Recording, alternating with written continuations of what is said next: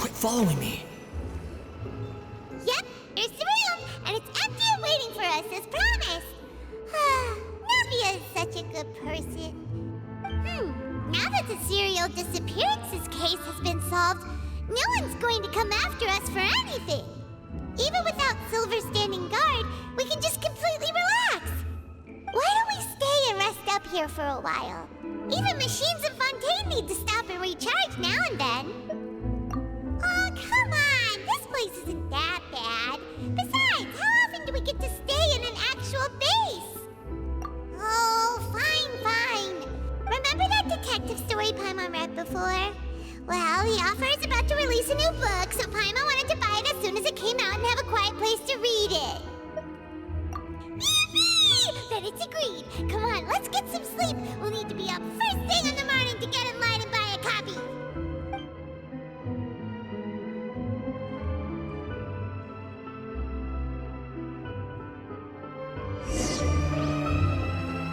Paimon didn't expect that style at all.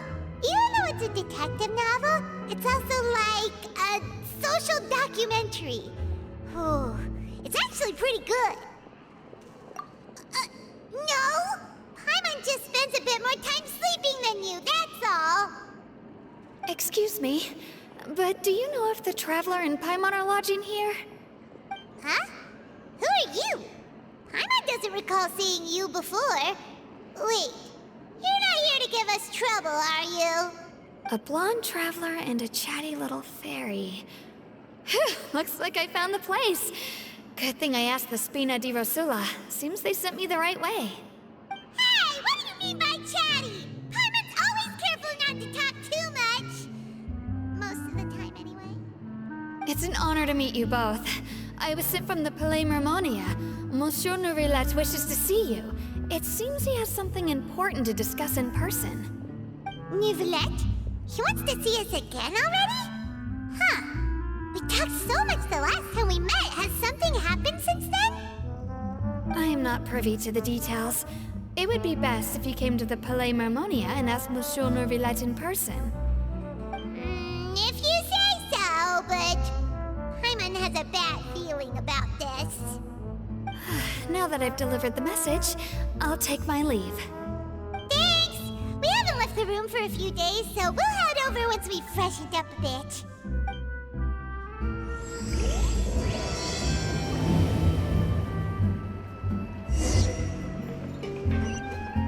Neuvillette!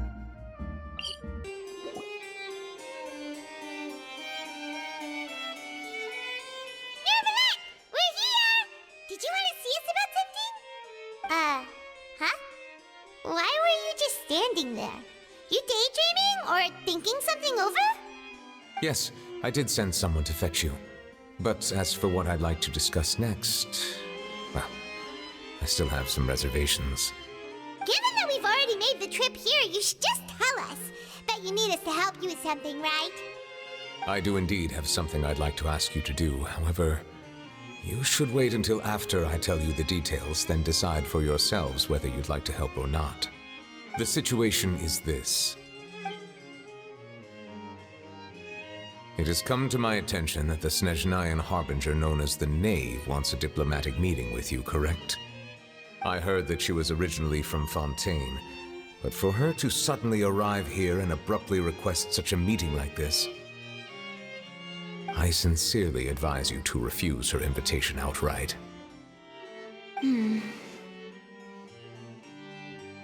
I'm sure you're aware that her purpose is most likely related to Childe's recent predicament. We convicted one of the Snezhnayan harbingers in a court of law, but we have yet to provide any form of detailed report on the matter. This does indeed provide an opportunity for Snezhnaya to put pressure on us. I believe we should adopt an evasive stance until we can provide a proper explanation and have a preliminary plan on how to deal with the matter. No, we shouldn't. I think we should agree to the meeting. Oh? Well, you see, we are the ones that owe an explanation. if we keep putting off the meeting, it could easily result in the problem escalating, right?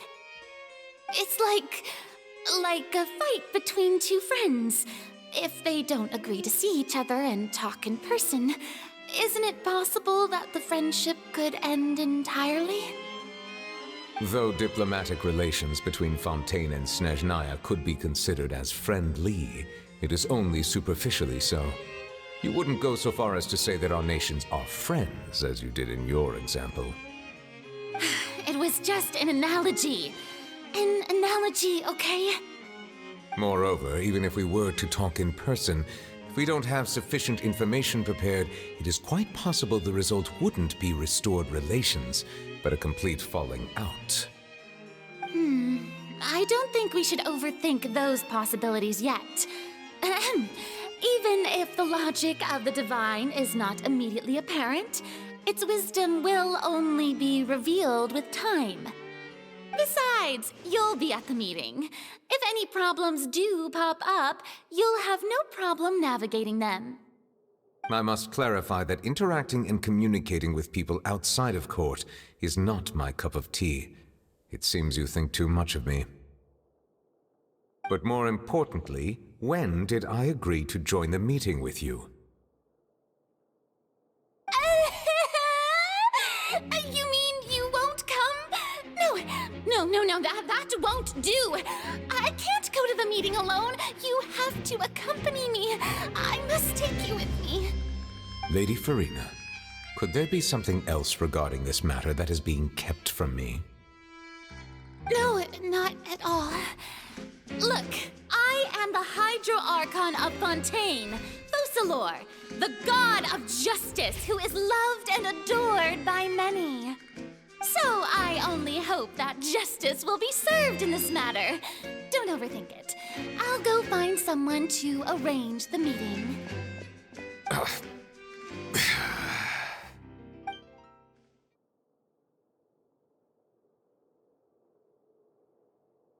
Though it could officially be considered a diplomatic conference, I prefer to see our meeting today as an ordinary tea party.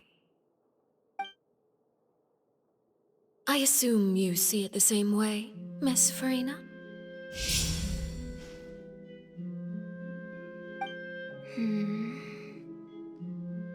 Lady Furina?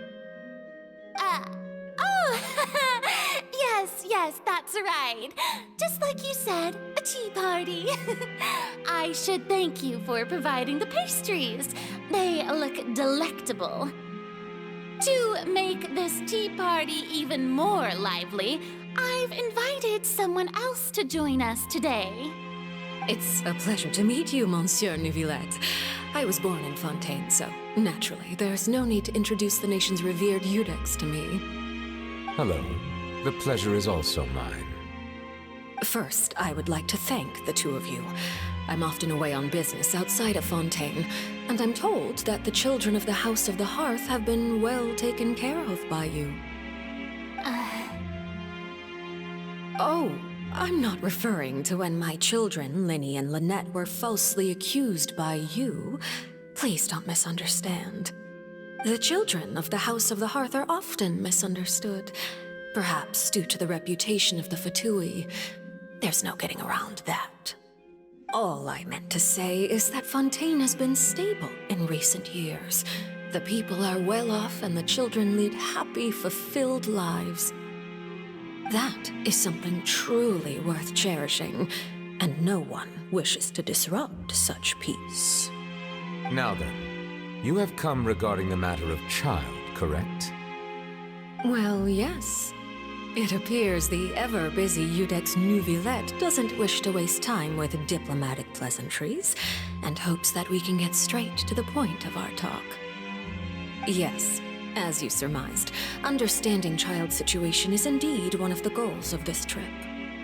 As we are both diplomats from Snezhnaya, as well as Fatui harbingers, Childe and I have always been colleagues.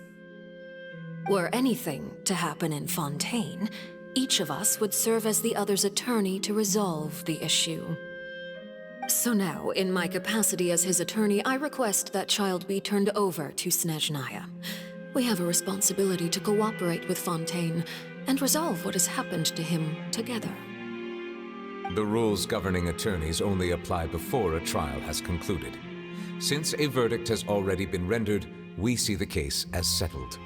I apologize for being unable to grant your request. An outright refusal. Very well. I respect all the rules of Fontaine's courts, just as I respect you as Chief Justice. Okay, why don't we back up a step? You don't need to transfer Childe to us. I only request to enter the Fortress of Meropide to see Childe and confirm his condition.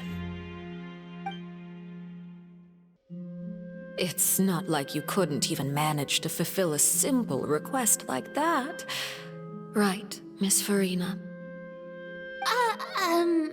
About that. The Fortress of Meropide has always been completely autonomous. Even we have no authority to interfere there, and diplomatic issues do not suffice as an excuse. However, if you absolutely must confirm the situation of the Harbinger, I have a proposal. The Knave showed up already? Well, Lyney did say that Father will be returning soon. We didn't even know that Lyney was from the House of the Hearth at the time, so we kinda overlooked that information. Yes, thank you for your kind advice. I'm well aware of the situation. I also noticed that Lady Furina acts a little odd and unnatural whenever I bring up matters related to the Knave. Could the Knave be threatening Lady Furina or something?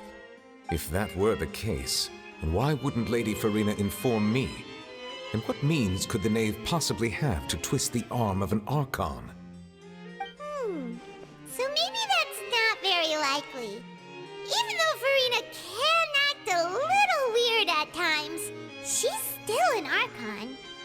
In reality, this problem is even more thorny than it appears. According to reports from the Fortress of Meropide, Childe recently disappeared under mysterious circumstances. The details are still unclear. We cannot rule out an escape, but there have also been no reports of him outside of the Fortress of Meropide. Special guards oversee the fortress, and its internal systems are extensive. Combined with the special characteristics of the surrounding terrain, an escape should not be possible. I suspect that there's something else behind Childe's disappearance. I was only willing to share this information with you because you are friends of Childe, and it is my duty to see justice done. So this is what you wanted to see us about before. Yes. I would like you to go to the Fortress of Meropide and investigate Childe's disappearance. This was my proposal during our meeting with the Knave. Rather than allowing her to intervene, I offered to send someone to find out about Childe's situation and report back to her in detail. The Knave did not seem satisfied by my proposal, but she still agreed to go along with it for the time being. Her words were, "We will talk more once we have that report." So that means we bought ourselves some time. Firstly, you're already acquainted with Childe. Your eyes may discern relevant details there that others would miss.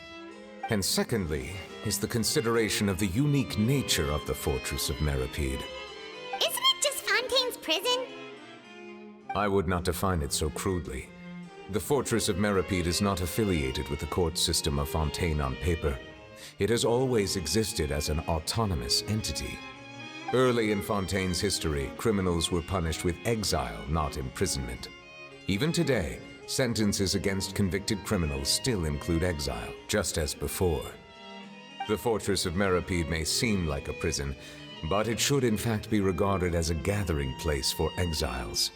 All we do is dispatch guards to keep watch and help maintain security, but we have no right to get involved with any other matters. Although I do have a personal relationship with the administrator there, neither myself nor the courts have the right to be directly involved with the investigation, no matter how serious the grounds. Oh, Paimon gets it now. That's why you need us to conduct our own investigation as a third party, right? Correct. I will arrange false charges against you so that you may secretly investigate inside the fortress during your detention. This will save us a lot of unnecessary trouble. So, are you two willing to accept my proposal? Yeah, no matter how you look at it, it seems we're the best choice. Alright, we hereby accept this difficult task. Reluctantly. You two have my sincere thanks. This matter is of critical importance to Fontaine's current situation. Also, I hope that both of you can keep this operation a secret. We will rendezvous at the Fortress of Meropide's entrance on Erinius once you've prepared yourselves. I will arrange for someone to take you inside. Prepared ourselves? Is there something we need to prepare?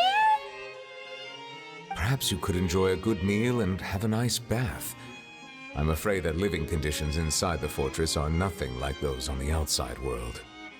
All right! Even though we'll be there on trumped-up charges, we'll be in prison for real. On second thought, is it too late to back out? Please do not worry. Since you are sacrificing both your time and quality of life for the sake of delivering this report, you will be compensated according to the highest standards permitted to legal staff, regardless of the outcome. Now that's more like it! Come on, Traveler, let's go eat the best meal we can find! We'll eat so much that we won't need to eat another meal for a whole month! Your treat! Are you leaving now? In that case, please take this cake as a token of my personal gratitude.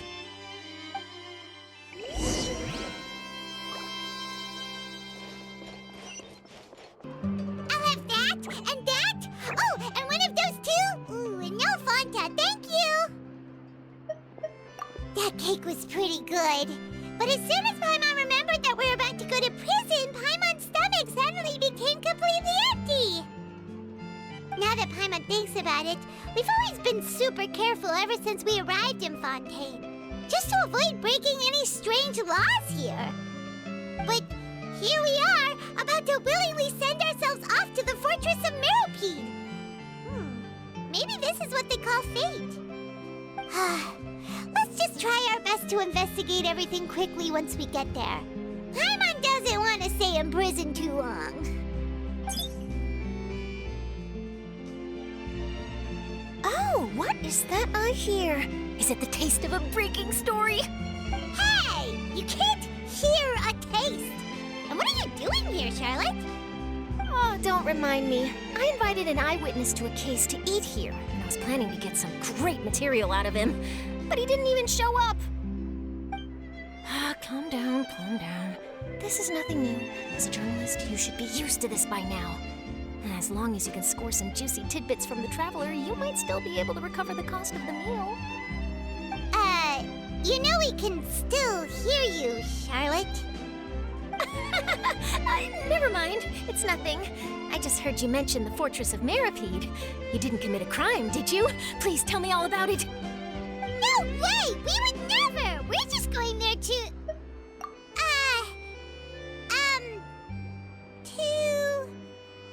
Oh no, Paimon almost forgot that Neuvillette told us to keep it a secret! Huh? You're being arrested for that? Oh, but now that I think about it, I suppose that's not completely unreasonable. That's pretty despicable, almost as offensive as committing theft. You mean Paimon really did something that serious? Sorry, Paimon really messed up. Well, in that case, it's nothing particularly newsworthy after all. Oh, how disappointing. Oh, right, there's still a chance. Since you're going to be at the Fortress of Meropide, would you be willing to help me gather some material for a story? About that, Paimon doesn't think we'll have any time. Oh, it's nothing difficult. All you have to do is think of a way to get some time face-to-face with the warden of the fortress. He was awarded the honorary title of Duke in Fontaine. Sounds really cool, huh? Only those who have made significant contributions to the nation have been conferred this title. It's incredibly rare. On top of that, the Fortress of Meropide has never been under the jurisdiction of the courts. Practically nobody, including journalists like me, knows anything about the person in charge there. Oh, if I could write an exclusive article about him, I bet it would sell a boatload of papers. You make it sound easy, but it really depends. Of course! I wouldn't ask you to do it for free. So this meal is on me. All right, you got a deal. We'll do anything you want.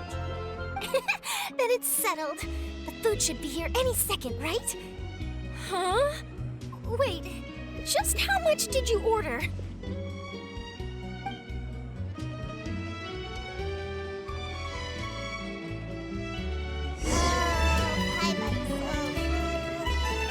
Well, guess we have nothing to regret now, so let's get going. I had no idea you could eat so much. That didn't go according to plan. Please, please, don't forget about the material for my news article.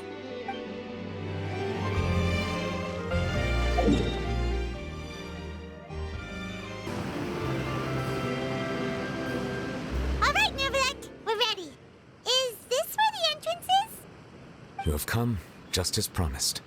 Yes, this is the one and only entrance to the Fortress of Meropide from Arrhenius.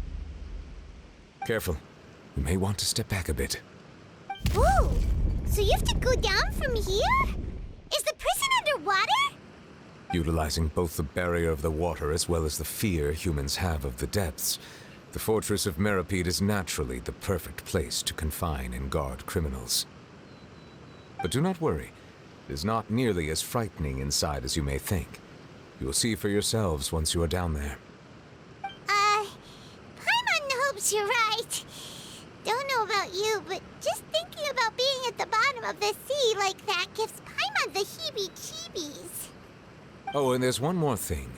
I mentioned that I have had personal dealings with the administrator of the fortress, Wriosthesley. He's a very shrewd fellow. Yeah, we heard about him too. He's that Duke, right? Correct. He is the highest-ranking manager of the underwater prison. Even though you are going there to investigate at my behest, it would behoove you to avoid any confrontation with him or any of his subordinates. The Duke rarely ever leaves the Fortress of Meropide, but that does not mean he is not privy to all that is happening inside and outside the fortress. He is quiet, but not unaware, so please bear that in mind. All right, that's about all the time that we have to talk privately. I'm counting on you two. Don't worry, we won't let you down. Good. Madeline! I'm here, Monsieur Neuvillette. These two are the newest convicts, I presume? Don't worry, they won't escape on my watch. Like we would try. Please follow me, you two. I'll process your paperwork for entering the Fortress of Meropide.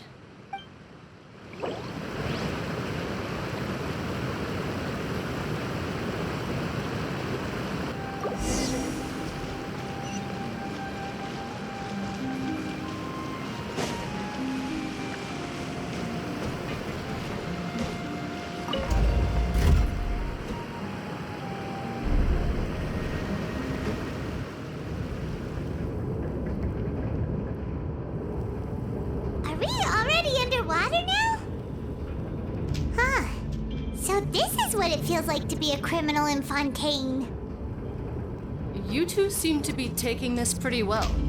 It's rare to see convicts in such a good mood.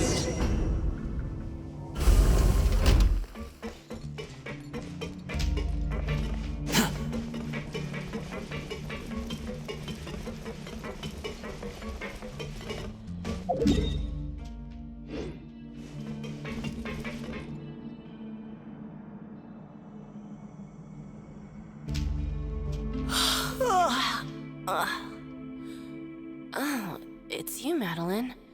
Why'd they make you make the trip down here today? Monsieur Neuvillette personally requested I escort these two convicts. I suppose he was concerned others might not be up to the task.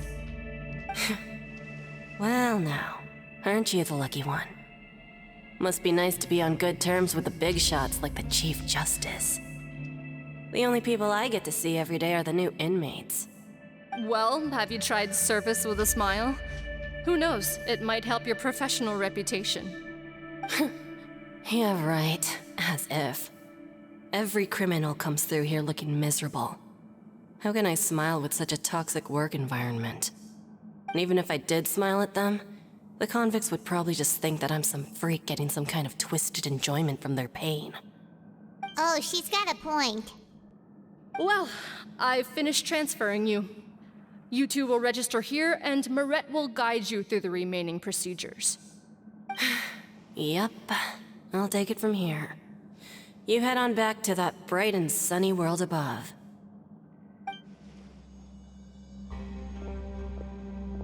Okay, let me see. You are the Traveler and Paimon, correct? That would be us! Let me confirm your charges and sentence. Let's see. You two are charged with eating a cake specially prepared for the Archon by a Snezhnayan envoy without the Archon's permission, thereby incapacitating the political center of Fontaine for a brief period.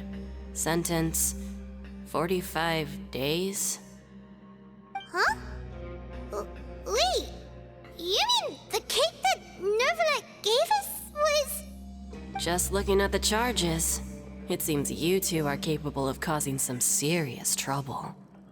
And considering how fond Lady Furina is of sweets, this crime is tantamount to trying to assassinate the Hydro Archon herself. Now I've seen everything. Anyway, we still need to finish processing you before you can enter the Fortress of Meropide. Please stand in front of the board over there. I'll take your mugshots with my camera. Oh, all right. But be sure to catch Paimon's good side.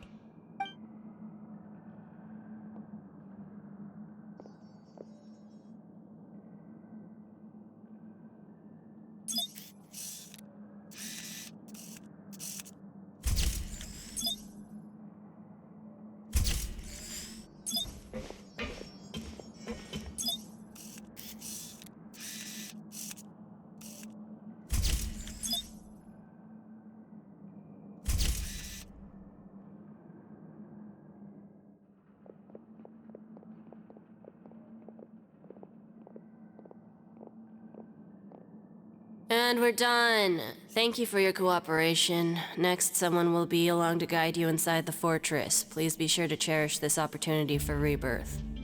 Huh? Rebirth? Isn't that a little much? We're only gonna be here for 45 days! You two are the new inmates, right?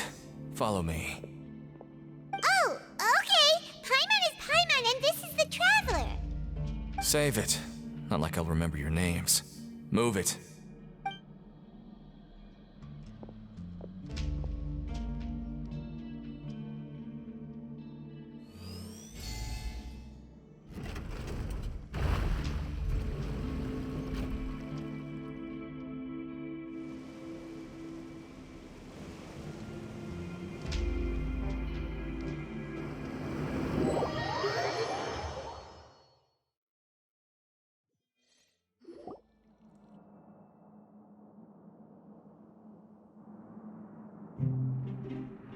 So, are you one of the guards here?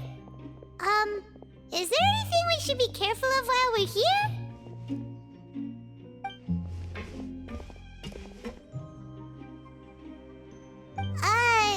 Did Paimon already ask something she wasn't supposed to? Why should I tell you anything? What's in it for me? This is exactly why I can't stand you fish. I wouldn't even be doing this if it weren't for the credit coupons. Credit coupons? Alright, seeing as you're not the annoying kind that's getting dragged in here crying and blubbering, I guess I can tell you a few things. But next time, it'll cost you some coupons. Mora means nothing here. Here, we use credit coupons. Coupons can get you almost anything in the Fortress of Meropide. Desires? Fulfilled. You want power?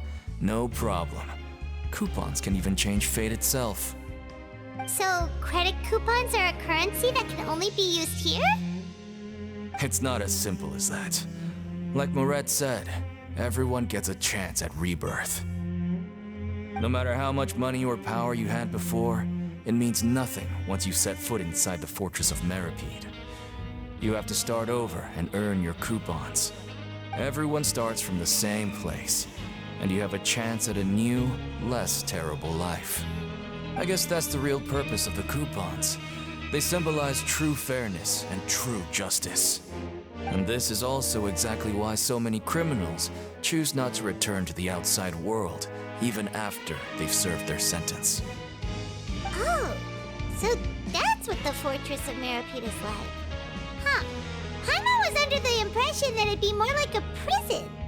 It certainly ain't all sunshine and roses here, but it's also not the worst place to be. You'd better take a good look at the scenery now. It'll be the last chance you get for a while. After being away from the sunlight for so long, even the terrifying depths of the sea start to feel like home. It just stops feeling oppressive, you know? Oh, I'm actually an inmate like you two. Welcoming newcomers is a job I've picked up to earn some extra coupons.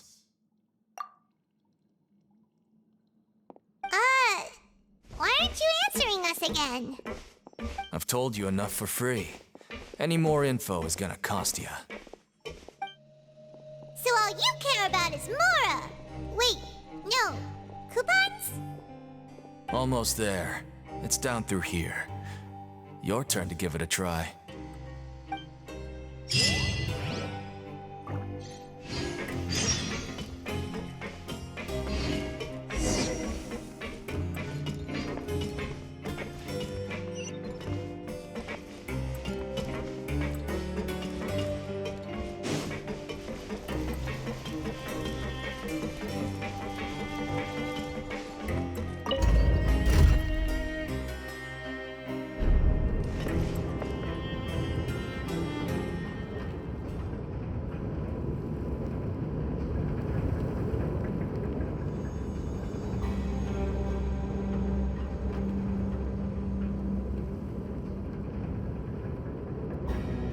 There's no such thing as pure freedom in this world. So, we're going even deeper now? Just how deep down are we? It's like a metaphor for your previous life, isn't it? Our lives weren't that bad.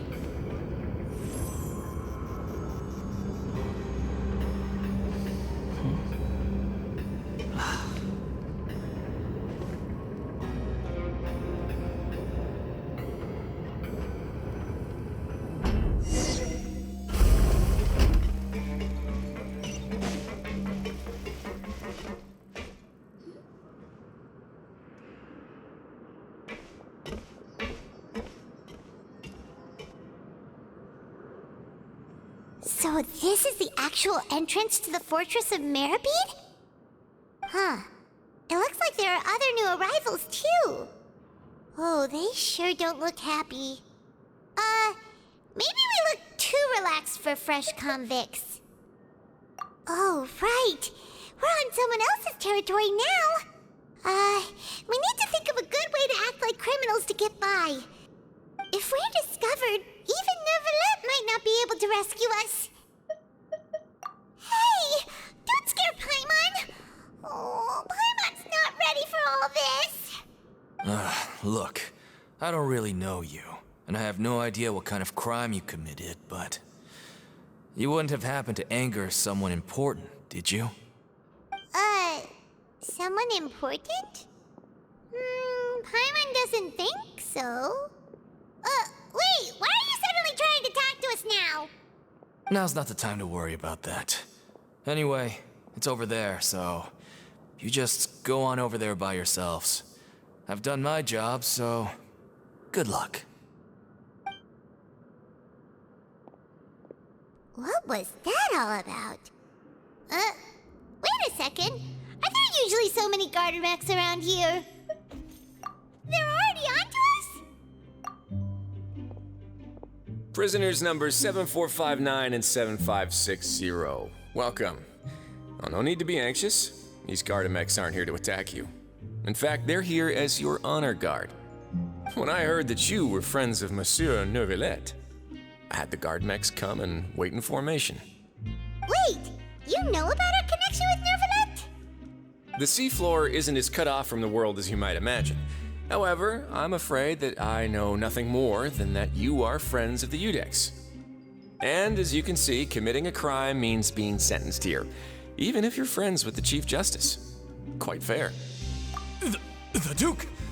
Greetings, Your Grace. Lovely weather today, isn't it? Oh, greetings, my good fellow. Well, I'm willing to imagine that the weather is as good outside the sea as you say it is. How great it would have been if only the Fortress of Meropide had been built on the coast, huh? It would have been so convenient to enjoy a nice chat in the sunshine. My profuse apologies. I just got so nervous when I saw you, So this is the Duke. He sure looks a lot younger than Paimon imagined. The Traveler and Paimon, correct? Mr. Deacon here was responsible for your welcome. I trust you were satisfied with his guidance?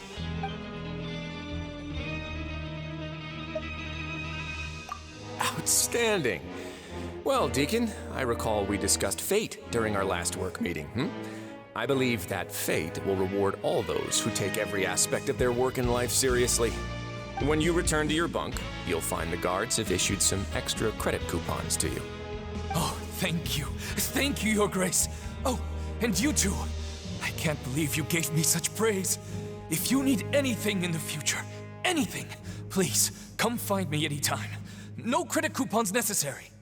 Well, I believe that concludes the introductions. We've already taken enough time here. Deacon, if you would. Yes, Your Grace. I'll take my leave now. Please, follow me. To make you feel more welcome, I'll show you around the various facilities of the Fortress of Meropide. I hope it'll help you adjust to life here. He's going to personally give us a cure? Huh. Paimon can't figure out what this guy's thinking at all. No wonder Charlotte's so interested in him. He's one of those mysterious types. All right, let's keep up with him.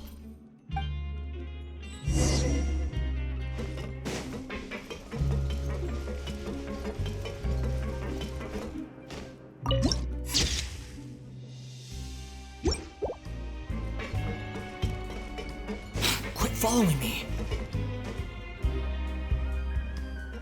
There's no need to be so reserved. The label of criminal is nothing but one of many identities, and being criminally inclined here at the fortress is just one of many ways to survive. Is it really okay for the warden to think like that? We're real criminals, you know. What if we're too difficult to handle? Well, then maybe you'll be able to carve out a name and a place for yourselves in this underwater world, But before you go in swinging, please remember that in the Fortress of Meropide, it's better to not cause trouble for yourself or for the guards. Now, we've arrived at a very important place, the Coupon Cafeteria. You can come here and claim one welfare meal each day. Welfare meal?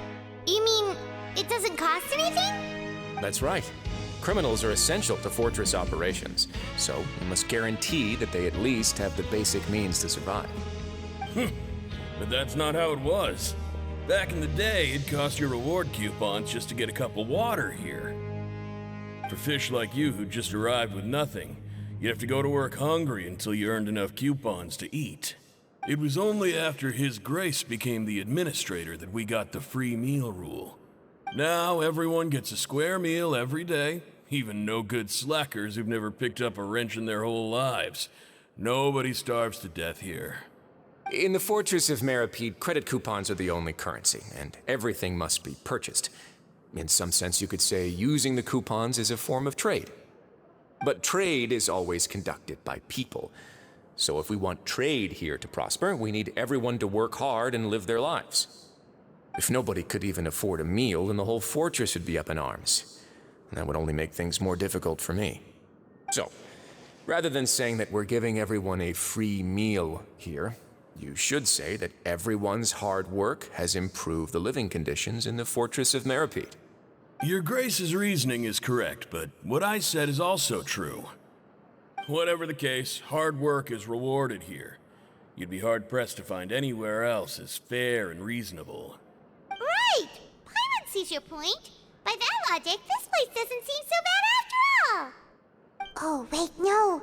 We shouldn't drop our guard so quickly. But it seems the inmates really respect the Duke because of his attitude, right? We should still will try to verify the truth with their own eyes. Let's continue this way.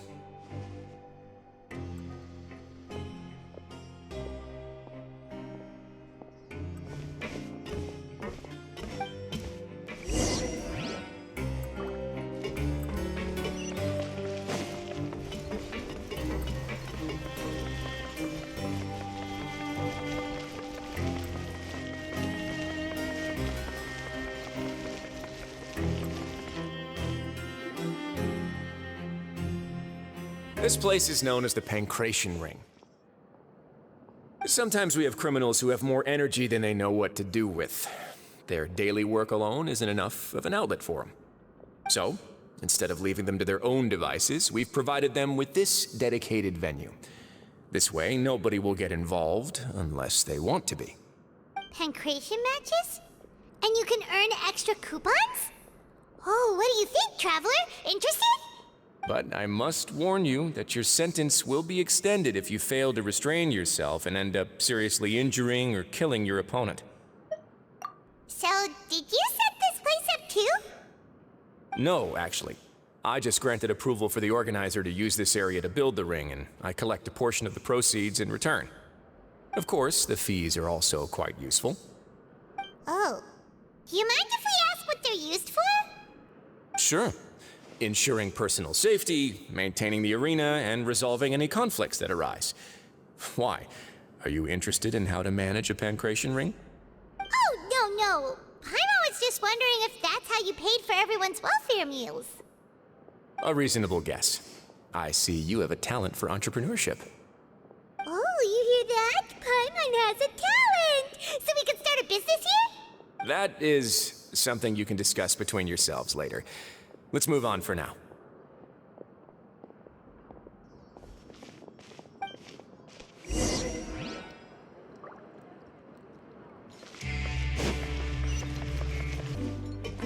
Quit following me.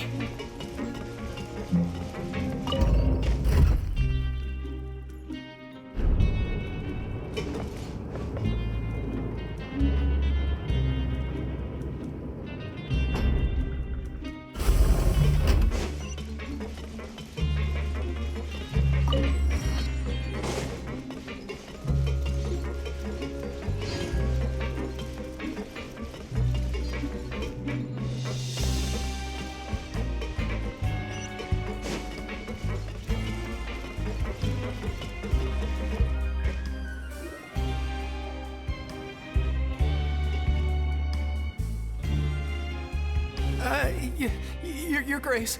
Good morning. I mean, good afternoon. No, wait, what time is it again? What time indeed? Time waits for no one, so it's best to keep an eye on it. My apologies, Your Grace. Jeez, that guy's so nervous he almost forgot to breathe. Sorry, forgive my manners. These are the dormitories, which is where inmates sleep. The guards will inform you where your bunk is later. In the Fortress of Meropide, criminals usually spend most of their time in either the production zone or the sleeping areas. The production zone? What does it produce? Is that where we'll be working? Not necessarily. Though working in the production zone is the most reliable way to earn credit coupons. If you have other skills, you can skip your shifts to earn them in other ways. Wow.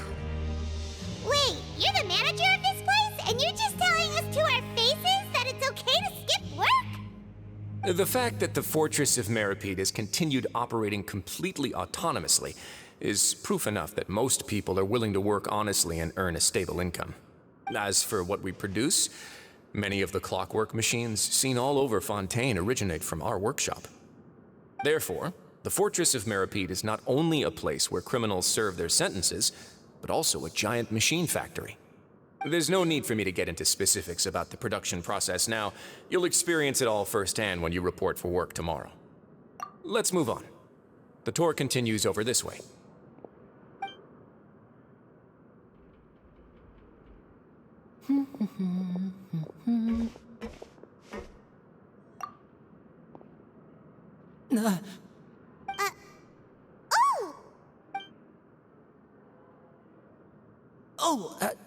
You really scared me there.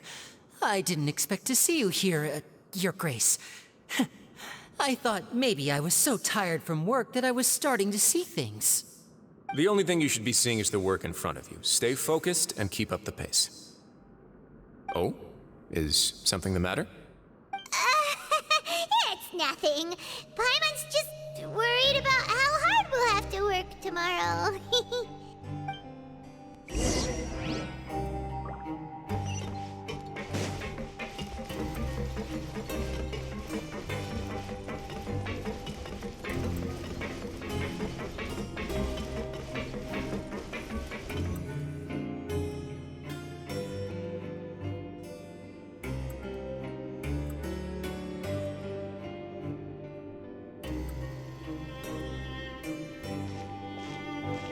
Your Grace?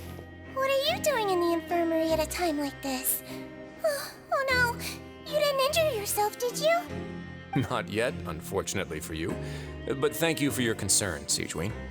Oh, then you must be here for those two. Allow me to introduce you. This is the infirmary, and Sigewinnie here is the Fortress of Meropide's head nurse. Hello, new faces. They call me the head nurse, but I actually handle all the nurse-related work all by myself down here. Since you seem to have some rare downtime with no patients, perhaps you could find the time to join us for dinner? Oh, then these two must be some important convicts. Sure, I'll join the welcome party. Thank you. Your presence will be the pièce de résistance for today's tour. Oh, so the tour part is over now? I believe I've already covered the primary aspects of life here in the fortress. As for your work, there'll be someone else to guide you through the details. Is there anything else? I seldom conduct tours, so why don't you just ask if you have any questions? Well, this is our first time here. Paimon's not sure what to ask. Then let's head back to the coupon cafeteria. Maybe a meal will help you think up some questions. You should at least try to be excited. Our free meals are actually pretty good here.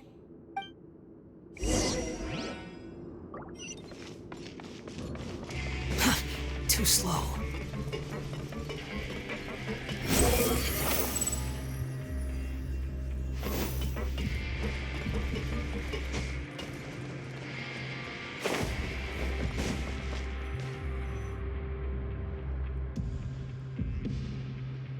What do you think of the food? Does it meet your expectations?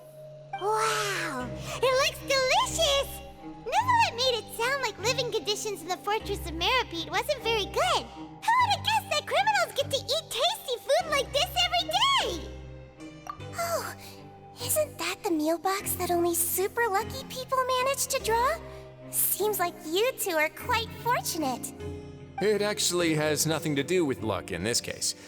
I had a word with Wolsey, so you didn't have to draw lots like everyone else. Oh, you mean the meals are random? Yes, what you get to eat depends completely on your luck. You could say that it's a distasteful little game that Chef Wolsey likes to play here in the cafeteria. Paimon knew it! If criminals got to eat tasty food like this every meal, the crime rate in Fontaine would skyrocket for sure! Excuse me, did I hear you mention Neuvillette just now? I've been wondering how he's doing. Is he busy with work? Has he been taking care of his health? He seems healthy no matter how you look at him. But he works so hard all the time, so it must be really tiring. Sounds like he hasn't changed a bit. Looks like you can stop worrying so much, Sigewinnie. Oh, that's good. But I still feel like it's been too long since I've heard any news about him. No news is good news. Maybe next time I've got something to discuss with him, I can invite you to accompany us. But isn't the Fortress of Meropide independent from Fontaine's court system? What do you two have to discuss? Well, we provide all kinds of mechanical products for official use, and some essential goods have to be obtained from the overworld, so we naturally have to stay in touch about this and that.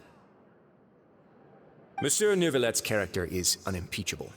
No matter the question, you can discuss it openly and freely with him. Talking with him feels quite effortless. In light of that, I am quite willing to go out of my way to show respect and accommodate him. In fact, Right now, I'm treating you two as guests invited by Monsieur Neuvillette. But unfortunately, I can only do so until the end of this meal. After this, you two will just be inmates here. You're very welcome. Well, your new life awaits.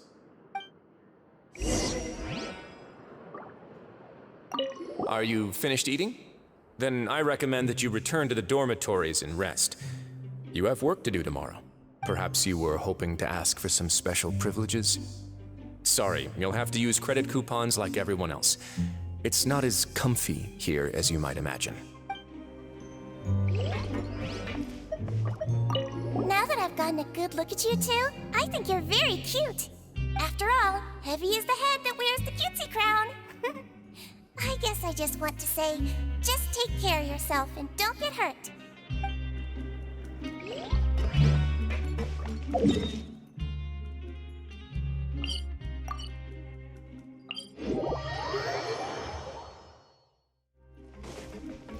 Behold!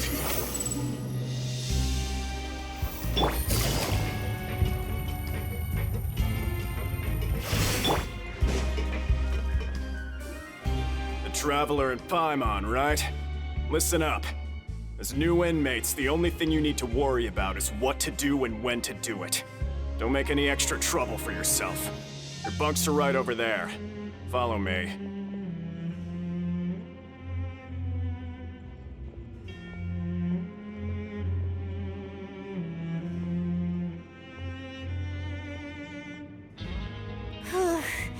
So this is where we'll be sleeping from now on. Oh, Paimon can't believe this! The days of staying home and reading detective stories are like a dream now. By the way, Traveler, we saw a lot of things worth investigating just now. Even though the Duke didn't say it too directly, judging from what he said at the end, it seems that he was only welcoming because we know Neuvillette. We are criminals, and Paimon did eat that cake, but we're actually here to help Neuvillette. Is it possible that he knows we're here on a mission? Or is Paimon overthinking things? Yeah, Paimon thinks so too. He probably knew why we came here from the very beginning and intentionally wanted to send us a message. Maybe something like, "Hey, I have my eyes on you, so don't try anything funny." Yeah, you're right. It's not like we can go back to Neuvillette empty-handed and say, "The dude looks scary, so we gave up." And besides, the Duke said that he was willing to go out of his way to show respect for Neuvillette, right? So, we at least need to try. But Paimon hasn't gotten a clue where we should start our investigation. You mean... Yeah, that's what Paimon was thinking too! Paimon almost spilled the beans when we ran into him. Fortunately, based on his attitude, it looks like the Duke sees Lyney as just another inmate. We worked so hard to help clear Lyney and Lynette's names, and yet we turn around and bam! He's in prison anyway! Oh, right! Lyney and Lynette are from the House of the Hearth. They work for the Knave, so they could be here to investigate too! Huh? Oh, it's a card! Paimon didn't notice it earlier. It looks like a magician's prop. Lyney must have left it here. He's in prison and still doing his little tricks, huh? Let Paimon have a look. It was nice to bump into you again. Let's catch up in the production zone tomorrow. What in the world? It's written like he's greeting a buddy on the street. Paimon thought he'd write something important. If you say so, we can ask him what's going on tomorrow. Let's get some rest now.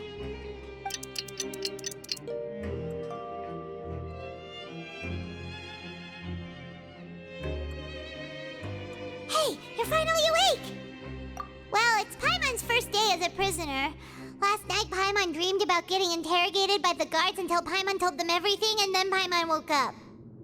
Hey, come on! It's just a dream, okay? Paimon wouldn't really squeal. Maybe? Hey, lazy bones! What are you still doing here? If you don't want to starve, then get yourselves over to the production zone. Sorry! We're going right away!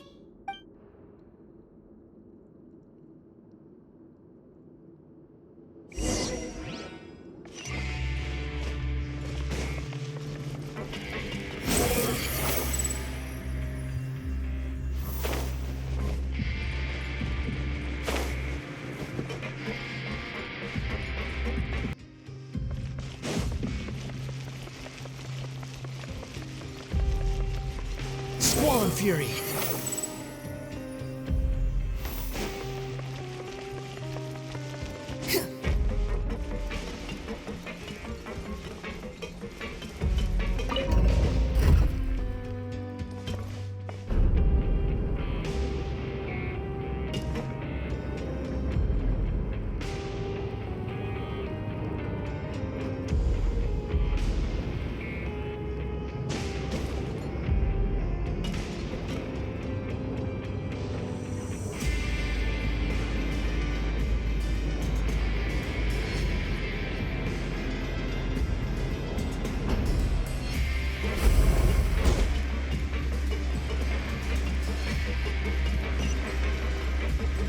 The wind rises.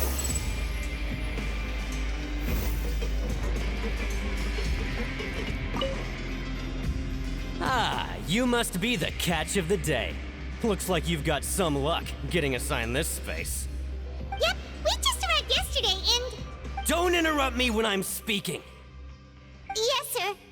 Listen carefully to my instructions. I don't want any mishaps. Every machine here is worth more than the both of you. Working around these machines can be very dangerous. Do your job well, and you can eat in the cafeteria after your shift. Get sloppy, and you dine in the infirmary. Anyway, the Fortress of Meropide doesn't want to lose a single one of its machines. And it also doesn't want to waste the production potential of any inmate.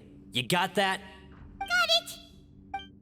Your job is to use the machine over there to process widgets. Watch carefully, and make sure you step on the pedal at the right time.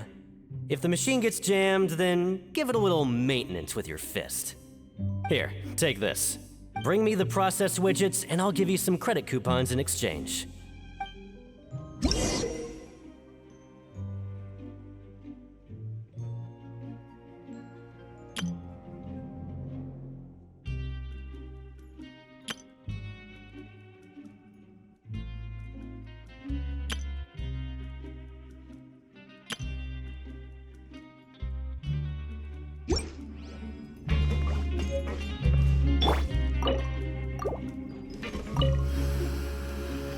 Once the widget is hot enough to glow, jump to step on the pedal and hit the widget with...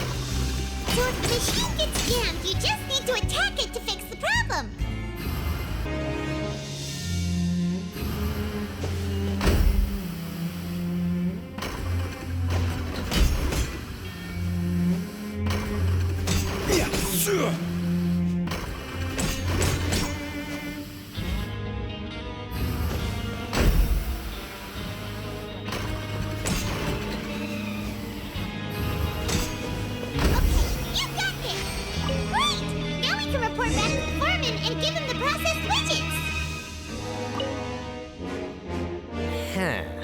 This one is tolerable.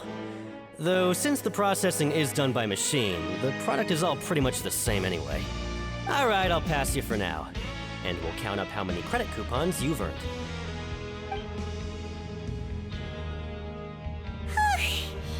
Paimon's exhausted. We're done now, right? Oh, that foreman. He's so scary that Paimon couldn't even speak. Ugh.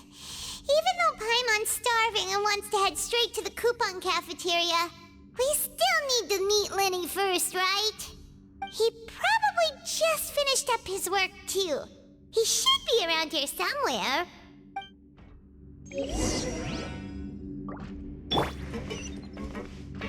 Behold!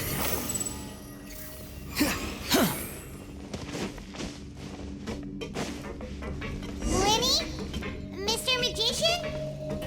Where are you? Oh, this had better not be some disappearing act. He doesn't seem to be around here. Let's try looking somewhere else.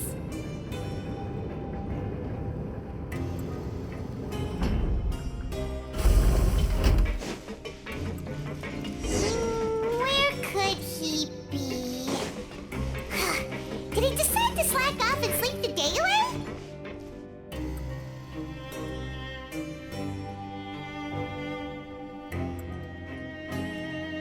Hey, over here.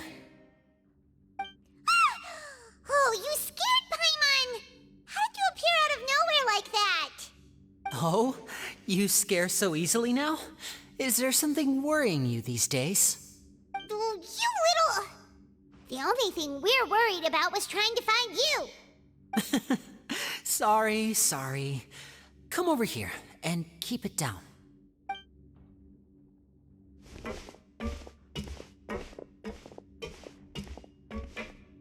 Oh, Lynette! You're here too! You two really are inseparable. That's right. My brother simply can't stand to be away from me. It's not just Lynette. Freminet is also here. Do you still remember him? Oh, you mean that diver from the House of the Hearth, right? Paimon remembers seeing him in the Court of Fontaine before. Now hurry up and tell us, how did you end up as criminals this time? We fought so hard at court to prove you were innocent, but now it looks like our incredible court battle was for nothing! Sadly, even the teeniest of things can land you in prison these days. I put together a street performance and used the popularity we gained from the Opera House incident to attract a big crowd. And then? Next, I invited several audience members to participate in the show. And then, with the entire audience watching, their wallet suddenly disappeared. My brother was charged with theft, and I was charged as his accomplice, having assisted him in his crime. It really isn't that bad. The missing wallets are all in the leftmost drawer of the Maison Gardiennage's big filing cabinet. We just need to see how long it takes to discover them. Yep, we should be released then. In terms of the magic trick itself, I think the performance went perfectly. Leave it to Lyney to magic himself into prison. Indeed. Last time I hid my identity from you, I promised that I'd tell you absolutely everything if you were angry about it. No more secrets. So I don't plan on keeping anything from you this time either. At the moment, the House of the Hearth's interests don't conflict with yours at all. We were instructed by the father of our house, the Knave, to come here and conduct an investigation. Told you so! See? Paimon guessed right. As for what we're investigating, perhaps you haven't heard, but the Fortress of Meropide hides a secret. Some even say that the entire fortress exists just to protect it. The House of the Hearth has been investigating this for a very long time, trying to uncover its mysteries. But recently, all of our informants, including the ones that had infiltrated the guards, suddenly vanished and have not been heard from since. We believe that this is a direct provocation, and it's the reason why we came here. Father has somehow managed to confirm that Focalors does not have Fontaine's gnosis. Huh? How did she manage to learn information that important? Father has her ways. Many of them are beyond our imagination, and we've never had the chance to see her at work. But we trust her conclusions. It was this information that led us to suspect that Fontaine's gnosis might be in the Fortress of Meropide and is related to that secret. So it's all about the gnosis again. Well, that's about it from our side. How about you two? Did Monsieur Neuvillette send you here? Bingo! The Knave has been applying a lot of pressure. She wants to know what happened to Childe, so we came here to investigate. Traveler, are we allowed to tell them? You don't need to worry too much about that. She's just asking for a report on Master Childe's predicament as a means of pressuring you. Father used this situation as a pretext to negotiate with two high-ranking officials in the court of Fontaine. She actually just wants to be able to make concessions on this matter for gains elsewhere, almost like a bargaining chip. Sometimes you need an excuse to do things you otherwise couldn't. And a harbinger is more valuable than you might imagine. Of course, it's not a complete farce. If we do manage to find out what happened to Master Childe too, then diplomatic relations with Fontaine could improve, and Snezhnaya might even be able to adjust its stance a bit. Is it just Paimon, or does it feel like we're the only ones who actually care about Childe's situation? The relationship between the Harbingers must be as bad as ever. I wouldn't go that far. Father just has different standards than we do when it comes to what can be sacrificed for an advantage. By the way, I have a suggestion. Why don't we team up? Even though we have different objectives, we're both here to investigate the Fortress of Meropide. It would be more efficient for us to work together. As you know, the House of the Hearth has many reasons to seek the Gnosis, but our highest priority remains resolving the prophesized crisis. You can trust us on that. See, I told you. Is that so? Sure enough, it won't be easy to convince them to cooperate with us. Lyney seems to be thinking pretty hard about something. Of course he is. Lyney has been looking forward to a chance to reach an understanding with you ever since last we met. Or, I should say, we were really looking forward to teaming up with you this time. Lynette, just tell them everything, why don't you? It's okay to open up a little. Very prudent of you, and consistent with your behavior since we first met. That's reasonable enough, and I agreed to cooperate on these terms as well. I was prepared for the worst, but you were actually more agreeable than I anticipated. All right then, there's no time to lose. I have some information to share, so listen carefully. Since Lynette and I arrived here, our investigation uncovered the fact that the Fortress of Meropide has a forbidden zone. Most people just clammed up and wouldn't talk, but after asking the right questions, we were able to confirm the existence of the forbidden zone from the guards. You should be aware of that while you're investigating. A forbidden zone? Could that be where Childe disappeared to? You're right, we'll definitely keep that in mind. Good. That's the most suspicious thing about the fortress that we know of so far. We have a few other unanswered questions, and we'll be investigating those as quickly as we can. Anyway, I hope you find our information useful at least. Oh, look at the time. You two must be hungry. You should go to the coupon cafeteria and get something to eat. I'll use my cards to get in touch with you again in the future. Oh, that's just what Paimon wanted to hear! Paimon's starving after all that work today. We can talk more about the investigation later. Let's go get some grub! Oh, he wasn't kidding. Today's meal is nowhere near as good as last time. Oh, who knows how long it'll be until we're lucky enough to get that super tasty meal again. Forget about it then. We'll just deal with the regular food for the time being. Let's just get out of here as soon as possible. But life here doesn't seem all that bad. Other than the foreman being kind of mean and the work being pretty tiring. You think so, mate? If I had a coupon for every fish who said that. Seems you fishies still haven't learned your lessons from your life up on the surface. If you take things at face value, then by the time you reach a dead end, you won't even know how you ended up on that road in the first place. I like your attitude. I can, let you in on a little something.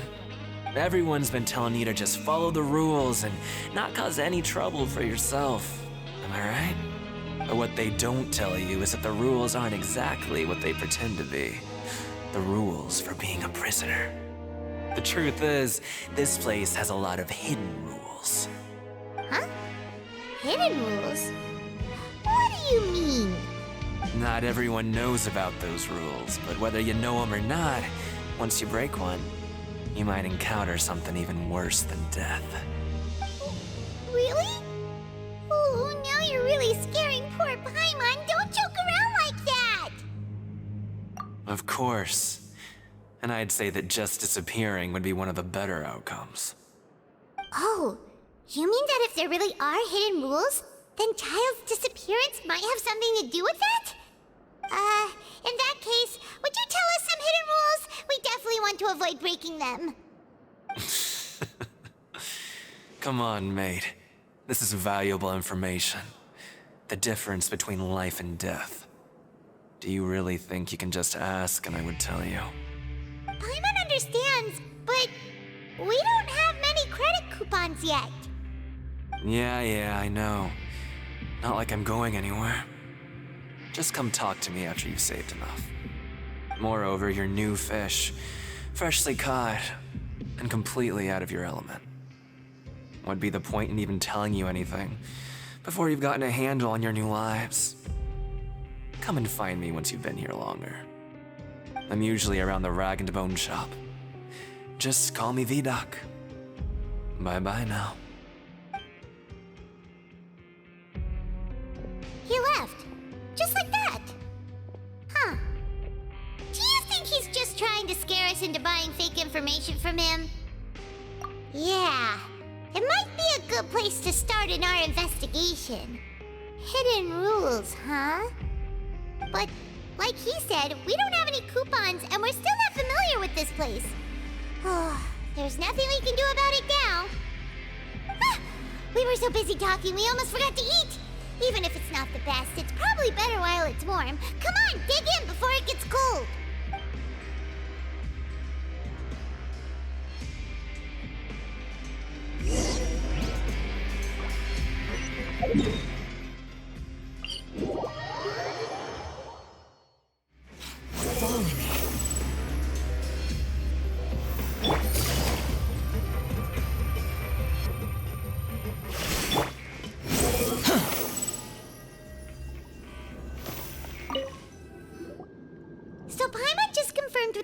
That our shift is set for every morning, and we're free to do whatever we want all afternoon. But it seems like most of the other inmates choose to continue working through the afternoon to earn more credit coupons. Oh, and they also said that you can use coupons to skip work in the morning and free up your time. They weren't kidding. Credit coupons really can be used to do anything here. Paimon's so tired. And we'll need to wake up and go to work in the morning. Without any credit coupons, it's not like we can really do anything else. Nighty-night, Traveler.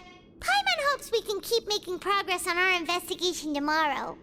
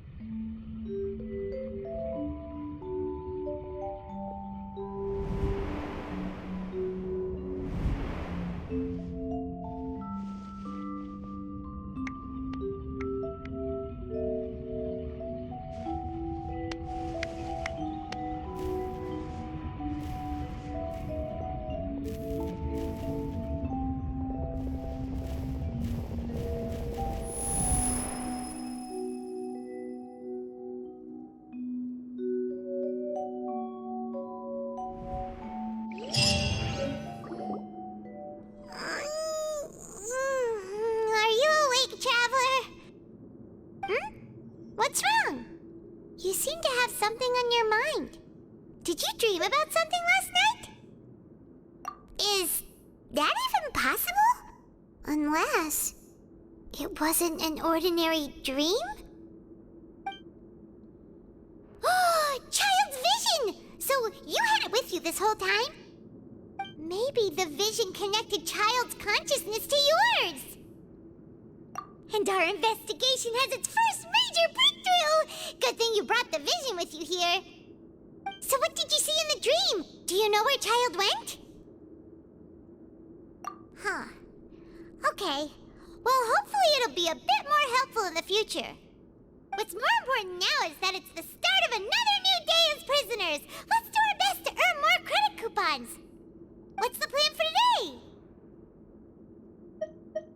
Let's go! It's time to start working. If that guard Fielding catches us skulking about, he's sure to give us an earful.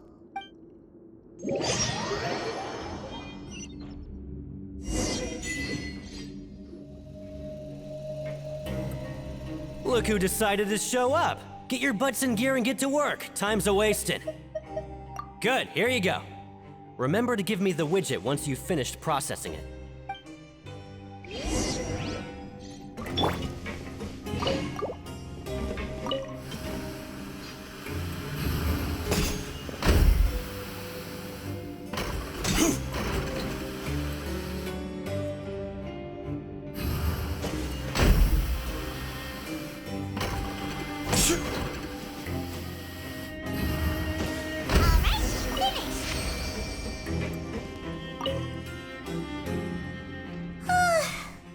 month's beat. But after so many shifts, it seems we're really getting the hang of it now. Hey there, fellow shift mates. I saw you finished your work, so I thought I'd come over and say hi. Oh, hey there! We've seen you before. Your assigned workspace is really close, isn't it? That's right. The name's Rowan. This past few days, I couldn't help but notice the new faces working nearby. I guess we were destined to meet.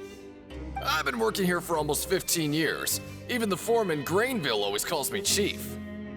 Whoa, you've been working here a long time, Chief. If there's anything you'd like to know, just ask me. I know the work here in the production zone better than the back of my hand. All right, Chief. We'll be sure to come to you first. Did you just ask about the rules? Pretty sharp for newcomers. You've already heard about the rules, huh? Who'd you hear it from? All right. Seeing as I'm the one who came over here, you're already calling me Chief. I guess I can tell you a little. Truth is, you two keep working like this, you might be putting yourselves in danger. Huh? Wait, there's even a rule about that? What would have happened if you never told us about this? Well, it's usually not that easy to break one on accident. The conditions of the hidden rules are usually pretty specific, but once you do break one, bad things happen. If you work continuously in the production zone for 3 days, and if all you do besides eating and sleeping is just work, then something bad will happen during lunch on the 3rd day. Huh? Like what?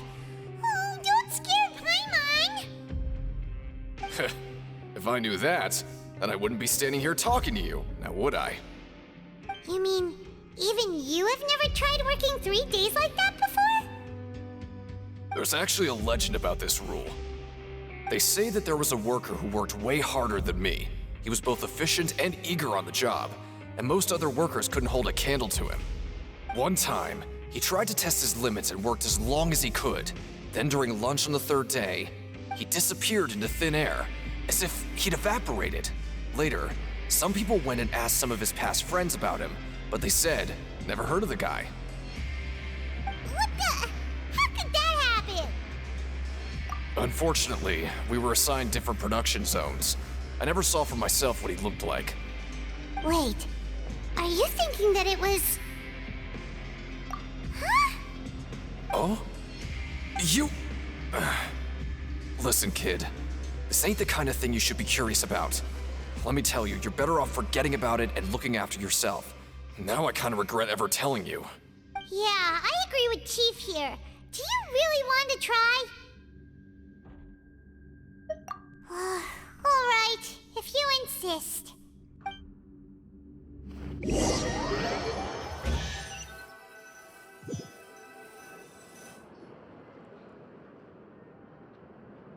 Whoa!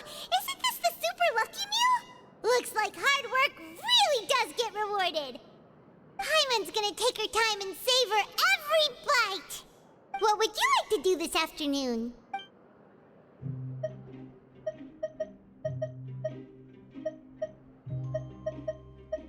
Sure! If we're not going to work, then let's kill some time at the Pankration Ring.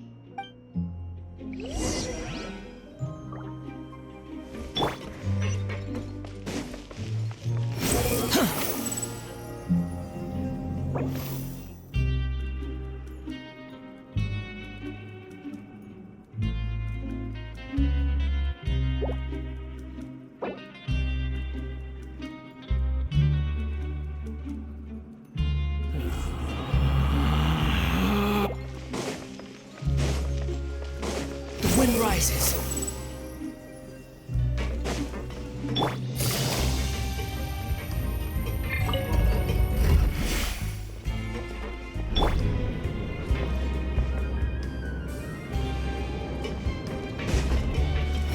Search for it.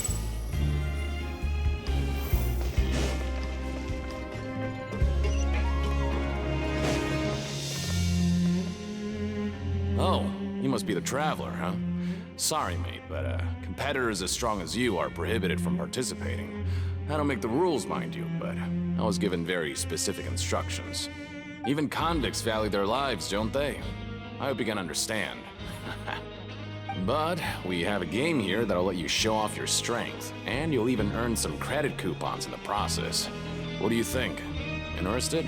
And if we lose the game, will it cost us credit coupons? Of course. That's the cruel reality facing every competitor in a place like the Pankration Ring. Okay, great. Let me walk you through the rules. The targets in front of you will pop up one after another. You'll need to hit the targets in the same order that they popped up. If you can complete a few rounds in a row with no mistakes, then you'll win credit coupons. But the second you mess up the order, you'll lose. Game over. The game costs 300 credit coupons to have it go. So, you up for it? Thanks for your patronage, mate. Now, let the game begin.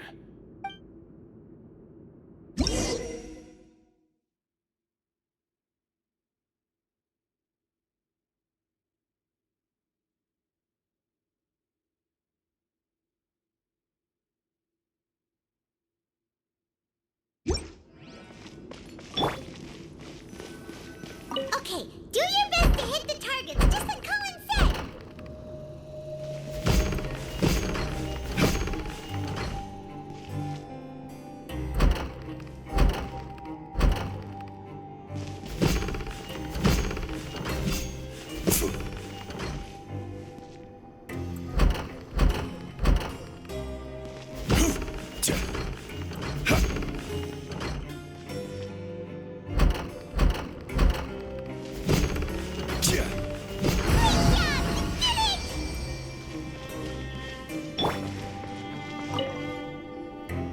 I'll be.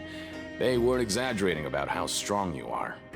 Don't worry, I wouldn't dream of shortchanging you. Here's the credit coupons you won. Put them somewhere safe. Seems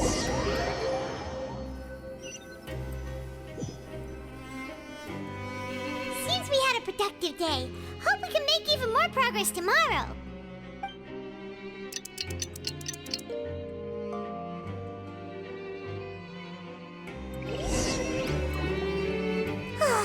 The dawn of a new day. Paimon feels like we're getting used to life as convicts. Is that a good thing or a bad thing? What do you have planned for us?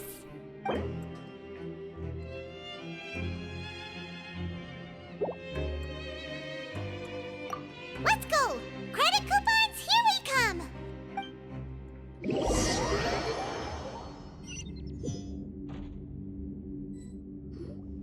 Look who decided to show up! Get your butts in gear and get to work. Time's a-wasting. Oh? What's with suddenly wanting to work so hard? You need coupons that badly? Sure. Let's just say we really want to test our limits.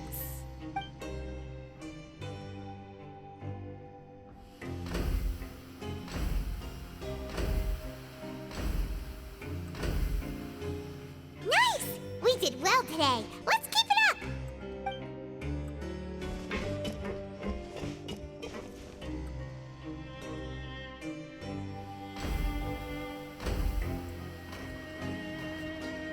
Ooh, Paimon's had it. Who knew that processing these widgets would be so tiring?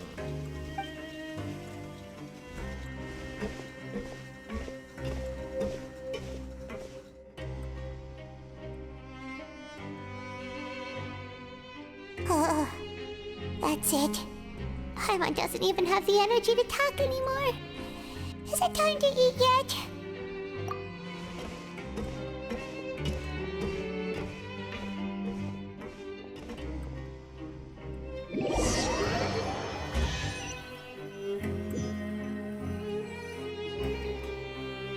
Oh, Paimon's exhausted. It's just work, and more work. Paimon's little body can't handle this much longer. Wait a sec. Now that Paimon thinks about it, haven't we been working non-stop for 3 days now? And now it's lunchtime. Oh, Paimon feels a shiver going down her spine. What's going to happen? But it doesn't seem like anything's changed at all. And we made it to the coupon cafeteria safely. Are the so-called hidden rules only a rumor after all? Well, there's no use to just guessing all day.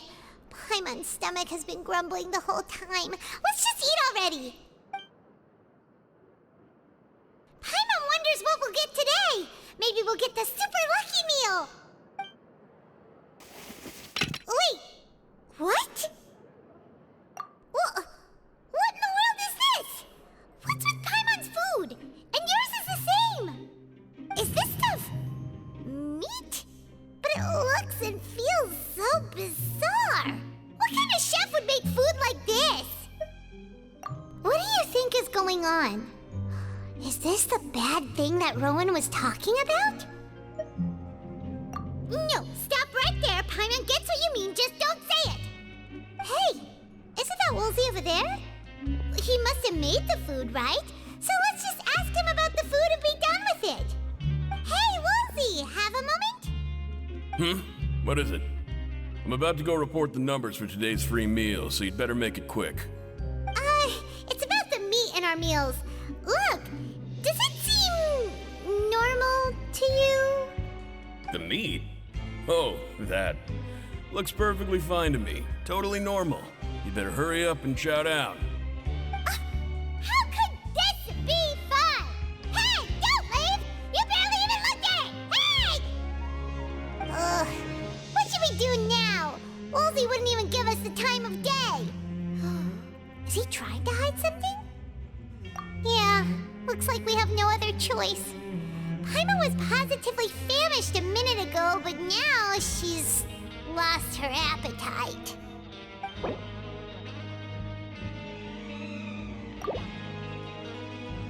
What would you like to do this afternoon? Since we have time now, let's focus on investigating some more.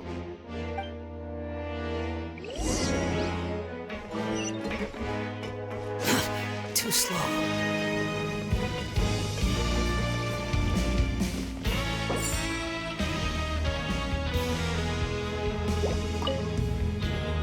Oh, hello. You two are the ones who were with His Grace. No need to be so nervous. Sorry, I couldn't help but think of His Grace once I saw you, and well, it's hard to say. Maybe I am. He's got a very overwhelming presence. It makes me feel like I'm just some insignificant little bug. Wait, seriously? Oh, I'm always indecisive, and I tend to make a mess of things. It's like a reflex. I just instantly start to tense up the moment I see a smart and capable person like His Grace. What? Please, don't say anything like that out loud. How could you possibly think something like that?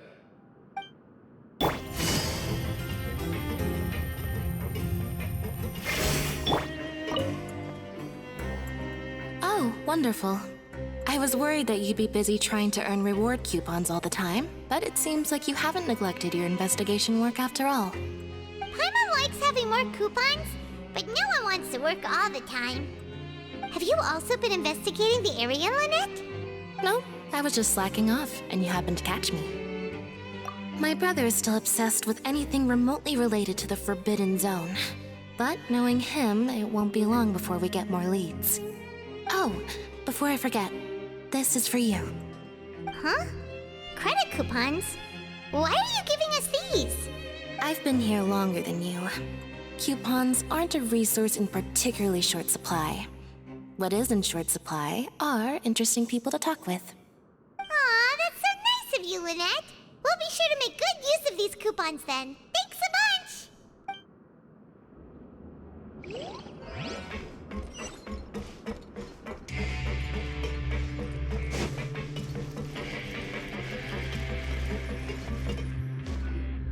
Hey, look!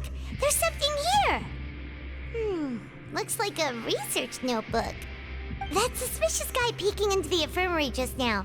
Are they a fan of Sigewinnie? He must have dropped this. Let Paimon read it real quick. The Melusine perceive the world very differently from humans. There are significant deviations. As a result, their sense of aesthetics and beauty is also very different from that of humans. This must be taken into consideration when giving gifts. Ooh, this all sounds pretty serious. He sure did his homework. And as for the notebook, let's take it.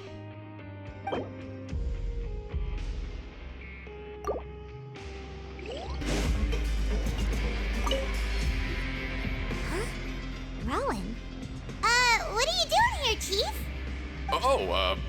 I was injured a bit just now. Nothing major, I think I just pulled something. Little mishaps like this are unavoidable at work, you know? Huh.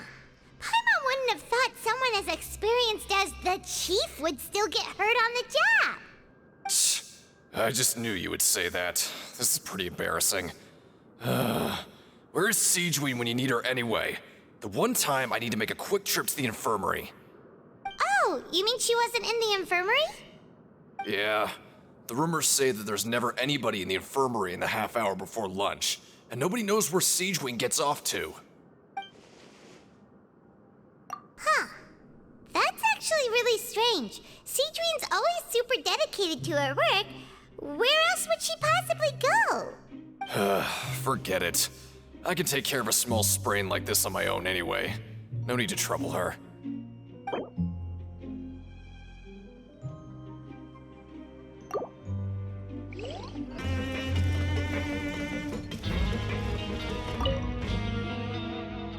Hey, it's the Traveler and Paimon. No need to tease me, okay? I won't trip on the same step twice. Listen, I feel ashamed about last time. Thank you for praising me in front of His Grace. Here are the extra credit coupons he gave me. I'd like you to have them. Huh? No, we couldn't take them. They're your reward after all. But when I was welcoming you, I didn't do anything but give you the stink eye. Come on, I insist. These coupons are nothing compared to getting the attention of His Grace. I won't take no for an answer.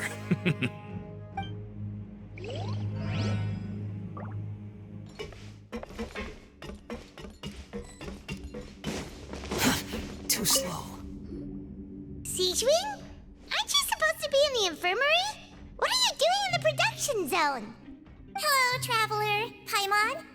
Everyone's usually busy around now, and we don't have any patients to look after in the infirmary. I thought I'd come here and enjoy the sight of everyone hard at work. Enjoy? What's there to enjoy here?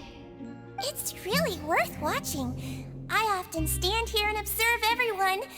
Humans are just so interesting and adorable. I like to watch your expressions while you work. Are you talking about pets or people? Oh, I can see why you think that, but you shouldn't jump to conclusions. See, we Melazines are a different species, and we see the world very differently from humans. It's very easy for me to observe everyone's condition. All it takes is one look, and I can tell which workers are exhausted. Wait, Melazines can see that? Huh. That does sound useful for being a nurse. Yes, running around tending to everyone's health is very fulfilling. But I'd much prefer it if you're all happy and free from exhaustion and pain in the first place. Take care of your body, and make sure you eat well. Always rest when you're tired from work, and don't push yourself too hard. We'll definitely take care of ourselves. Thanks for the reminder.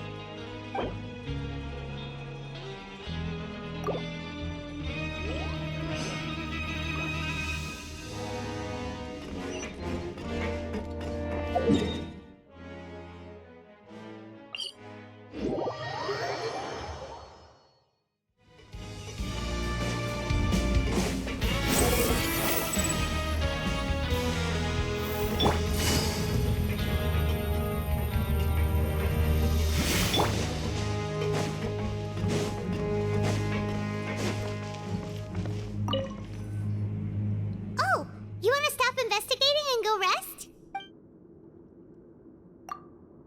Okay, you should rest up. We'll be back at it tomorrow. So after working a few days straight, we got some strange meat in our lunch. What was that all about? Has our investigation turned up anything useful recently? Really? Then it looks like that part of the investigation has hit a dead end. Well, We'll keep searching for more clues tomorrow. Good night, Traveler.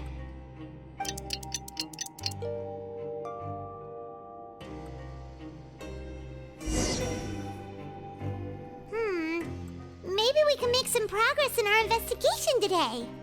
What do you have planned for us?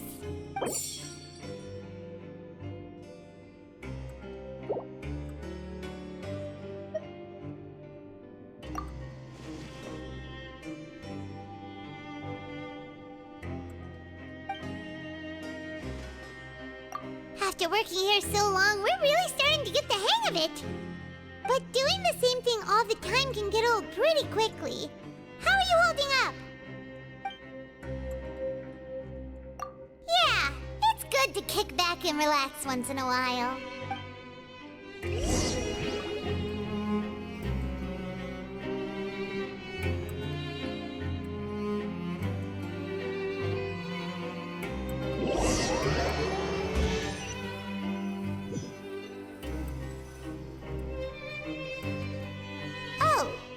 Just a regular meal set. Guess Paimon shouldn't get her hopes up. What would you like to do this afternoon? Knowing Childe, he must have been there all the time.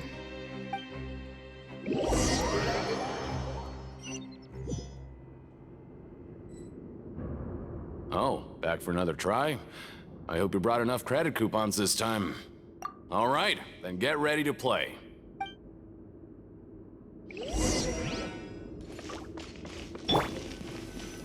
Okay, do your best to hit the targets, just like Colin said!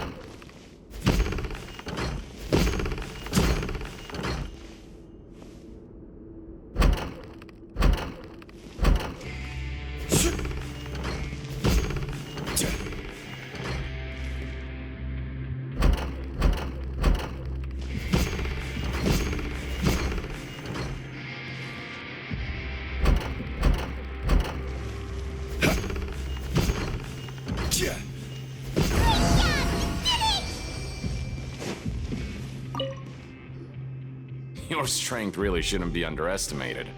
Now I get why you're prohibited from participating in any official fights. Nobody who values their life would be willing to get in the ring with you. However, you two haven't tried betting on the outcome of a Pankration match yet, have you? Just go talk to Rusimov.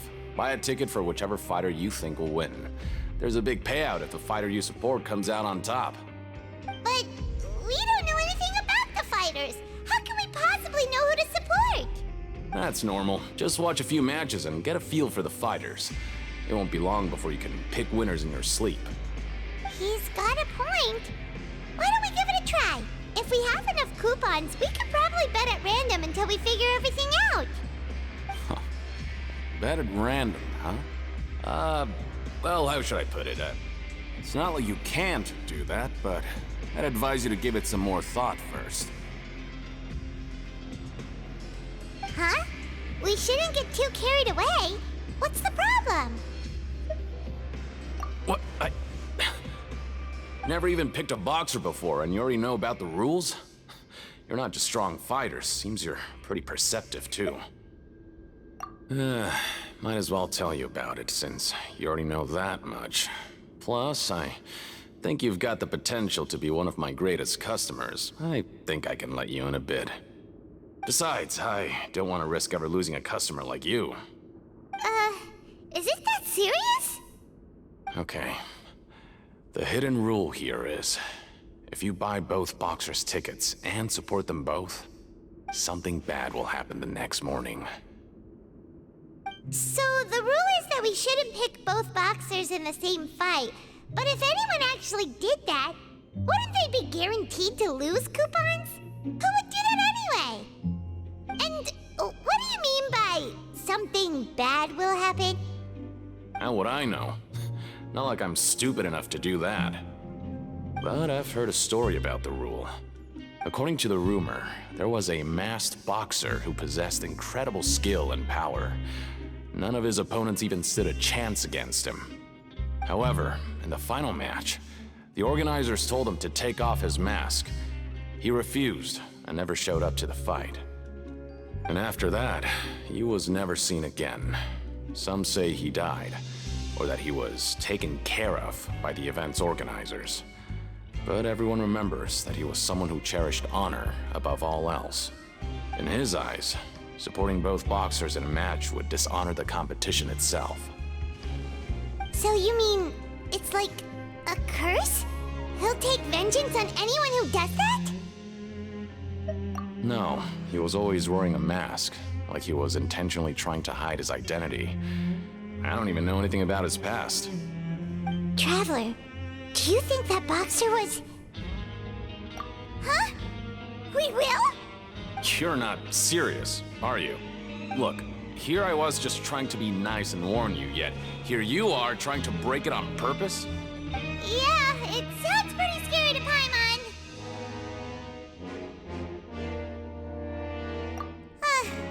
Seems you've made up your mind. Just be sure to protect Paimon, okay? Betting on both fighters will set you back about 3,000 credit coupons. If you have enough, then go ahead and give it a try. Just don't come running back to me if something happens.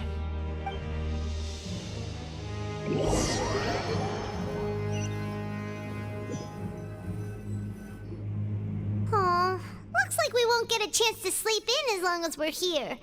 Let's get to bed early.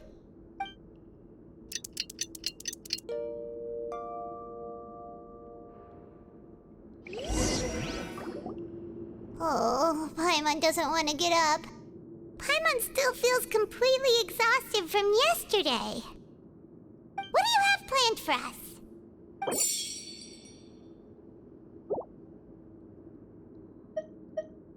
After working here so long, we're really starting to get the hang of it. But doing the same thing all the time can get old pretty quickly. How are you holding up? Yeah, it's good to kick back and relax once in a while.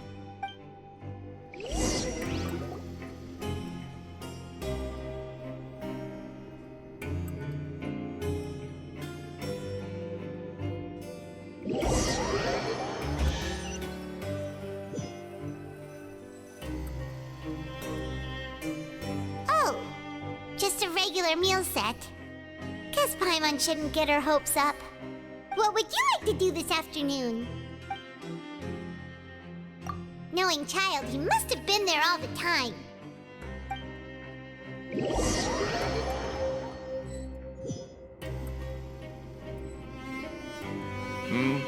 Are you two here to buy tickets? Better be quick about it. Another match is about to start. Who are the boxers in the next round? We have the reigning champ, Le Grappler, versus a contender from the Eastern Prison Block, Demon Horde. Are those their nicknames, or did they choose those names themselves? Either way, super weird. Since you're new around here, I'll help you out and give you a little suggestion. Even though Le Grappler is the crowd favorite, Demon Horde is a first-class dark horse with incredible potential. Anyway, for this match, I recommend that you pick... Huh? For both fighters? I can tell you're new to this, but I didn't think you were completely clueless. Maybe you don't quite understand the rules, no? Let me try to explain again for you more clearly. You see... Oh, no need.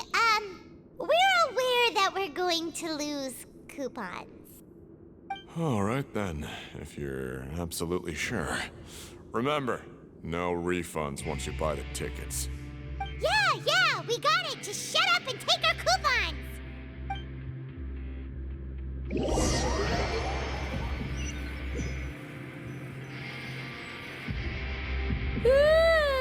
We woke up so early today that Paimon's been nodding off all afternoon. Good thing it's finally time for bed.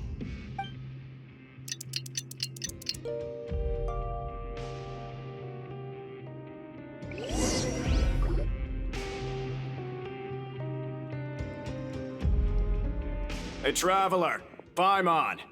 Package here for you. The next time you buy something, go pick it up yourself. I'm not a delivery man, you know. Huh? A package? For us? Did you buy something, Traveler? Paimon's not quite awake yet, so why don't you go take a look? All right! Yesterday we broke the hidden rule and bought tickets for both boxers. Oh, maybe this package is the bad thing that Colin said would happen. Paimon suddenly feels wide awake. Wait, maybe let Paimon go hide somewhere first. Just call Paimon after you opened it. Hey, wait! Paimon's still here! Don't open it! Ah! Huh? What is it? Are you okay? Let Paimon take a peek too. Oh, it's just a small bottle. But the color of the liquid inside looks so wrong. Almost like... Alright, that's enough of that. No need to say it out loud. Paimon already knows what you're trying to say. Ugh, no way. Get that stuff away from Paimon. Paimon thinks we shouldn't open the bottle until we figured out what's going on. Just trust Paimon on this one, okay?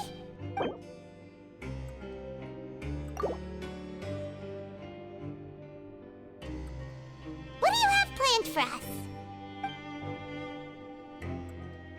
Though it feels nice to slack off a little, less work means less coupons.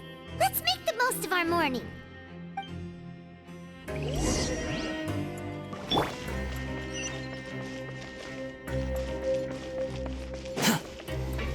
Quit following me. Behold!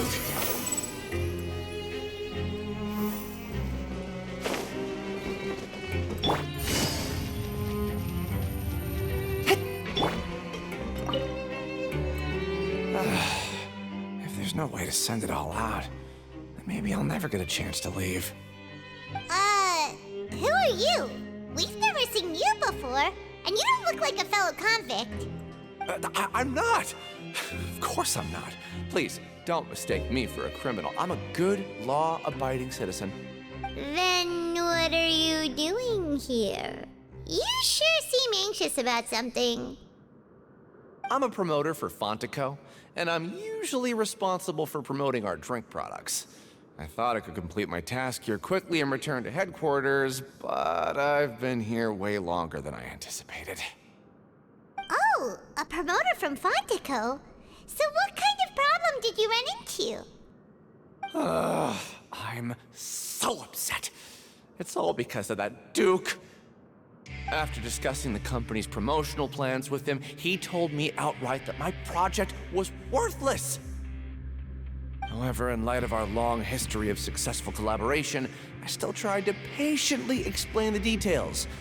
However, to my surprise, he just cut me off while I was speaking.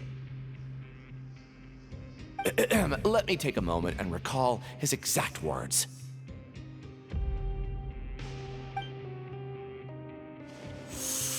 I'm just gonna stop you there and say no. If anything, I'm saving you time.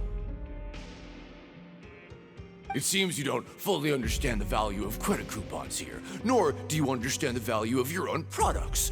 The former is because you are from the overworld. That's understandable, and I don't blame you for that. But as for the latter, only someone monumentally stupid, so breathtakingly stupid that they were completely ignorant of the value of credit coupons, despite living in the underworld, would ever possibly consider buying your drink. Let's just forget it. Anyway, that's how he rejected my proposal and asked me to come up with another solution with the condition that it doesn't cause any trouble for him. Can you believe that guy? Well, he is the head honcho here. Not much you can do about that. We met him too and could tell that he's the kind of guy that's hard to pin down. Fine. I know I should just let it go. I'm on his turf after all. His house, his rules.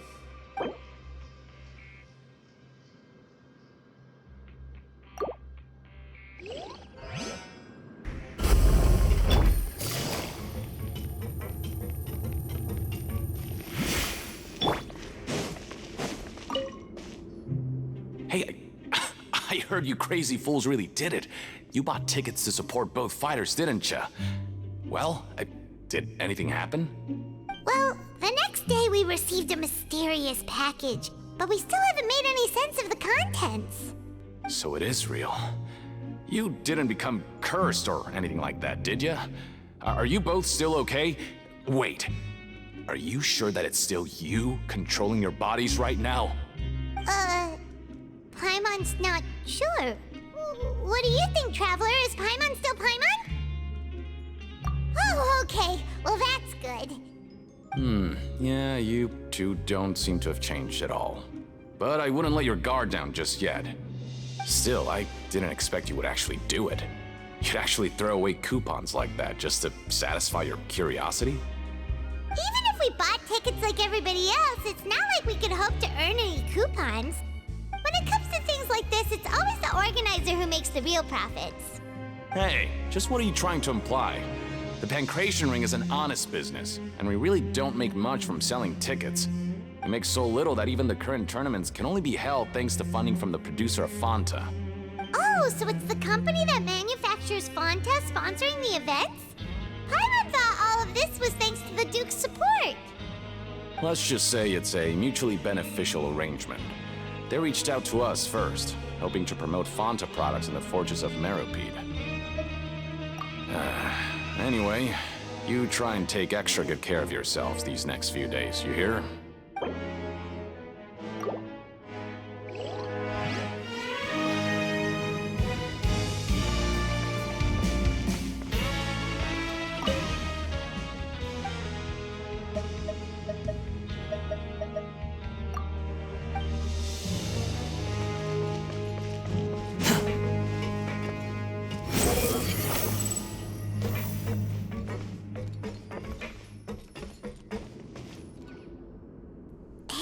What are these papers scattered all over the ground?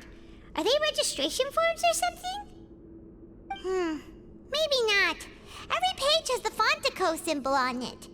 Maybe it's some flyers from the company. Okay. But if someone catches us, they could accuse us of trying to steal the company's secrets, couldn't they? Oh, you're right. Guess there's nothing to worry about then. Let Paimon have a look here. Without assistance from the Fontaine Research Institute, development of the new product has been slow, and some researchers on the project have voiced concerns. We have no choice but to let the new product undergo the first phase of promotional trials without a designated name or packaging. We will adjust the direction of future development according to feedback.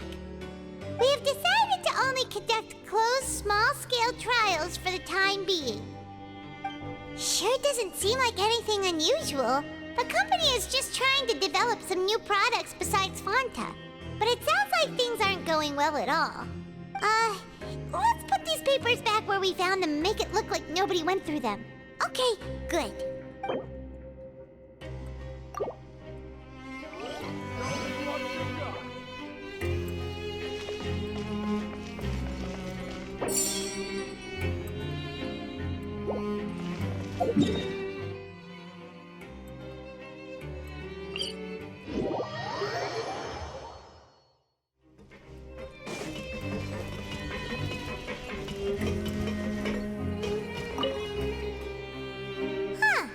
We ended up here without even thinking about it. Wanna grab something to eat?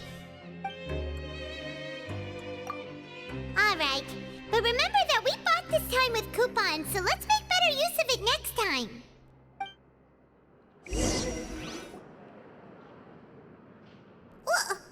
What is this garbage? Ooh, it looks disgusting! Oh, Paimon misses your cooking now. What would you like to do this afternoon?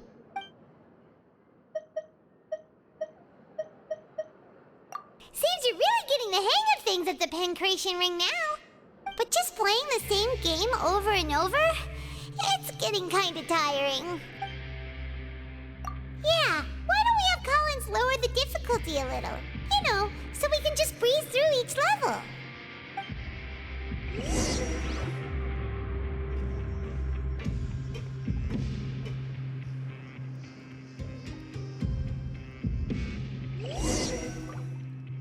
A mysterious box? A bottle of crimson liquid? Paimon still doesn't know what to make of it. Do you have any ideas, Traveler? Really? Then it looks like that part of the investigation led us nowhere. Well, maybe we'll have better luck tomorrow. Good night, Traveler.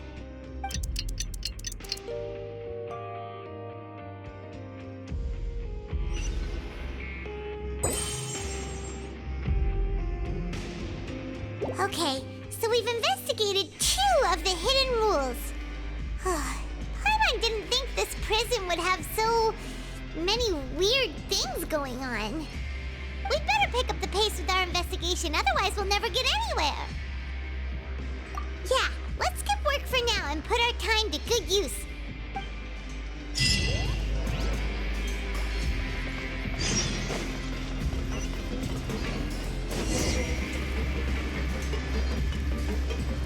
The wind rises.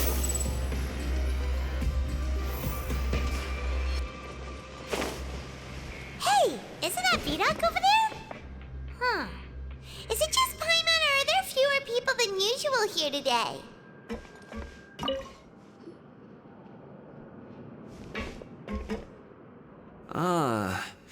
Seeing you at this time must mean you've already saved up a lot of credit coupons. Or at least enough to skip work. Seems you're getting into the swing of things around here. Impressive. Very impressive. So, now can you tell us about the hidden rules you know? If that's what you want to know, I guess you couldn't have come at a better time. Huh? What do you mean it's a good time? Leonid and those other pesky broke urchins have all gone to work in the production zone. I wouldn't want them listening in without paying up. We get it! Just tell us already! So, you know those pipes that make strange sounds? Don't ever, ever go near them at night. Even if you manage to avoid the guards, you might find something even more terrible there. Something even more terrible? Like what? A group of cannibals. Cannibals? In the Fortress of Meropide? Every month, they meet a few times in the dead of night. Rumor has it they might be connected to the people that have disappeared here. But what's even scarier is that they have a special proclivity.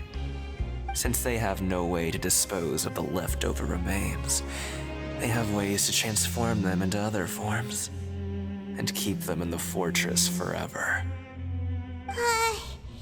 Paimon might already know what you mean by other forms.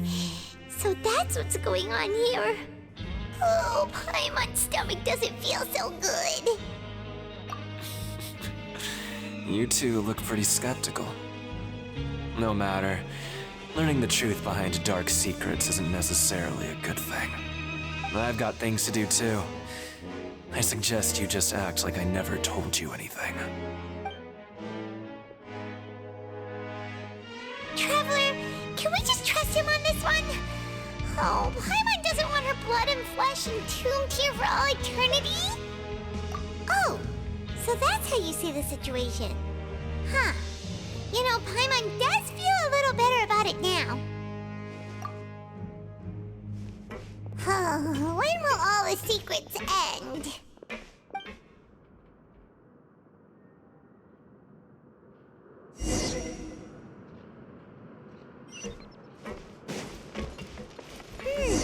Vidoc isn't here. But the guys who went to work in the morning are back. Let's go ask them. What are you talking about? Listen, you should keep your nose out of other people's business.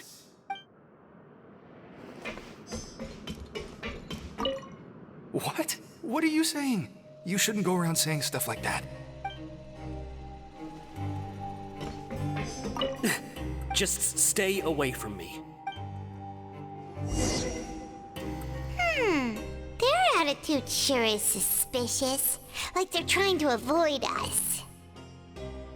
But if they're being so obvious about acting weirdly, do you think they might just be trying to lure us in? Oh, this is all getting way too creepy for Paimon. So you mean we still need to investigate some more? Okay, if you say so.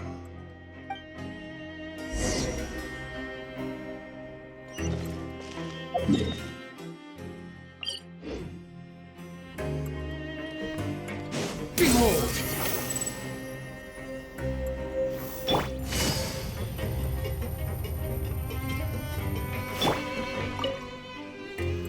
Hello, Fielding.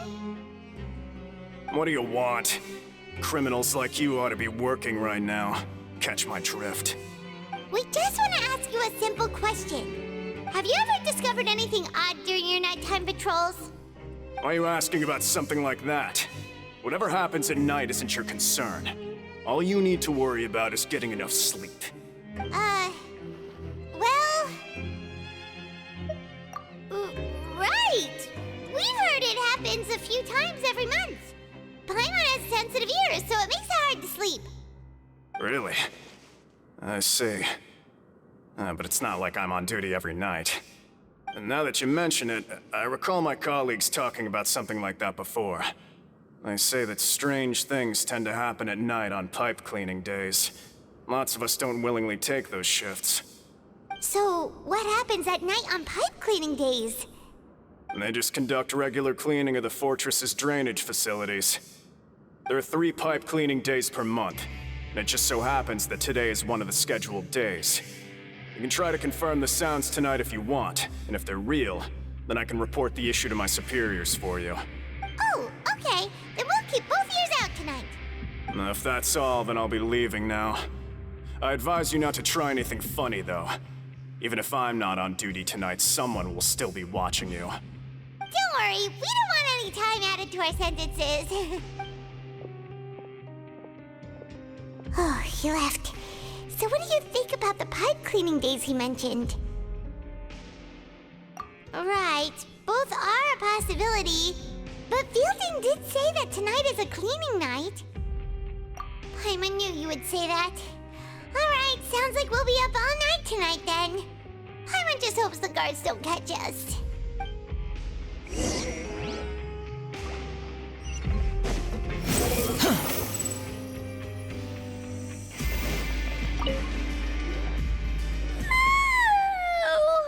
I'm so tired. But we can't sleep yet. They'll be cleaning the pipes tonight, so it's the perfect chance for us to investigate. Whatever. Just be sure to wake Paimon if she dozes off.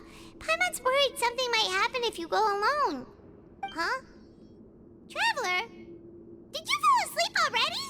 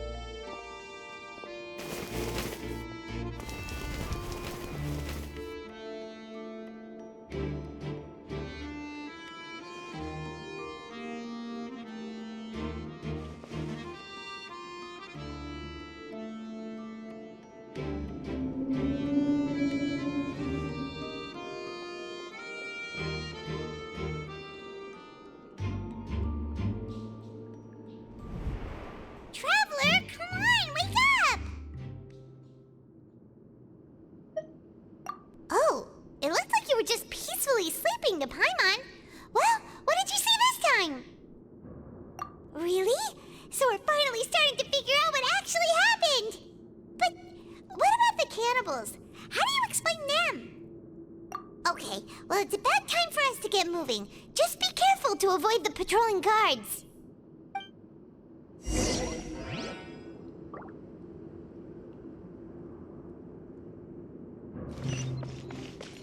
Quit following me.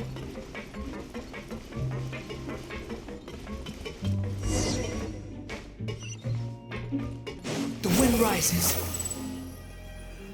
Uh-oh!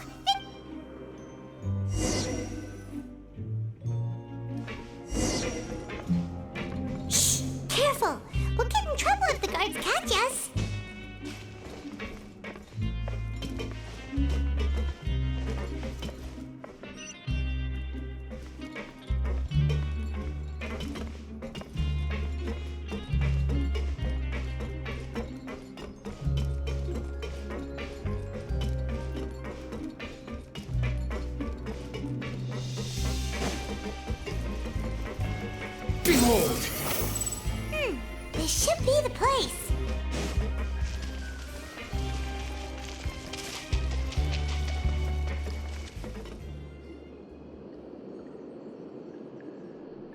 I know you. You were the ones we saw. Huh. You've got guts showing up here. You know who we are, right? You'd better leave now. Ain't nobody coming here to save you. What'd you say? Yeah, so what if they were? If you push us, we can make those rumors a reality at any time. Hey, what's the point of all those rumors anyway? What exactly are you trying to do? I don't have to tell you anything. If you turn around, go back to the dormitories and act like you never saw anything, then I'll pretend that you never showed up here. Yeah, scram. Nothing worth seeing here. Huh? What did you say? Isn't that exactly what Boss said when he left? Hey, do you know our boss? Whoa. We had no idea our boss was such a big deal. He always kept his identity a secret. So, did he have you come here to find us? Oh, so you're Childe's crew here? Seems like he had no problem fitting in. We're the only ones who heard him say those words when he left that night. So unless he somehow told you those exact same words after that... All right. I guess that's proof enough for me. I believe you. Wow, those dreams of yours sure come in handy. We gave him the business for a while and would always give him a hard time when he first came to the Fortress of Meropide. But here in the fortress, the strong will always earn respect. He was working the longest hours and racking up wins in the Pankration Ring. You could always see how amazing he was, even when he was teaching us a lesson. So eventually, we all decided to follow him. But one day, he suddenly told us that he had to find a way to escape this place, no matter the cost. He said it was because he heard that call again. And as his crew, if the boss wants something, then it's our job to get it done. So, we got to work and used the hidden rules that were here to make up and spread the rumor about the cannibal rule. We just wanted to give him a better chance of escaping on a night after the pipes had been cleaned. Oh, thanks to your rumor, nobody would want to come anywhere near here, prisoner or guard. Wow, it sure is easy to exploit people's fear of the unknown. But hasn't Childe already escaped? Why are you all still coming here after pipe cleaning day? Because as far as we know, the pipe he went into isn't actually an exit. It should be a dead end. It leads to an abandoned factory area, and even if there were a way to escape from there into the sea, we're still way too deep. No one could ever reach the surface alive. But Boss still insisted on going in. It's like he was obsessed about it. So we told him that we'd pretend as if he never existed while he was gone, and that if he wanted to come back, he should wait for nighttime on a pipe cleaning day. That way, we could meet him here and help cover the whole thing up. So you come and wait here through the night a few times a month just because of that promise? Yeah, but it's been so long now. We already know in our hearts that he must have managed to escape somehow. Is it also possible that something unfortunate happened to him? Nothing could ever defeat Boss or slow him down. It's one thing we know for sure. Okay. Paimon was just brainstorming possibilities. All right. Keep quiet and follow us.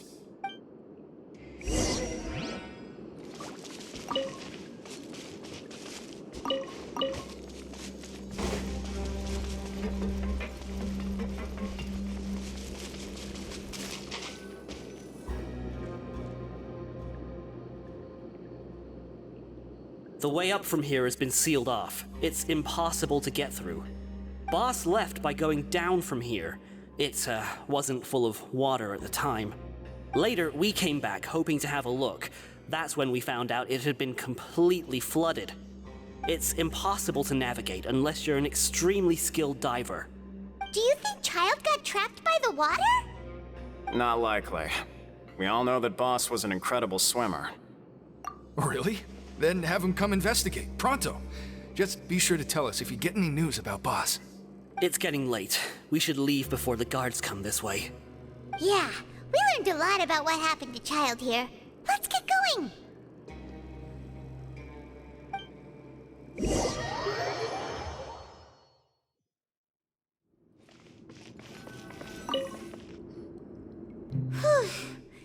We finally learned some key information.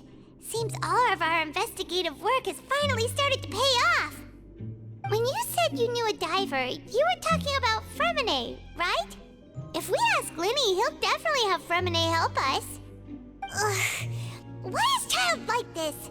What was he doing going into the pipes? Not making our jobs easier, that's for sure. Fortunately, though, it seems like it's only a matter of time now before we find out what really happened. Now that we can finally relax, I'm starting to feel super sleepy. Let's try to get some rest while we still can. Nighty-night, traveler!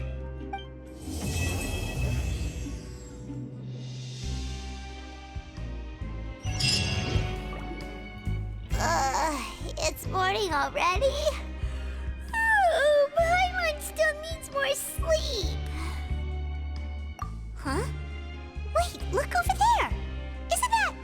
It's one of Lyney's cards! Let Paimon see what's written on it! Maybe you haven't heard, but today is the monthly free day. Everyone has the day off today, which makes it the perfect time to do some investigating. It's been a while since we last talked. Have you been making any progress lately? Let's meet at our usual spot in the factory area before lunchtime. I have new information.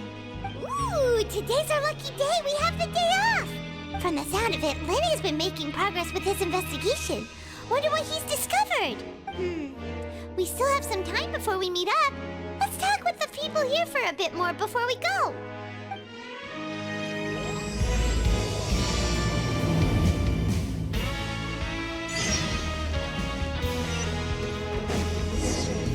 Squall Fury!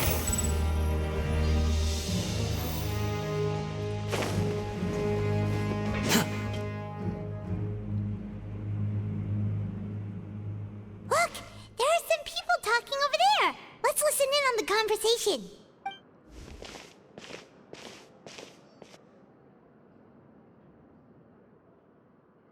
If you ask me, those pompous parasites on the surface act like they're all a bunch of aristocrats.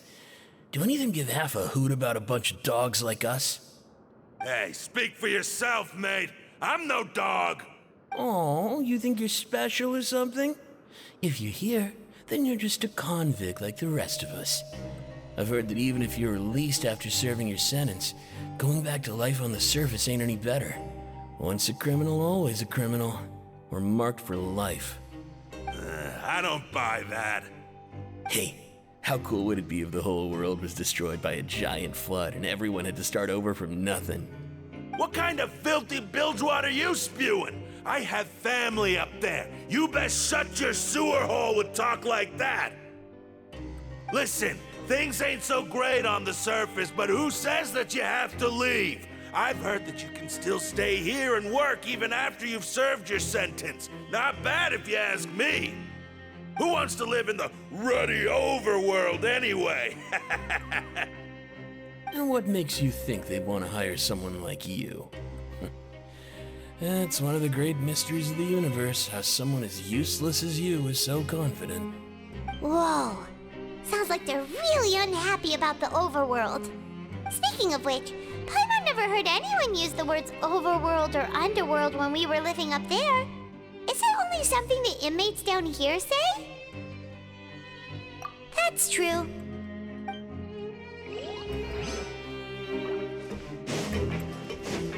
Behold!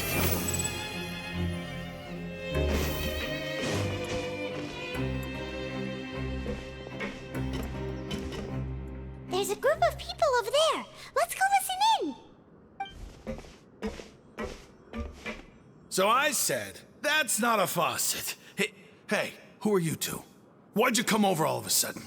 Oh, sorry for eavesdropping. Sounds like you were talking about something private. What's the matter? They're just looking to join in on our fun, that's all. Hey, don't pretend like it's okay for them to just interrupt us like that. Yeah, fine. You're lucky we don't mind extroverts that much. You hear that, Quisto? We're nice! Your expressions tell me you're looking to hear some juicy info, am I right?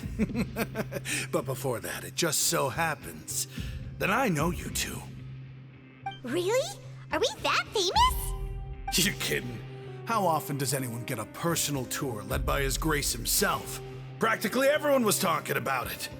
Word has it that you also caused quite the kerfuffle. A little mistake, huh? I like the way you put it. You see, people with a good attitude can join our group anytime, unlike some of the others here. Your group? I'm Quisto, and this is Lavaroon. People usually call us the Bombshell Bros, but don't worry, we're not playing with bombs or anything. It's just that our information is always so explosive, and we blow minds on the regular. So, you two really like to gossip? Whew, you sure know how to embellish.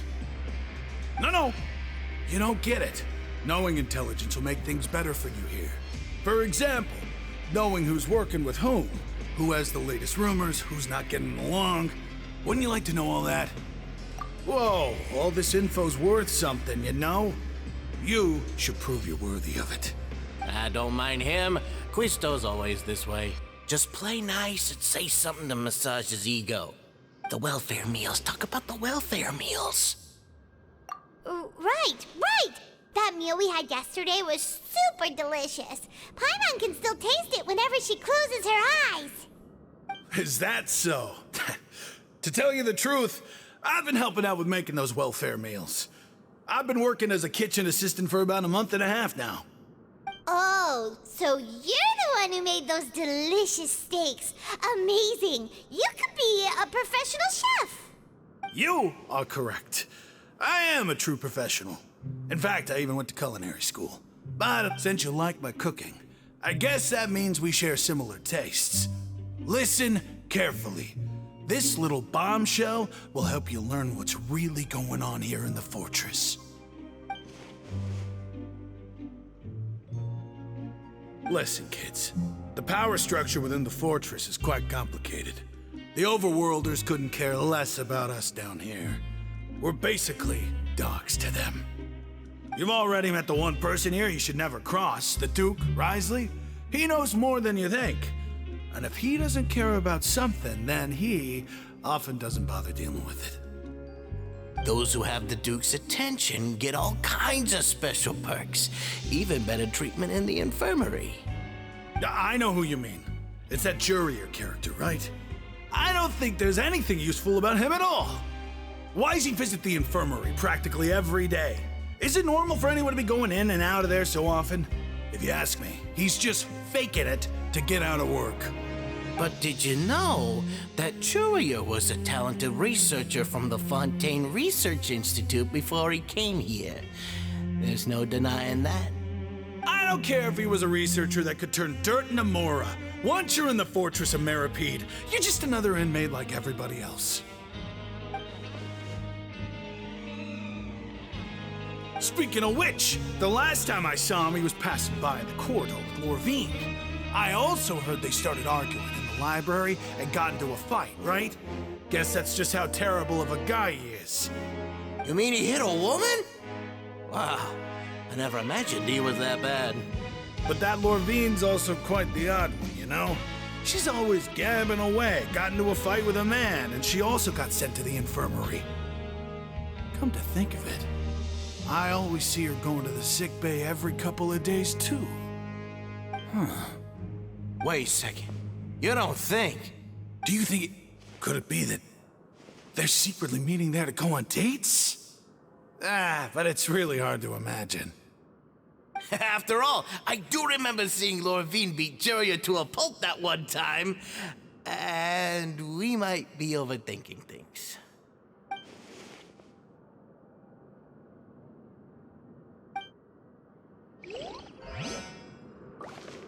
Quit following me. The wind rises.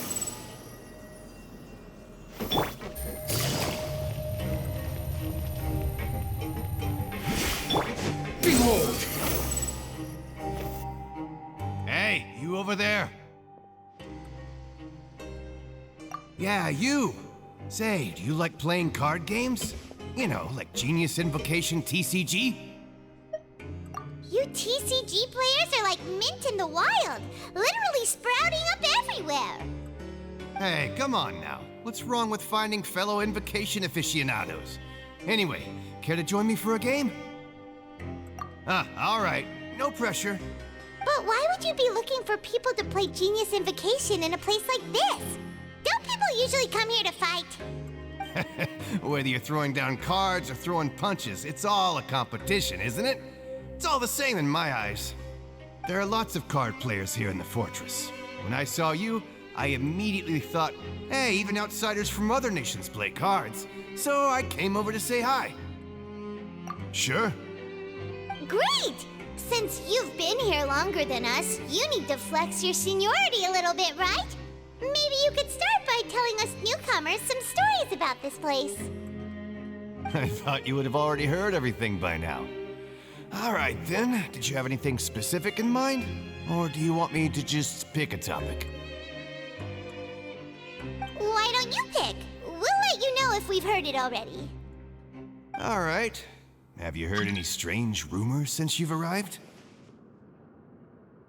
Then, did you know that there are some people who are always gossiping over in the corner?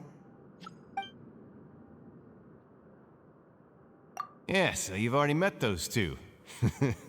They're quite a pair. They always keep an eye out for the latest happenings and gossip about everything. I've never seen anyone with more time on their hands. I heard that they used to be a chef and a bartender before they were sent down here. You know how bartenders are, always chatting with customers. And chefs love to pass the time just hanging out when they're not cooking. Good to know. Do you have anything else to tell us? Let me think. Sounds like you want to hear something a little more tantalizing. Oh, did you know that the Duke was also a convict in the Fortress of Meropide before? Huh? Wait, are you serious? That's right. The Duke was an inmate just like you and me.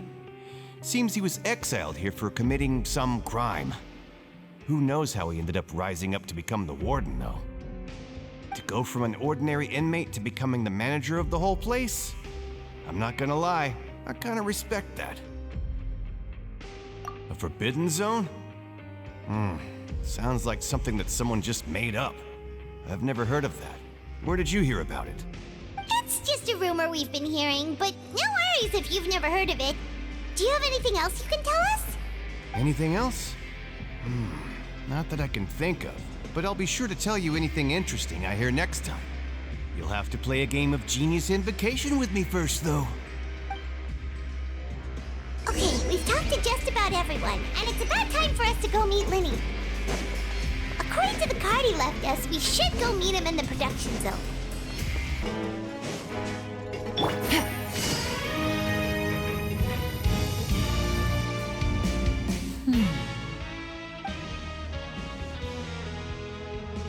Huh?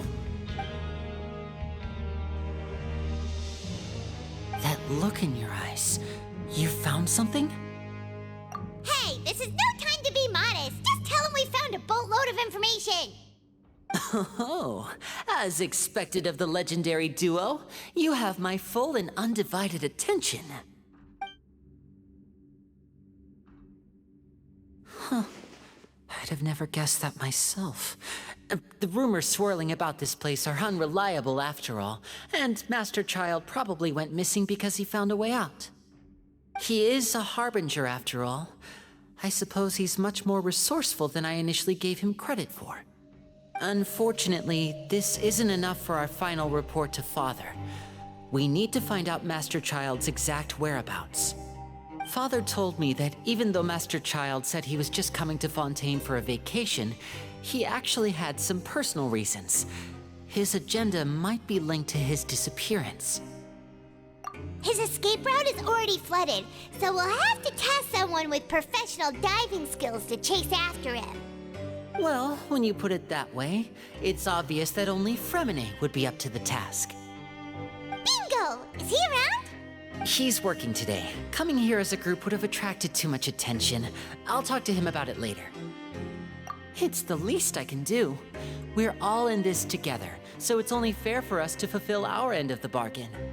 Honestly, I'm far more impressed by you guys managing to collect all this information right under Wriosthesley's watchful eyes. Collecting information has always been our strong point. Now, let me think. To find out more information, Freminet will have to retrace Master Childe's original route. And if he's to do that, he'll have to set out on the next pipe cleaning day at the earliest. That's 6 days from now. And after that, he'll probably take another 2 or 3 days to return. You can even estimate how long it'll take for him to get back? We've been working together for a long time. We know each other's capabilities like the backs of our hands. Traveler, what say you to meeting here 9 days from now? We'll be able to pick up Freminet while we're at it, too. Oh, and there's just one last thing we'd like your help with.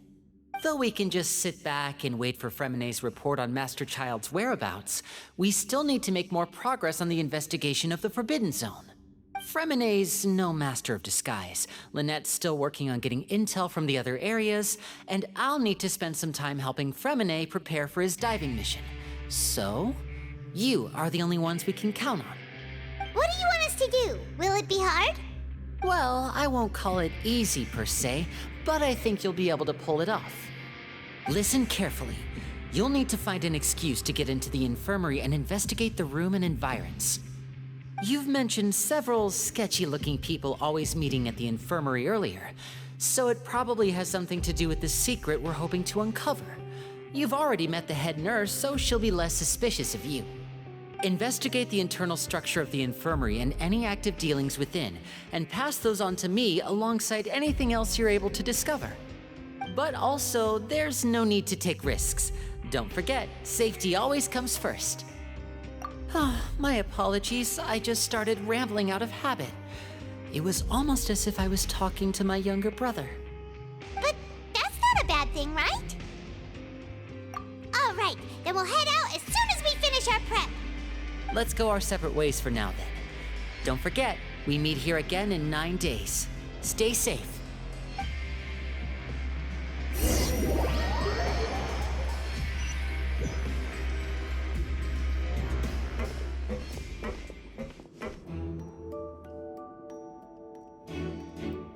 Hey, stay here for now. Paimon will take a peek. There seem to be several people inside.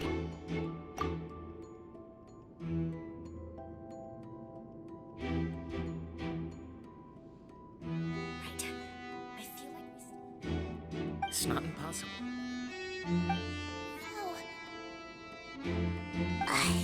It's a bit hard to understand them from here, so why don't we just try to talk to them in person? Let's go as soon as you're ready.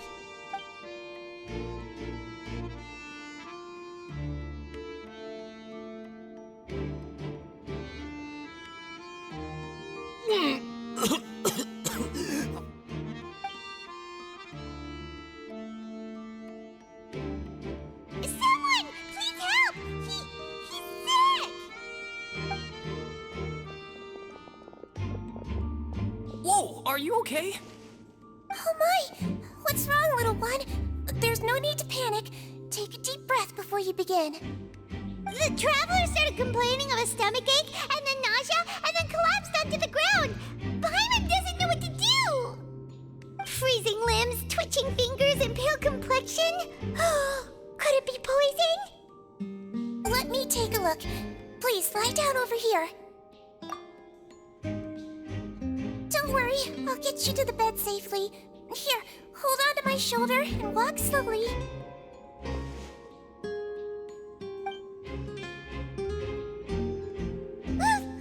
You can do it, traveler! Don't apologize. You're sick after all. Now, please relax. I'm just going to do a preliminary checkup on you.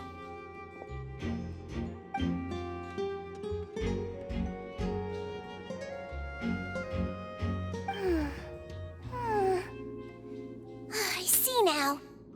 My checkup has confirmed that he's not in any mortal danger.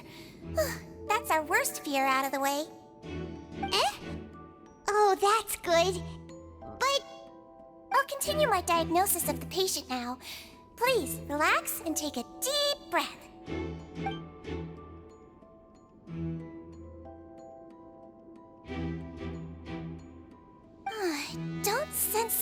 damage to your organs either.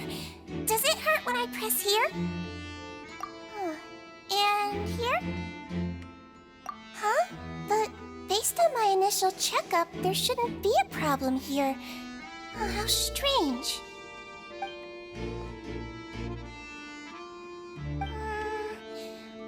What about here? Does this hurt? Oh, I understand. So that's what it is. I think you just ate something that disagreed with you. That's all. Nothing too serious. Outside of a pretty bad stomachache when it decides to act up. So that's what it is. Thank goodness it's not anything more serious. And there have been other inmates complaining about the food recently. I'll inform our head chef, Mr. Wolsey, of this problem as soon as possible. Congratulations! The health risk is incredibly low, so you should recover within a couple days. Why don't you take a rest here while I go get some medicine for you? Miss Lorvine, I'll have to trouble you to help me look after this new patient while I'm gone. Very well. And she hopped away just like that.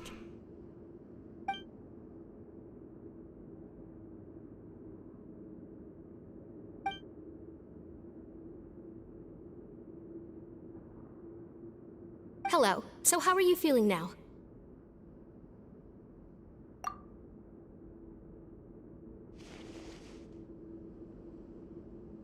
His stomach ache's really bad. He was stumbling about the whole way here, so Paimon's really worried. If Miss Sigewinnie says it's not a serious problem, then there's no need to worry.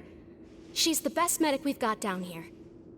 But it also looks like she's the only medic you've got down here. Well, that's true. What do you mean, that's true? That's really misrepresenting the situation. Of course I can't speak for the whole fortress, but it's not like everyone imprisoned here is useless, you know? Though they may have committed crimes and gotten locked up here as a result, they still know a thing or two about medicine, and they help Miss Sigewinnie take care of the sick and injured. Yeah, you're right. But did you have to lecture me about it in front of another patient? Aren't you a patient too? Where did all your energy come from? That's correct. Sorry, I got a bit ahead of myself. Are you two also sick? We've been sick a while. I come back every once in a while for checkups, and to pick up the medicines Miss Sigewinnie prescribes for us. That's just the nature of chronic illnesses. As for her... You could say she fancies herself as Miss Sigewinnie's capable helper because she learned a bit of medical knowledge ages ago.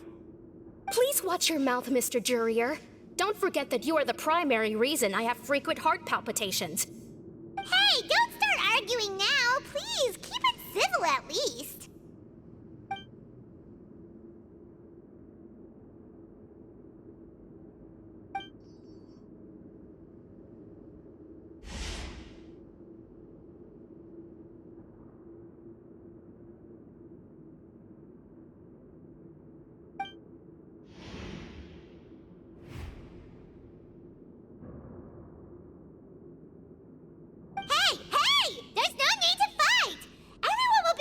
Someday, so there's no need to argue over silly things like this. But... Release. It's way too early for us to even think about that. And who the heck knows if we'd even be able to continue our previous lives?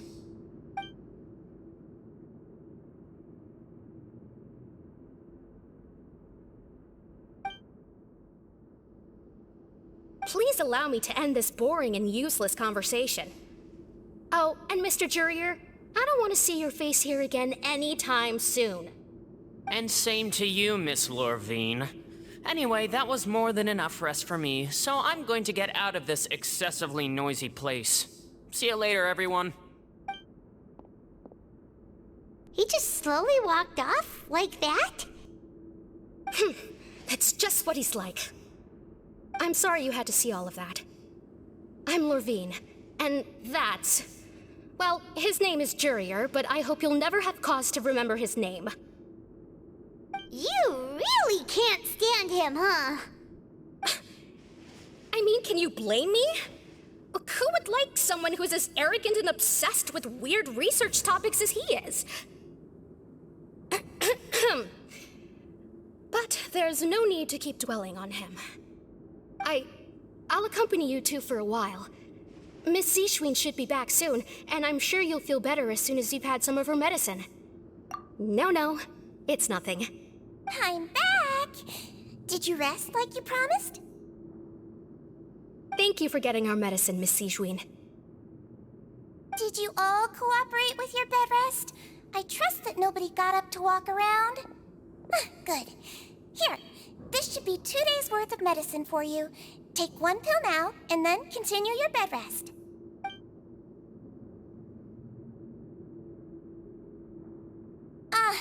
Miss Levine, I left in a bit of a hurry just now.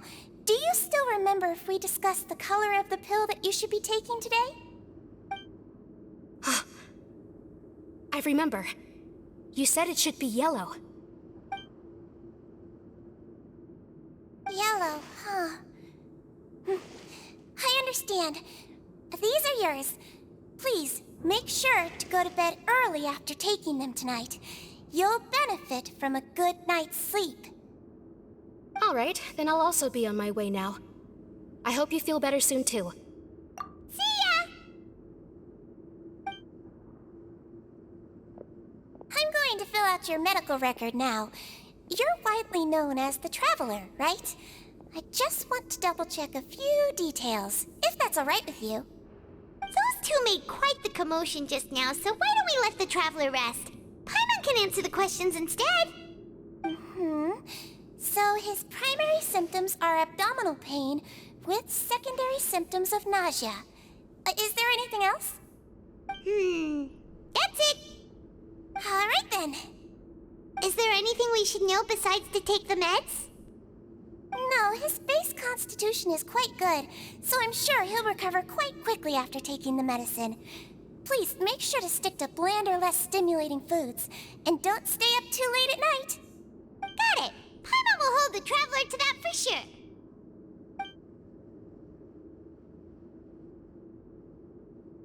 Oh, you're going to take a nap already? Okay then, you get some rest.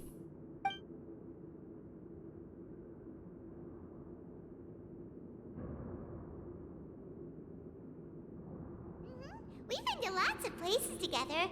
He may look a bit under the weather now, but he's actually super strong. So you're the best of companions. Well, don't worry. He'll recover soon.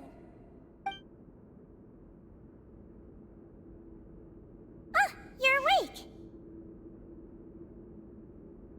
How do you feel? You slept for a really long time, but we never left.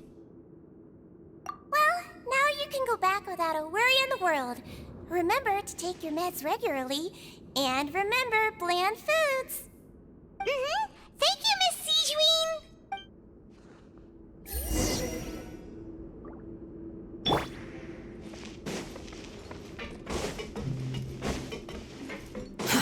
Too slow.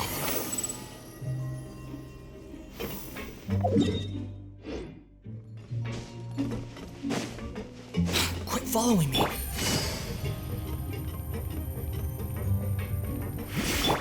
Behold! You really are something. To be able to fall asleep like that and even sleep talk the entire time, you scared Paimon half to death! No, but you kept mumbling things along the lines of, Pyron, don't take my grilled fish, and put down the Adeptus Temptation now! Paimon talked with Sigewinnie the entire time you were asleep. She seems like she's just a sincere nurse, and Paimon didn't notice anything unusual in the room. Are you sure we're not going off track with the infirmary?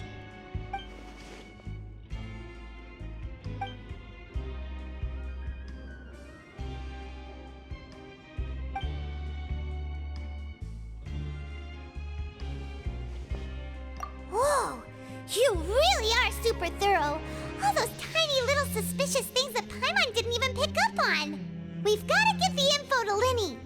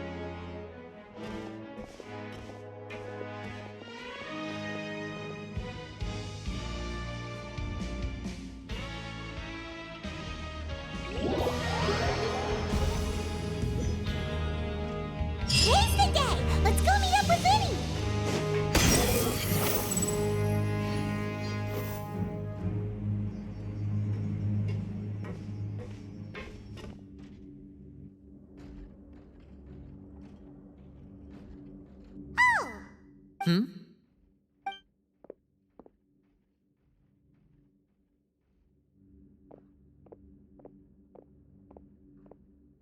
Did you two run into any trouble over the past few days? No, we just worked our shifts according to the schedule. Nothing weird happened. That's good. That means you didn't raise any suspicions when you infiltrated the infirmary. We've taken a look at the slip you've sent. Freminet successfully left the grounds via the pipes 2 days ago, and as of last night, Lynette has also infiltrated the infirmary after faking an illness. Wait, why is she getting involved as well? You already went above and beyond when you scoped out the infirmary. To put it more bluntly, even if we were to view that as something you did in exchange for Freminet's help, you've already done more than enough. Infiltrating a guarded stronghold is a different kind of job from a one-off investigation. We want to avoid using the same faces over and over and reduce the amount of suspicion that will fall on any given person. Lynette also felt like you have already taken the first step for us, so she should be the one to finish the job. So that's what Lynette thinks. Oh, Paimon hopes everything's going well for her. Then, let's go check on Lynette before Freminet returns. If everything went well, then she should be wrapping up her investigation right about now. Is now really a good time to go over? According to my observations, Sigewinnie always spends around half an hour away from the infirmary right before lunch. Lynette knows this as well, so this should be a good time to meet up with her. Also, I'm her brother, remember? It's only natural for an older brother to care about his younger sister's well-being. Okay, then let's head over right away!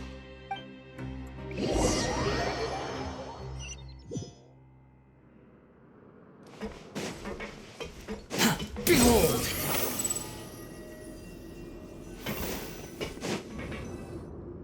Lynette should be here right now. Huh. Strange. Lynette? As expected, Sigewinnie isn't here, but why isn't Lynette here? No, Lynette rarely deviates from the plan. We agreed that if she were to make changes on the fly, she'd find a way to let me know. Unless... Let's see if there are any clues around here. We can look while we wait for her. Who knows? Maybe she'll be back soon. Okay.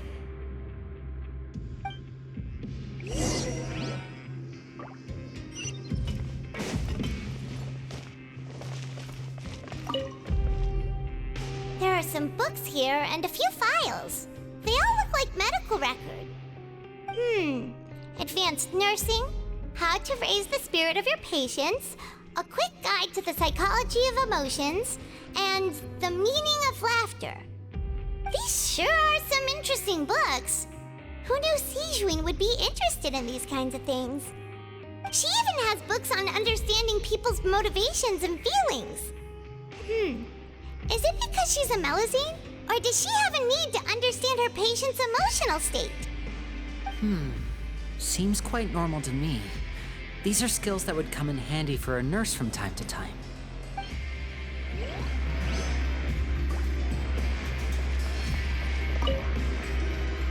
None of the beds have any signs of having been slept in.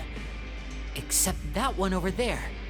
That's the one Lynette must have used, right? You said she was pretending to be sick. She would have said her migraine was having a particularly bad flare-up. Generally speaking, the head nurse would then ask her to lie down and rest while she left to retrieve the medication. Which means either the head nurse didn't return the entire time from when Lynette laid down up until she left the bed, or the nurse intentionally left it this way.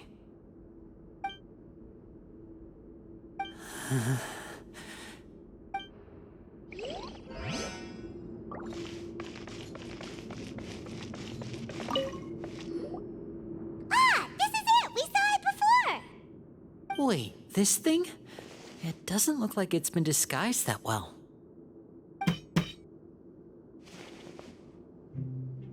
The space behind it is empty. From its size, I don't think it's an entrance that is meant to be taken apart. There's probably a mechanism around here somewhere. Could Lynette have tried to get inside? But if that's the case, she would have contacted me for sure. Let's look around here for some more clues. Don't panic, just take another look.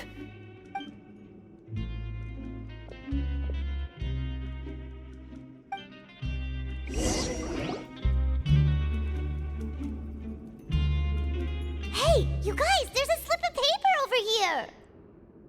A slip of paper? It's right over here, and there's a bunch written on it too.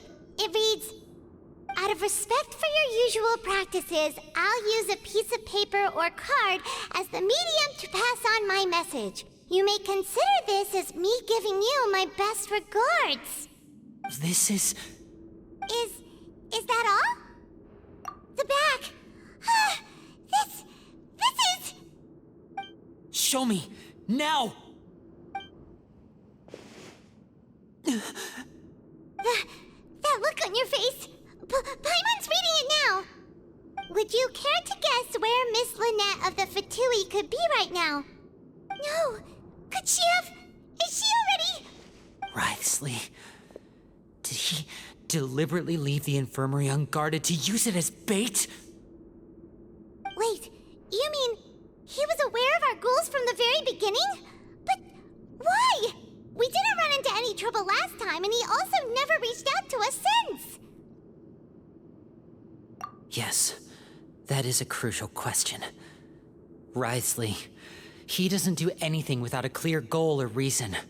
So this means he had no concerns about your activities from the very beginning. You're not from the same camp as us. You were sent down here by Neuvillette, so you have no conflict of interest with Wriosthesley. We're a completely different story, though. I'd like to know that, too. Why did he only go after her? Don't panic, just think everything over. I have to stay calm. This is not like what happened last time. The situation's different now. Wait, you're right. Wait, but that means the fact that Freminet was able to leave the grounds. Could Wriosthesley have let him go as well? But what does he gain by letting Freminet leave like that?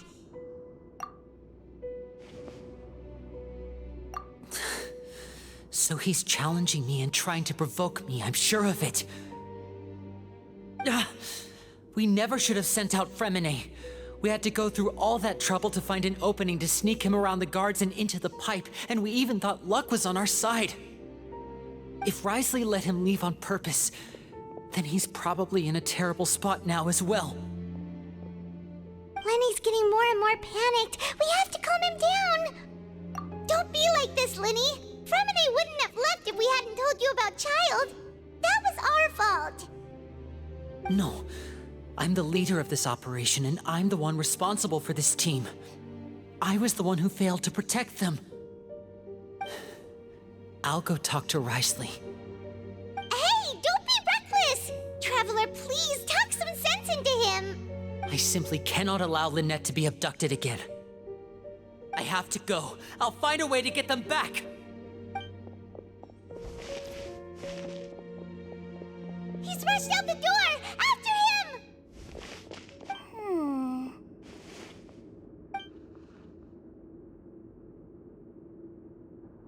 Right. I feel like we still have some room to make changes on these details. It's not impossible, but it'll require extensive testing. Is that so? Very well. Then please be mindful of the time. Huh? Is someone? Pack everything up. Whoever's outside is eavesdropping. They'll probably come in once we stop talking. Someone! Please help! He's sick! Whoa, are you okay? These two. As expected, they've already found this place. What a delightful turn of events. I like smart people, but I also like playing dumb. I like the feeling of being trusted. Oh my! What's wrong, little one? There's no need to panic. Take a deep breath before you begin. Being able to read human expressions is quite the useful skill. Wait! It's no use. We have to catch up to him.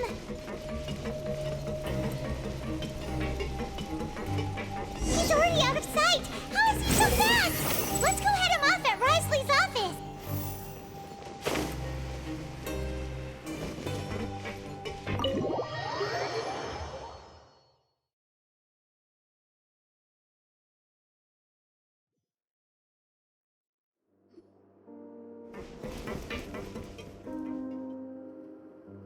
Come out and face me, Wriosthesley!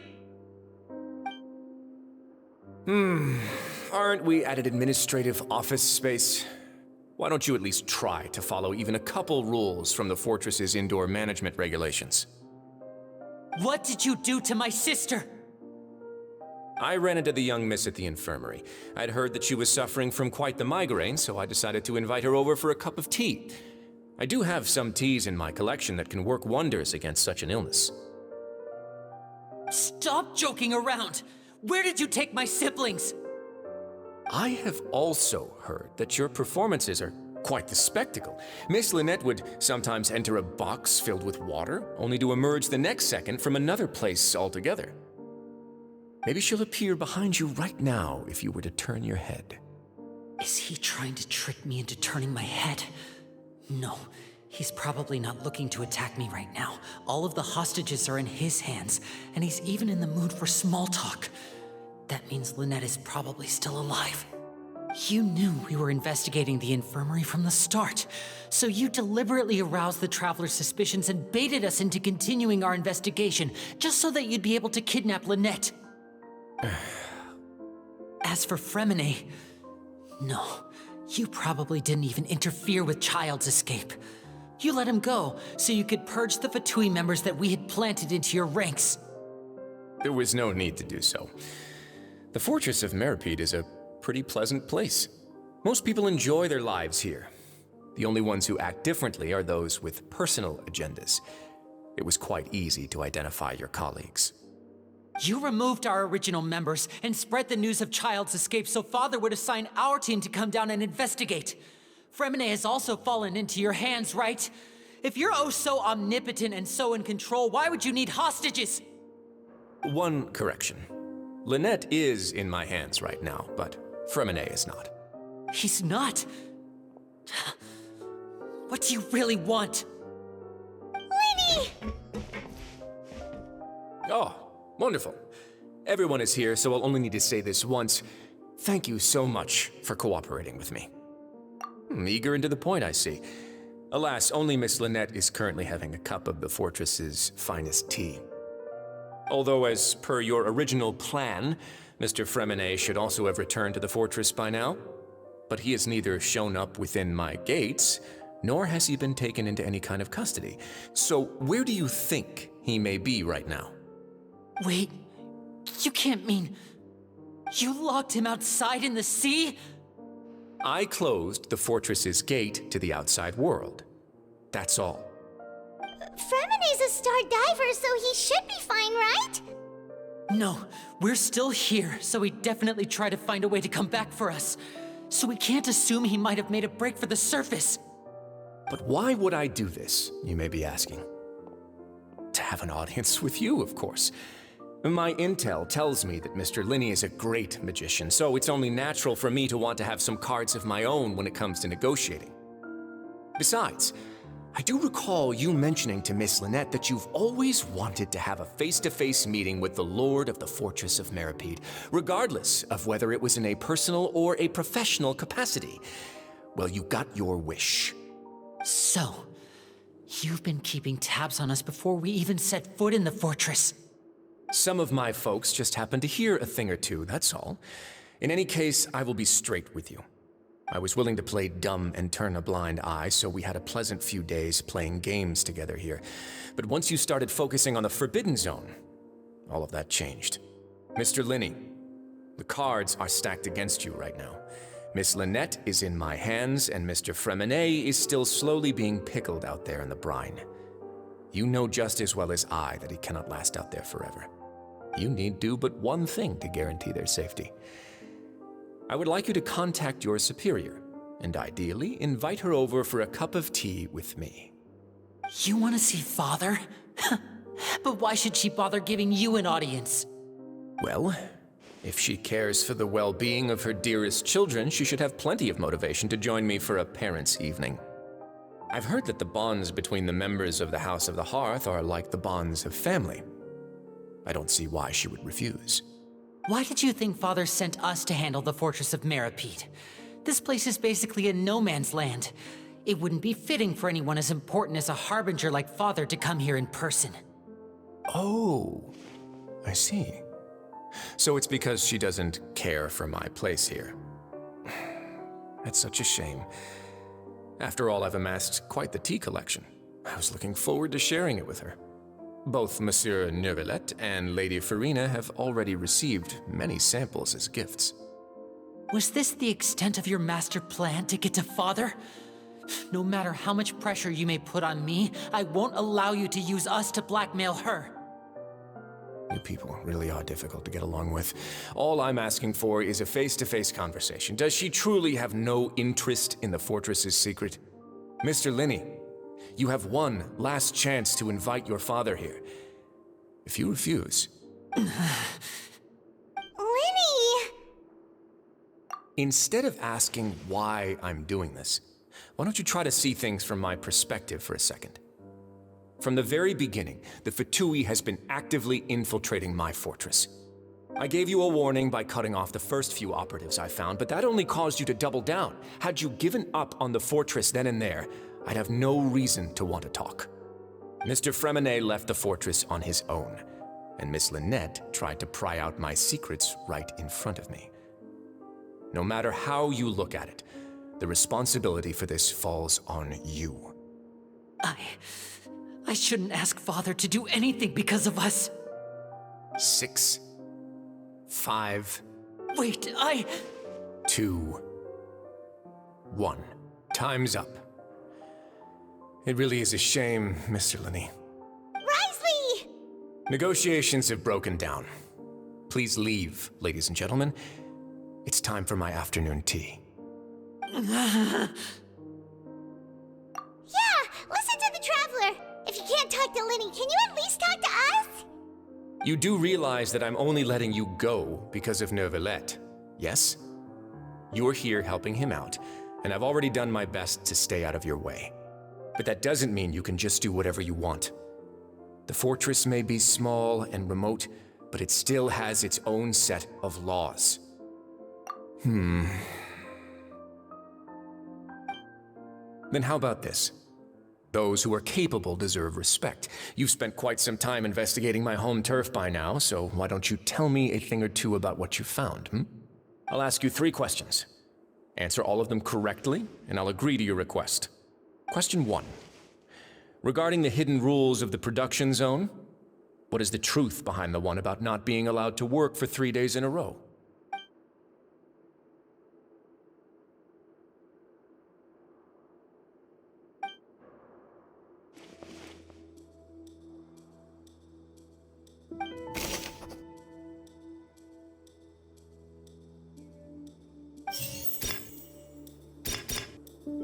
I've been told that the infirmary is always empty for the half hour just before lunch. But what could Sigewinnie be doing during that time?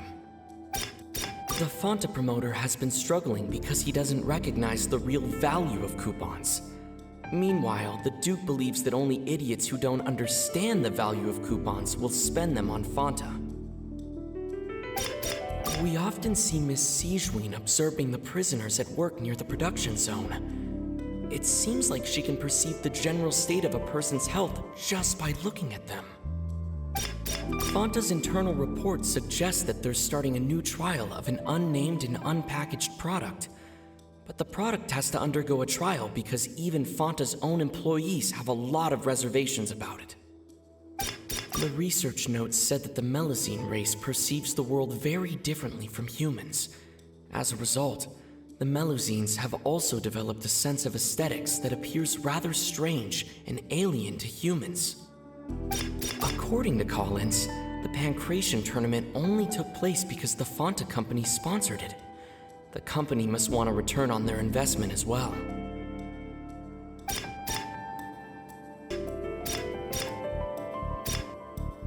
I've been told that the infirmary is... The Fonta promoter has been... I've been told that the infirmary... We often see Miss Sigewinnie...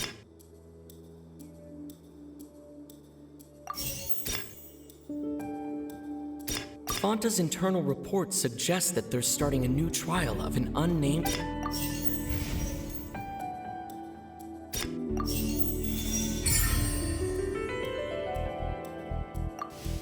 So that's what's going on.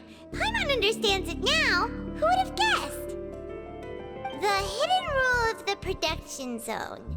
People are not supposed to work 3 days in a row, and if they do, they'll get strange meat in their welfare meal. At first, we thought this strange meat must have something to do with the people who disappeared, but in reality, they were all prepared by Sigewinnie, the head nurse. She often visits the production zone to observe the workers' health and makes a note of anyone who has worn themselves out after 3 full days of work. Out of her sense of duty as the head nurse, as well as her genuine concern for the workers' health, Sigewinnie visits the cafeteria right before lunch and cooks an extra dish for those who can use the stamina boost. Sigewinnie has only the best intentions with her surprise gift and doesn't want anyone to find out about what she does. However, unfortunately, Melusines as a race perceive the world differently from humans, and their sense of aesthetics is even more alien to us. The recipients of her lovingly prepared special meals cannot taste the care within and usually just freak out. Are we on the right track? Not bad. You've uncovered Sigewinnie's secret and even guessed her intentions correctly as well. It's nice to know that her efforts have not gone unacknowledged. All right, now for my next question. There are also some hidden rules in the Pankration Ring, including the one that you're not allowed to support both sides of a fight. Why is that?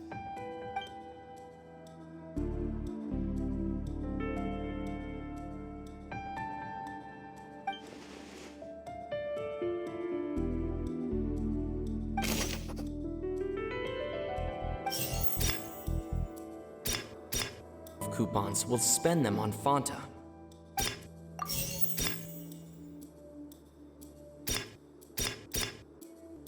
Fonta's internal report suggests... According to Collins...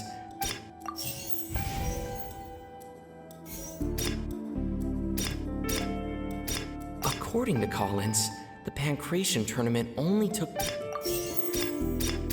We often see Miss Siege... The Fonta promoter has been struggling because he doesn't recognize the real value of coupons.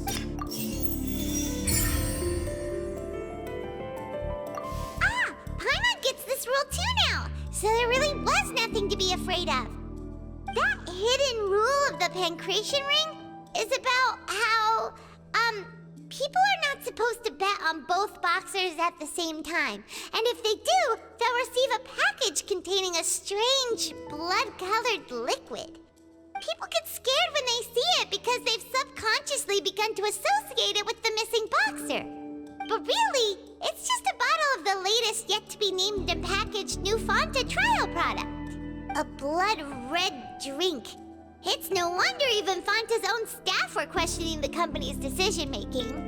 The company, facing backlash from its own staff, decided to try to trial the product on a smaller scale to see how it might be received by customers. They came to the Fortress of Meropide and offered to sponsor the Pankration tournament so they could push their new product. But the Duke completely refused to even entertain the idea. The Duke, knowing how valuable coupons are in the fortress, knew that only total idiots who didn't understand their true value would bother buying a Fonta product here.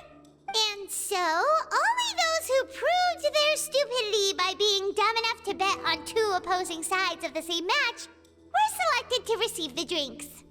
I acknowledge the effort you've put into bringing the truth of this mystery to light. Although, based on your description, that Fonta promoter is a bit too careless with his words, I may just reconsider my collaboration with the company. All right, and here's the final question. What's the secret behind our head nurse and all of her patients in the infirmary? Stop your cruel and pointless games, Wriosthesley! You know that we haven't finished our investigation, so there's no way we can answer the last question. The thought of sparing Lynette and Freminet never even crossed your mind! You'll pay for this! Ah! Lyney, are you alright? Oh, close one. I owe you, Sigewinnie. That was a fantastic shot. It was nothing, Your Grace. Sigewinnie? Though this gun may look like a toy, it's actually fully functional, as I just demonstrated. Sigewinnie... You... Not at all. I am merely a resident of the fortress, and thus protecting it is my duty. When Monsieur Neuvillette asked me to come here, he told me that my job would be to take care of the well-being of everyone here. I am merely discharging my duties. But if you mean what you just said, then isn't Lyney someone you should be looking after as well? Isn't he a resident here just like the rest of us? But I really am just doing what Monsieur Neuvillette told me to do. Everything I did, I've done to protect them. Had I not, they would be in far more dire straits right now. His Grace knows it too, right? Your Grace? Mind proving my innocence to them? My dear Sigewinnie, whatever shall I do with you? Would it have killed you to just wait another minute or two? Well, it's nearly time after all. The way you do things can be truly frustrating sometimes, Your Grace. I figured I should try to talk some sense into you. What are you talking about? What time? Take me if you want. Let them go. How touching. Can you just give me one more minute? Don't be like that, Your Grace. All right, everyone, calm down. 2 more visitors will be arriving any time now. I'll go get a cup of tea. Miss Sigewinnie, I leave Miss Lynette in your care. What are you doing? I believe I hear footsteps.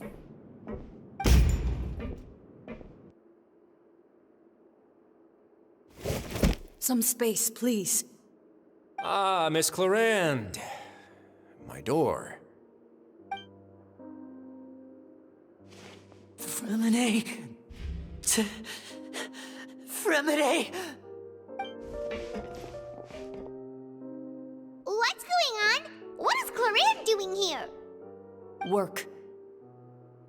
I'm sorry about shooting you, Mr. Lyney. The tranquilizing effect will begin to wear off soon. Please take it easy in the meantime, though. What happened to Freminet? Wasn't he diving just outside of the fortress? Why is he looking like this?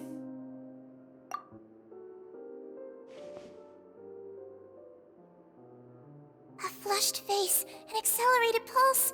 He must have consumed primordial sea water. What did you say? Please, make some space. I'll need to give Mr. Freminet a more thorough checkup. Your Grace, I'll leave the rest to you. I'll talk to Clarande while you get Freminet to where he needs to be. Everything else can wait.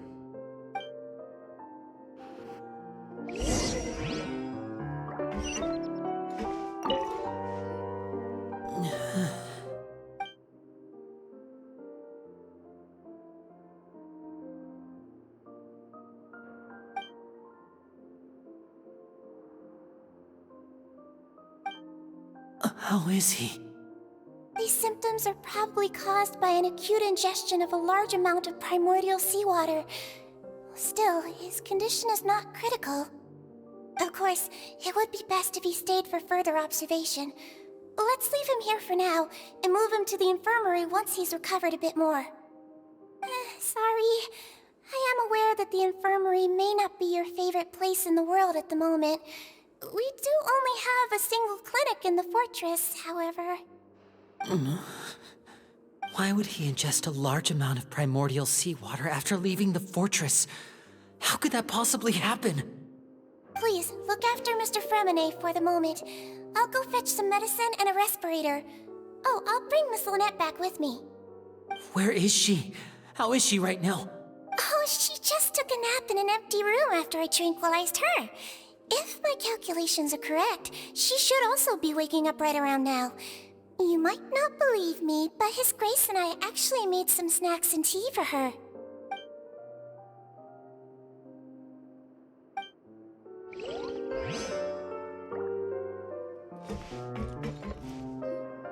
What's that look on your face? I thought I made good time on the way back. Oh, I'm just admiring your punctuality. Had you arrived just a few minutes later, Sigewinnie may have been forced to shoot Mr. Lyney again. How's the situation out there? The water has changed. It's pretty much as expected. The concentration of Primordial Sea Water has increased significantly. I was only out there a short time, so it wasn't too bad. But if one were to stay for any significant amount of time, well, you can see how that boy's doing. Where was he when you found him? The abandoned zone at the end of the pipes. A good distance into the water. Closer than I thought. He must have recognized it early on and tried desperately to swim back. Locking the door was necessary. I don't think we could have saved two. Well, I did try to convince him that I had my reasons. Never seems to work, though. It would probably work on Neuvillette. He has a knack for picking out who had good intentions, even when the outcomes were all terrible. It's a bad sign if you're having to plead your case to Neuvillette. Want some tea? Not particularly. If you want to drink some that badly, just say so. Fine, I'd like to get some tea. Want me to get you a cup too, since I've already made it? Might as well then, I suppose. Actually, do you have a towel? I would like to dry my hair.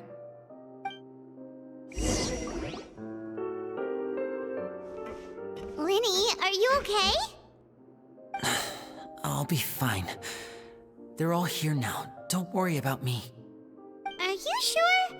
You don't look alright.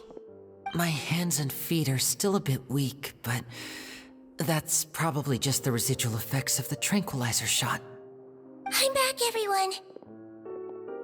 Lyney! Oh, Traveler, Paimon, you're here too. Freminet? Is he...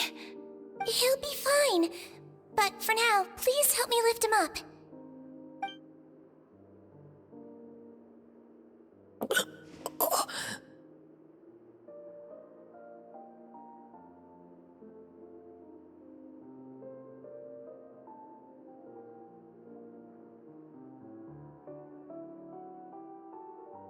His breathing's beginning to slow down. Give me a hand and help me get him to the infirmary. Yeah, I'll take him from this side. Lynette, together? On it. Traveler, you seem pretty worried about him. Want to come with us? The Duke and Clarande are gone. They probably went to get some tea. The Duke will explain the truth in just a bit.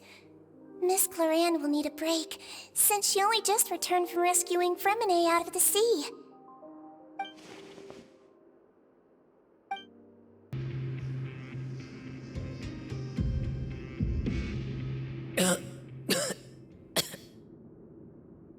He's awake! Freminet, how do you feel? Lyney... Lynette... We're all here.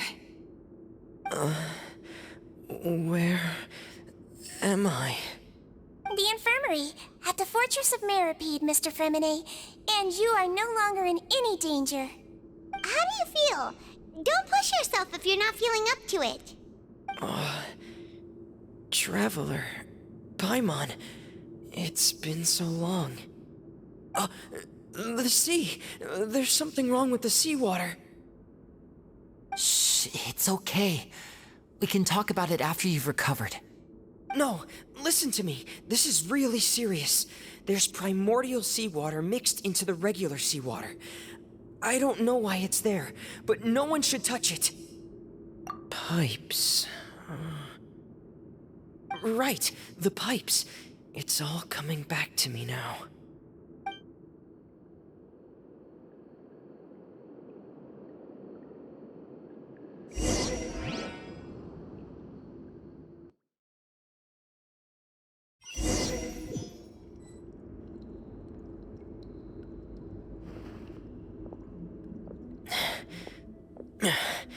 I'm in. Seems like this pipe hasn't been used in a long time. It looks abandoned.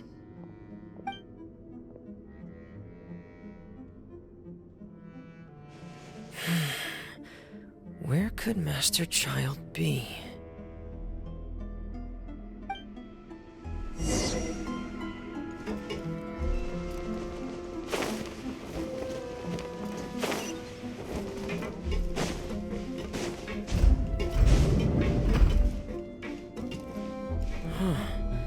This mechanism looks like it's been tampered with. Could he have done it?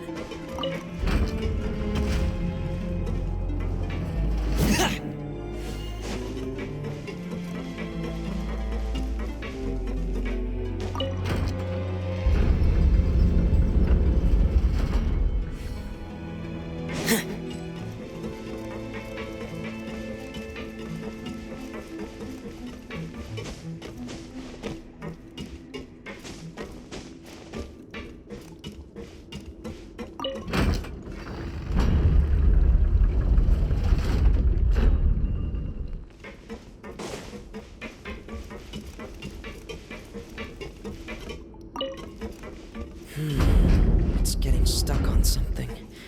Seems like I'll have to avoid those obstacles while I turn it.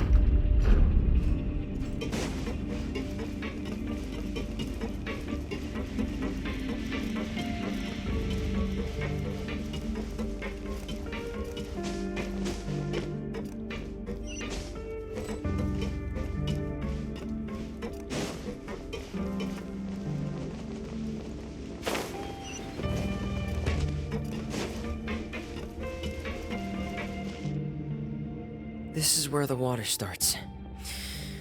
Okay. Master Childe probably dived into the water. I'll go take a look as well.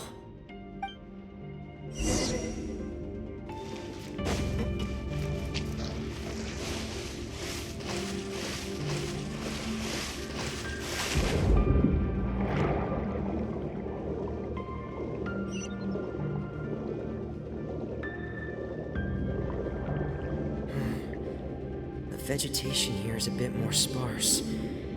These traces aren't natural. A person must have left them, and recently. I should be...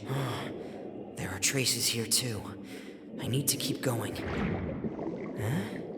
The traces are gone. But I don't see where he could have gone from here. Wait. What the...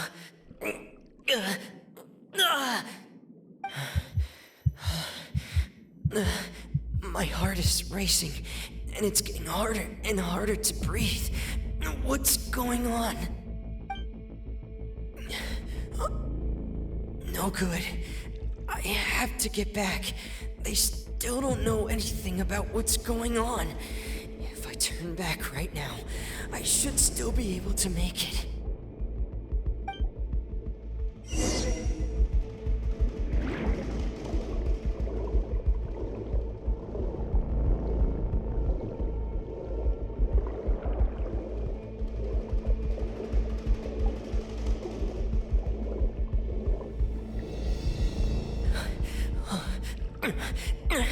I can't die here.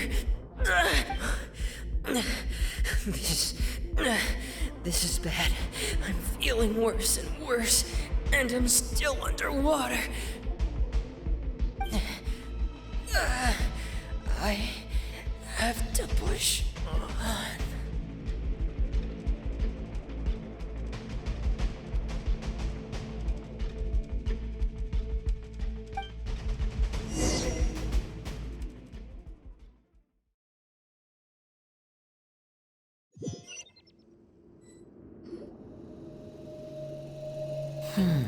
So, in other words, the trail you were following vanished, and you had no idea where Master Childe could have gone, but there was also no obvious place for him to have disappeared to. That's right. I tried my best to swim back, but I had already put some distance between myself and the fortress, and I just couldn't find the strength to keep going.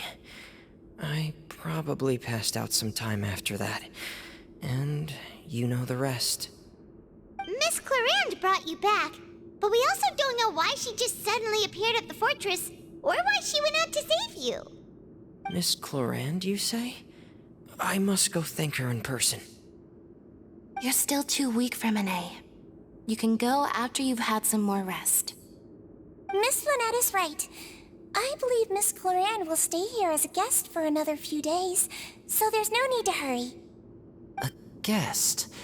Then I can assume Wriosthesley was the one who invited her to come down here? You should ask His Grace about that.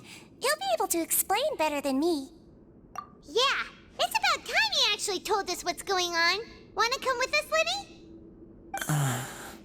No, please go on without me. I don't want to leave just yet. Lyney. The logical part of my brain is aware that we're safe right now, but I still can't bring myself to leave. Both of you are just in danger. Understood. Then let's just sit together for a while. In that case, I'll leave the infirmary to you. The Traveler and I are going to head out for now. As long as you stay in here, I don't think you'll be disturbed. Thank you.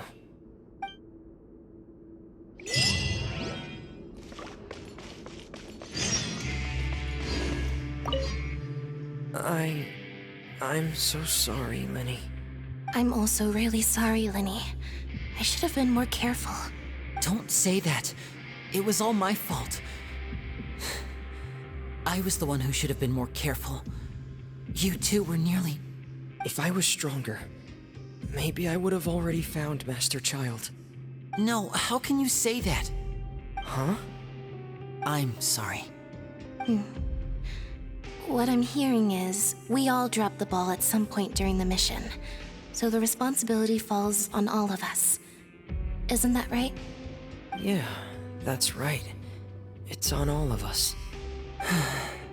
Lyney, we understand that you're worried about us, but we're worried about you as well. Please don't blame yourself. We want you to keep your spirits up. Yeah.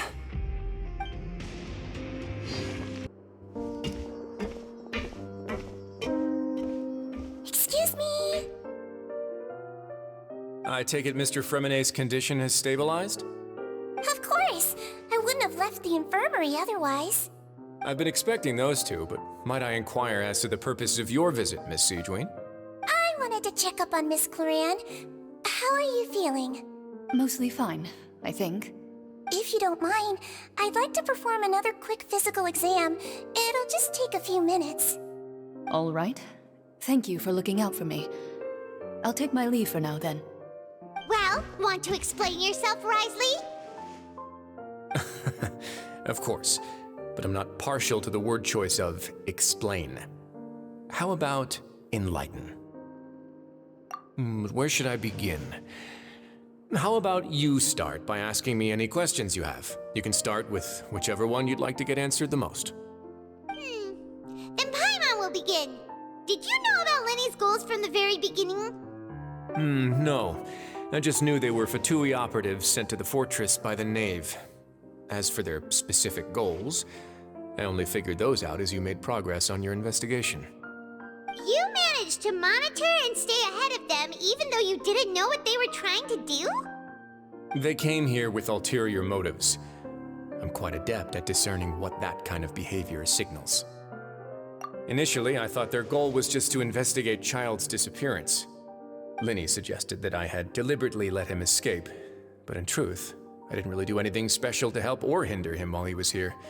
Everything he did, from finding helpers to leaving this place, he did on his own. Of course, it's inevitable that the Knave would make a big deal out of her fellow Harbinger's unexplained disappearance.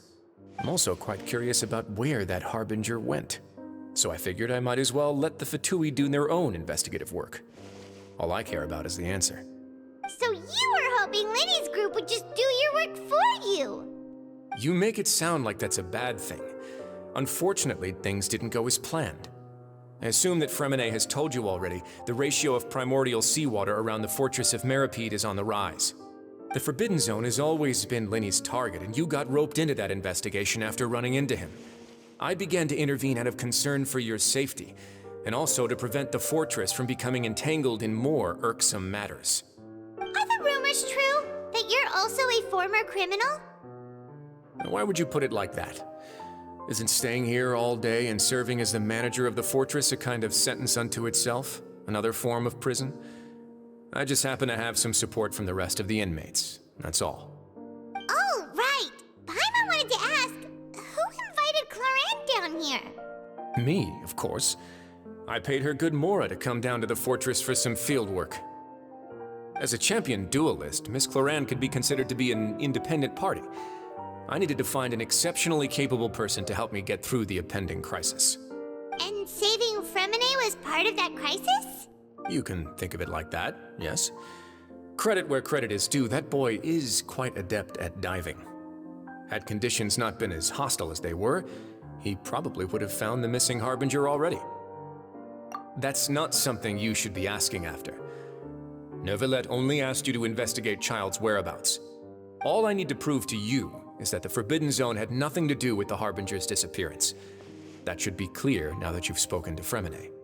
But we've already uncovered that there's something wrong with the infirmary, and we've answered a bunch of questions that you threw at us. Isn't it about time that you answer our last question in return? You make a compelling case. Do you really want to know the answer that badly? Yeah, Paimon really wants to know. Even if the truth may not be pleasant? Follow me.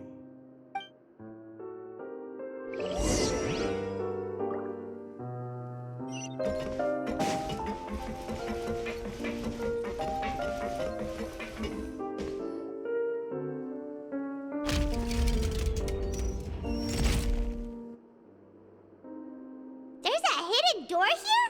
And a whole basement behind it? Huh. You're pretty good at hiding stuff, Wriosthesley. It seems you've forgotten just what kind of place the Fortress of Meropide is.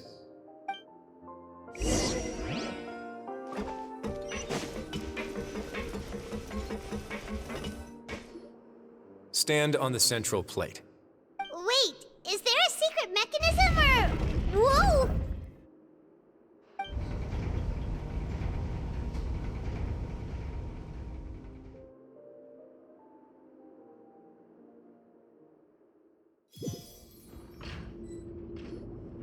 So, this is the Forbidden Zone? Honestly, for a place so well hidden, Paimon sure doesn't see anything special. What a huge door! There are 3 such isolation gates in total. Generally speaking, I'm the only one who's allowed to go inside. Hence the name Forbidden Zone. Am I correct to assume you're going to run on back and tell your little Fatui friends everything? Well, Paimon wasn't thinking of keeping anything from them. Well, I'd advise you wait until you've seen the whole truth of this place for yourself before deciding whether or not to tell them.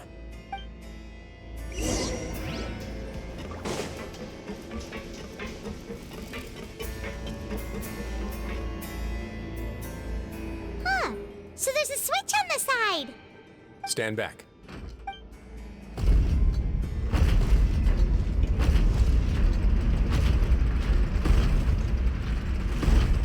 Whoa! They all just went up one by one! Go on, have a look.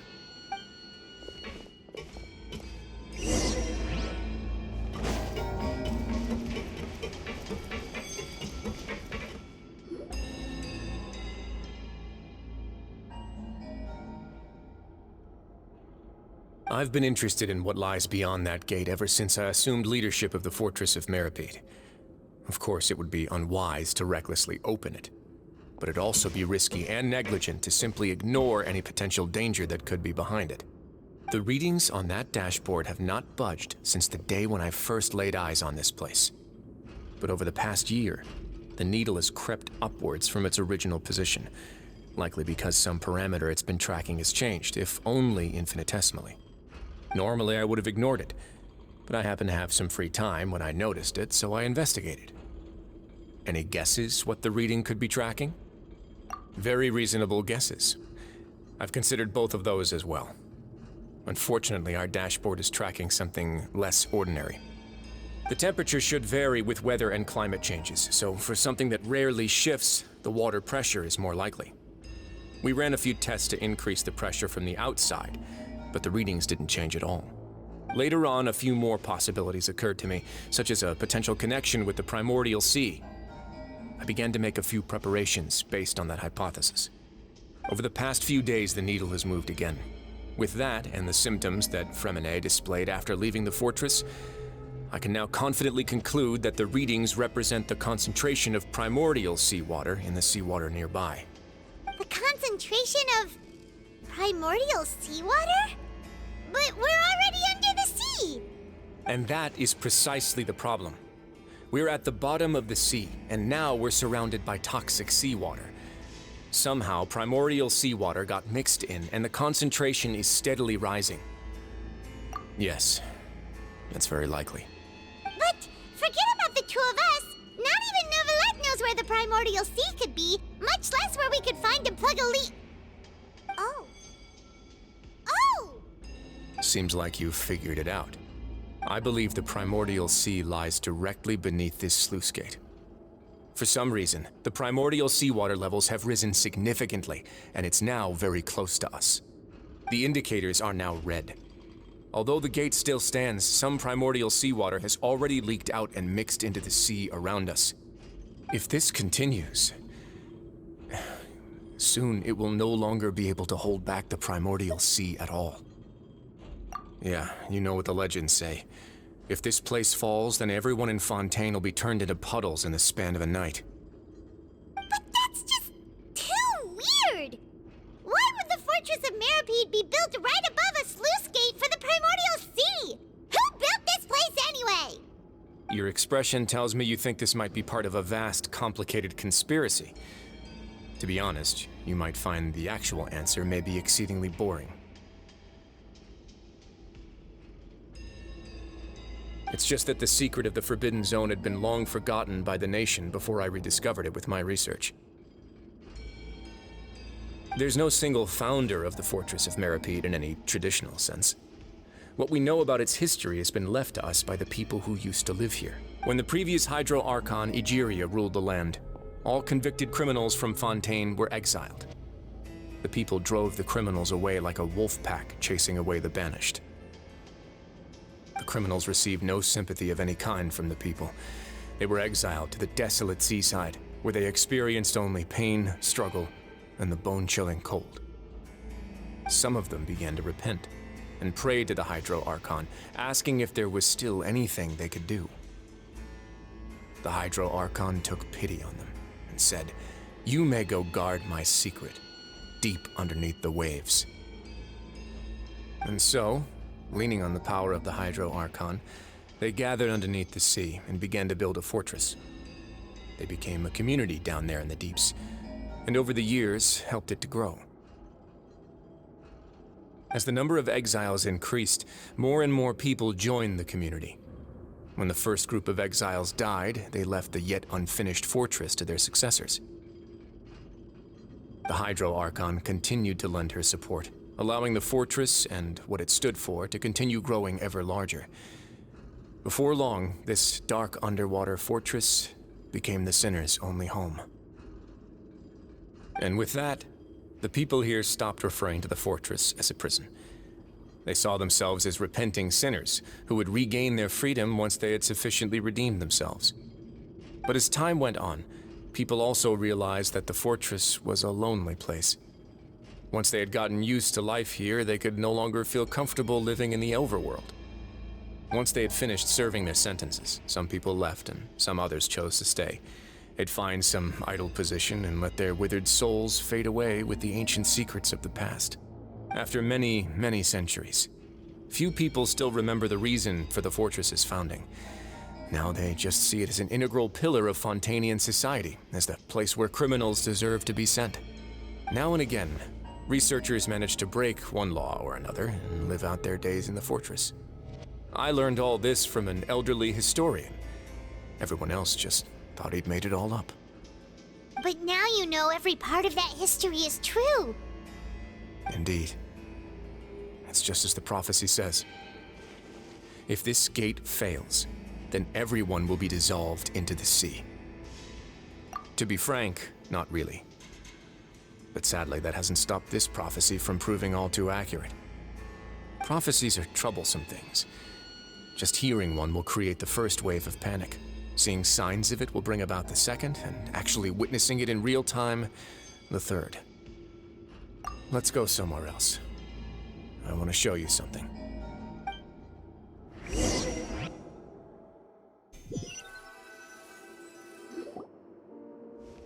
This is it. Your Grace, perfect timing. The results from our last round of experiments have... Wait, Jurier, he's not alone! Huh? Lorvine and Jurier? No need to panic, you two. I've already told them about our plan. What? After you warned us not to tell a single soul about any of this? I'm skeptical as well. Are you sure they are trustworthy? The results speak for themselves, don't they? These two may already know more than you could ever imagine. All right then, if Your Grace insists. They seem harmless enough, so I'll trust them for now. Well, how about some reintroductions? This is Jurier, one of the highest-ranked researchers from the Fontaine Research Institute. He used to work under Edwin. I trust that you've heard of Edwin? Good. Saves me a bit of time explaining. Edwin's main areas of research were archaeum and gravimeters. As his assistant, Jurier is quite familiar with them as well. I hired him to be my technical consultant. You want to blow up the Fortress of Meropide? What a lovely idea. I'm already imagining it in my head. Gotta admit, I'm tempted as well. Guys, focus! Focus! That taskmaster over there is Miss Lorvine, and is also one of my technical consultants. While Jurier used to be Edwin's assistant, she used to be Jurier's assistant. Ooh, are they together? See, everyone keeps asking this question. Are you too sure you're not a couple and just using your work as a convenient cover? Your Grace, I am not in a relationship with this man. If I dated her, I'd officially be madder than Edwin. Jeez, forget I said anything then. Follow me. Whoa, there's another door that goes right up. Your constant amazement makes it seem like the fortress can do anything. But Paimon really thinks everything's super cool. Well, let's spice it up a bit. And here you go. What a huge ship? This is also a production zone that Paimon's never seen before. What's going on? How much do you know about Fontainian history? Not much at all. Well, then maybe you haven't heard the story of ancient Lemuria. To give you a quick rundown, Fontaine used to be ruled by the Lemurian dynasty. According to legend, the Lemurian king Remus came to this land after being inspired by divine revelation and found the seer Sibila, who had taken on the form of a golden bee. Taking the golden bee with him and riding on a huge ship, the Fortuna, he created his nation above the surging waves. He called his nation Lemuria and used the Fortuna to incessantly search for new tribes and islands, calling on them to join his empire. There's a ship in this story too? Where there's water, there'll be ships. People believe that hope can always be found at the end of a voyage. Do you believe that too? To a point, I think. As you've already seen, I have a whole factory's worth of labor, materials, and technology at my disposal. Certainly can't hurt to give it a try. So the moment I began to speculate that the Primordial Sea might lie underneath the gate, I also began this project. Were you inspired by the legendary Fortuna? Maybe. Fontainians need something to hold on to cope with the impending disaster. Were the workers to find out the truth behind this ship, riots would destroy the fortress faster than any catastrophe. As the fortress's administrator, I'd never make such a reckless call. All right, that's enough talking for now. I'll need another 3 cups of tea to soothe my throat. Do you have any other questions? Seems like you're good. Come on, I'll take you back.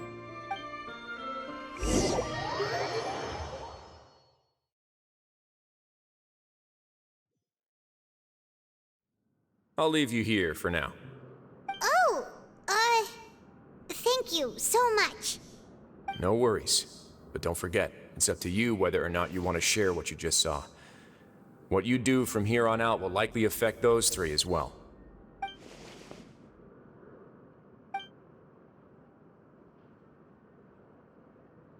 Yeah, we'll put a lot of thought into it for sure. Great. I look forward to what happens next.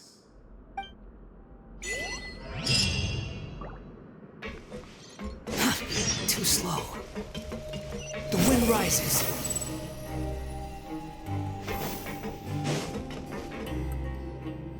We're back! Welcome back. Do you want a cup of tea? How can you be so much like Wriosthesley, always drinking tea? Huh. Actually, now that you mention it, I just remembered something now. While I was sedated, I could still barely hear 2 people talking next to me. They were discussing everything, from the leaves to the water and even the teacups themselves. Must have been Wriosthesley and Sigewinnie. Yeah, I heard 1 male voice and 1 female, so it should have been the 2 of them. They really were just talking about brewing tea. I really can't make sense of this place. So, Traveler, Paimon, were you able to learn anything from Wriosthesley? Yeah, he explained everything. Very well. Then, would you mind checking your answers against my speculations? Yeah, I took the time to rest, so I'm feeling a lot more relaxed now. Nobody else is around, and Miss Sigewinnie is also busy with something or other, so let's just talk here. All right, then I'll posit my theories. I asked myself 3 questions. Firstly, why was Freminet affected by the Primordial Sea Water? It was because he dove into the sea. My theory is, the long-lost Primordial Sea is probably very close to the Fortress of Meropide. Ooh, he's good. He got that right on the first try. That's our Lyney. Secondly, Wriosthesley's attitude changed dramatically during the course of our stay here. He ignored us completely at first, then suddenly roadblocked us. Why? I spent quite a long time thinking about this. If he has been monitoring the Fatui since the very beginning, he probably ignored us at first because he was hoping we could find Master Childe for him. What's more, the Fortress of Meropide is not part of Fontaine's court system, nor does it report to Eudex's Neuvillette. Wriosthesley is basically the king of a no-man's land. As long as the fortress doesn't do anything about Master Childe's disappearance, Father can use it to pressure the Fontaine authorities. And while the 2 factions are pitted against each other, Wriosthesley will be free to move between the parties of interest. If I had to guess, he probably has something that he's working on himself. It's likely related to the secret of the infirmary, but I just can't think of what it could be. You're super smart. Thanks so much. Then finally, there's the last question. If Wriosthesley does have a plan, what could it be? All I know for now is that his plan probably has something to do with the changing nature of the seawater. He's even gotten Cloran to help him out. That can't be the full extent of what he's doing. There's probably a secret passageway behind the block in the infirmary, and there's something big in the fortress that most people here never get to see. He has a bargaining chip, and it could be important enough for Father to deal with him directly. I don't have enough information, so I have no idea what his chip might be. But let me guess. You have the last piece of the puzzle.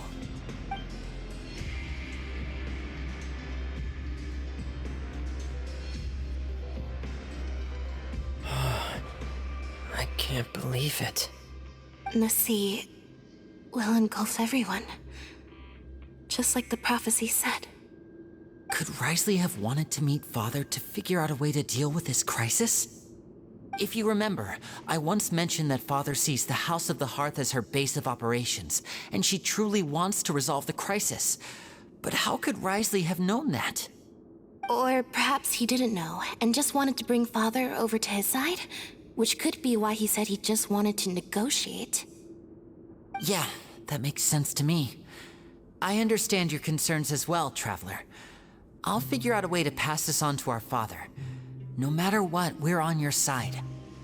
The two of you have already aided us far too much. We probably wouldn't be standing here right now if not for you. If you ever need anything else going forward, please come to the House of the Hearth at any time. Though you may not share the sentiment, after all that we've gone through together, the three of us basically see you as family now. You have my gratitude. Thank you for protecting Lyney when it really mattered. And thank you for sharing the secrets of the fortress with us. We didn't think you were going to do it. Why are you being so formal all of a sudden?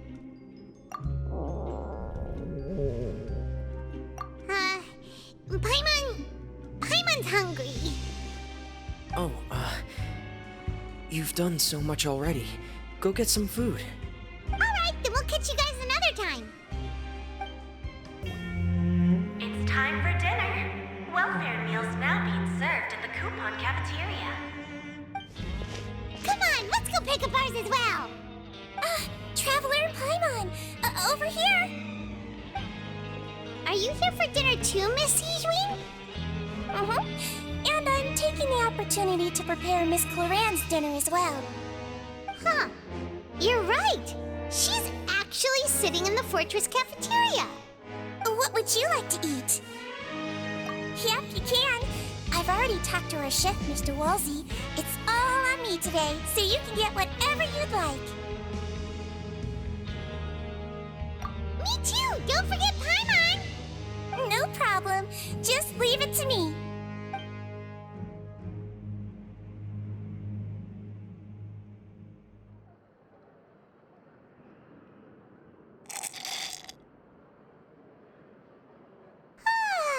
So delicious. Paimon's so happy. Paimon wants to feast like this every day. Feeling full yet? How's the food? Delicious. I'm so glad to see you all so happy. Oh, see, the expression on your face just now? The muscle here just moved, which suggests that you're feeling quite relaxed at the moment. Sigewinnie, do you do this to help your patients or to better understand human beings? A bit of both, I suppose. I'm a Melazine, which means I'm very different from human beings. I must know what you're thinking if I want to take good care of you. You're really good at taking care of people. Even though you're so short, you still talk and act like an older sister. Really? You're reminded of an older sister? That's great to hear. Oh, and what did you mean back in Wriosthesley's office? When you said that you were protecting Lyney and his siblings as well? Oh, that. I just asked His Grace to look out for those children, especially that diver boy. I was getting a bit worried after hearing that something was wrong with the water. Thankfully, Clorand is very strong and managed to save him in the nick of time.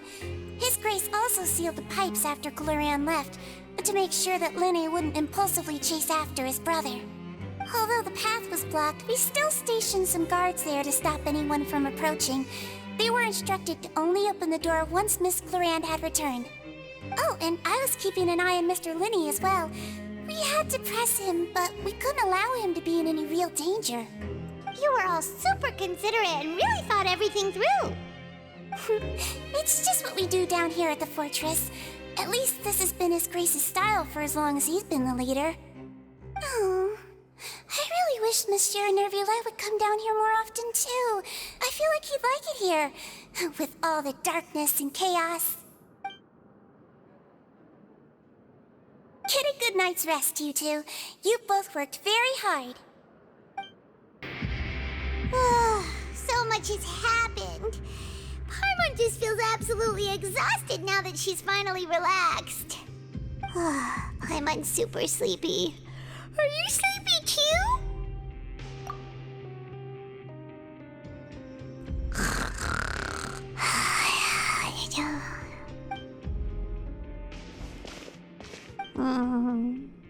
delicious. I'm on 1 seconds for free.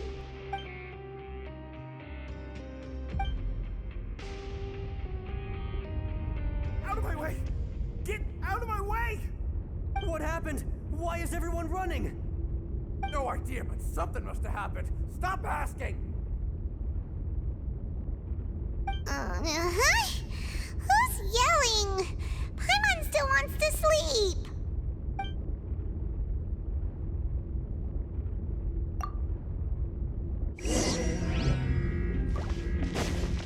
Quit following me.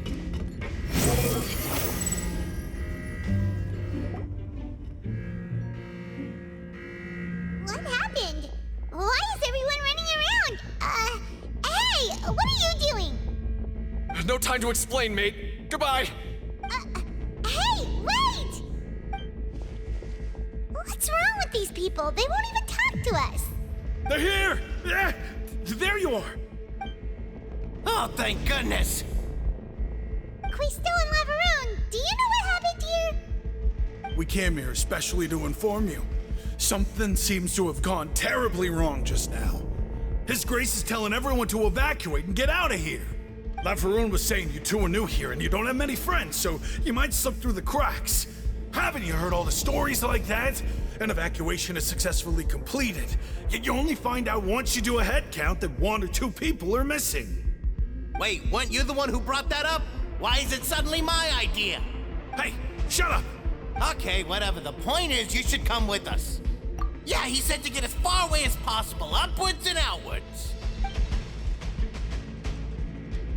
Oh no, it can't be that thing! Whoa, wait, what? What? Hey, where are you going?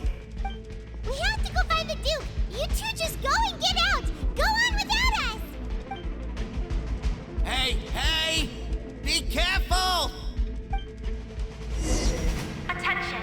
Please evacuate upwards and outwards, upwards and outwards.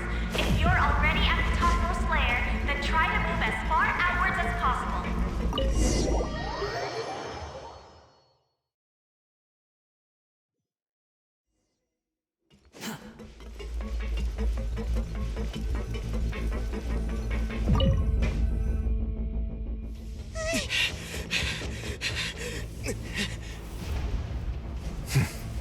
'They're here.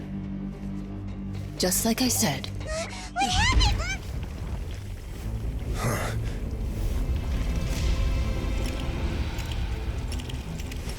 You're just in time.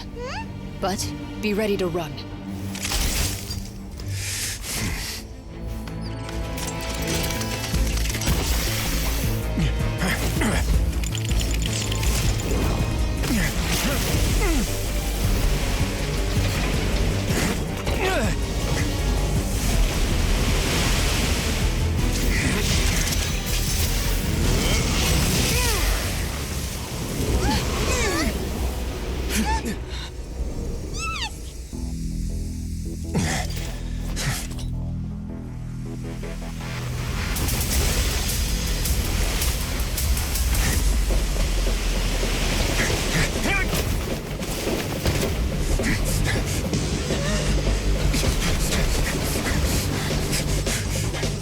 Three, 2, 1.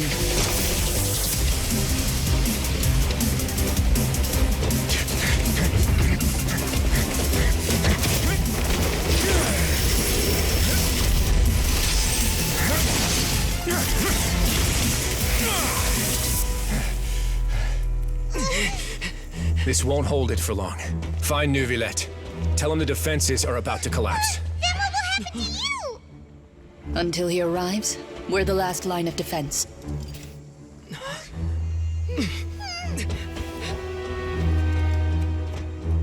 The gate. How long do you think it'll hold? That depends on us.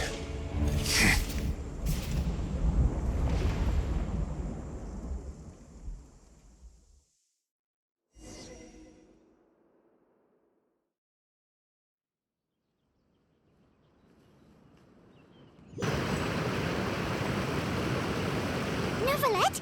Why are you here? Traveler, I need you to head to the Opera House immediately. Furina will soon be meeting with the Knave there. You must protect Furina, and make sure she doesn't spend too much time alone with her. Will do. You have my sincerest gratitude. The wind rises.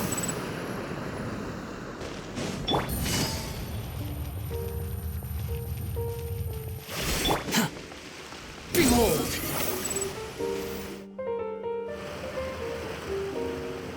Look! There are a ton of Fatilium Palais Mermonia people over there! The Knave is probably here already. We need to hurry! Are you two the traveler in Paimon? Monsieur Neuvillette has left instructions. Please follow me. Though I'm sure he's already explained, this should be a mostly cordial conversation, unlikely to give rise to violence. But it would be most appreciated if you could protect Lady Furina to the best of your abilities.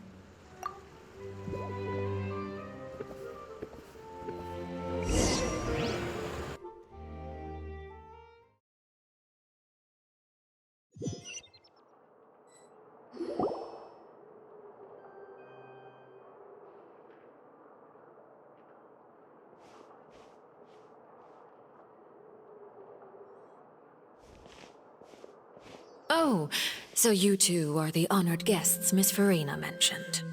Of course, of course! How could they not attend a meeting such as this? I must always have 2 or more guests at my dessert table. Otherwise, the occasion would be too lonely and unbecoming of my station. It is my pleasure to make your acquaintance, traveler. I have heard much of your accomplishments. I am the Knave, one of the 11 Fatui Harbingers.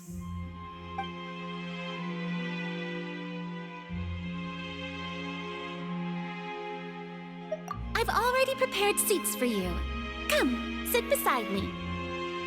Perhaps you two are unaware of how Miss Furina and I do things. You see, we actually recently agreed to get together for tea when we had the time. See this? This is a limited type of confectionery that Miss Furina simply adores. There are only 16 slices sold every day. Here, why don't you and Paimon have a taste?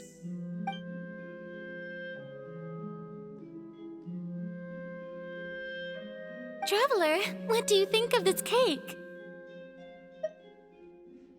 That's good to hear. So what Childe said was on the mark after all. You do share a taste in desserts with Furina and I wonder how he's doing nowadays. You must have heard, right? He's suddenly gone missing. I'm really worried about his safety, you know. Here's to hoping that he's an excellent swimmer. Since we're talking about him, I feel like I should add something. His martial prowess really looked certainly pretty impressive, yeah.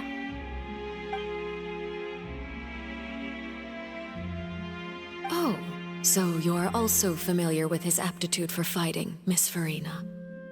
Oh, right. I almost forgot. Childe was subdued by Udex's Neuvillette right in front of you. Against ordinary people, my colleague would never be on the back foot. But alas, he just never imagined he'd run into such a person.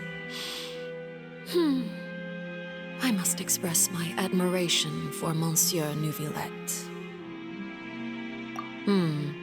Coming from you, that's not surprising at all. But I thought you would be happier to hear the news. Of course, but it's still a bit of a shame. You see, I would have been far happier had I received this news somewhat earlier. As you well know, a long time has passed since Childe disappeared. Well, in any case, there's no need to worry. We know for sure that Childe is still alive. Oh, and just how do you know that? Because we found evidence that proved he left the Fortress of Meropide. And where did he go after leaving the fortress? Well... The Fortress of Meropide lies deep beneath the waves. Unless he pranced right out of the main gate, he must have had to swim for it. Do you have any proof that he surfaced safely? Ah, that is good news at least. His sister Tonya sent a letter to Fontaine not too long ago. Since he was unfortunately unavailable, I picked it up on his behalf. Do you have any idea how he usually writes back to his family? Dear Tonya, your letter made me feel like we were still enjoying our time in Snezhnaya together. I'm currently admiring the scenery on the streets in front of the Opera House. Is it something like that?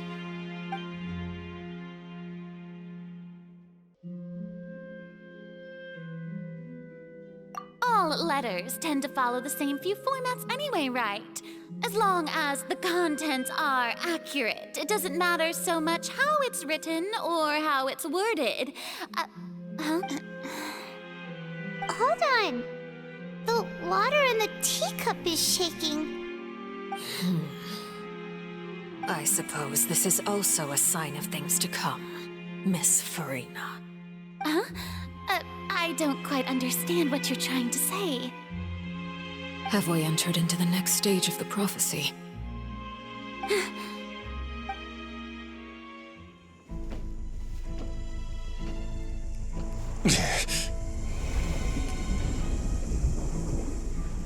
My thanks to you both. I will take it from here.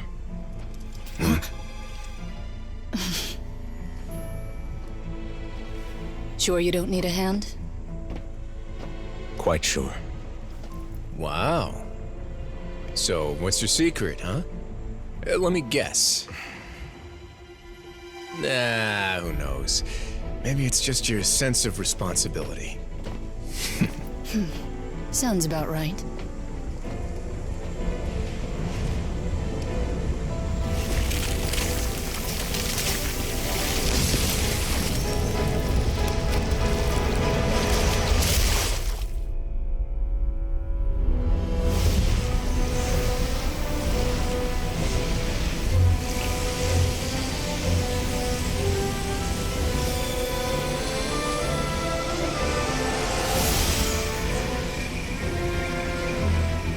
Day may come when the prophecy is fulfilled, and the waters burst forth. But it is not this day! This ancient power could easily obliterate an entire race. A tsunami of fury would unleash endless catastrophe.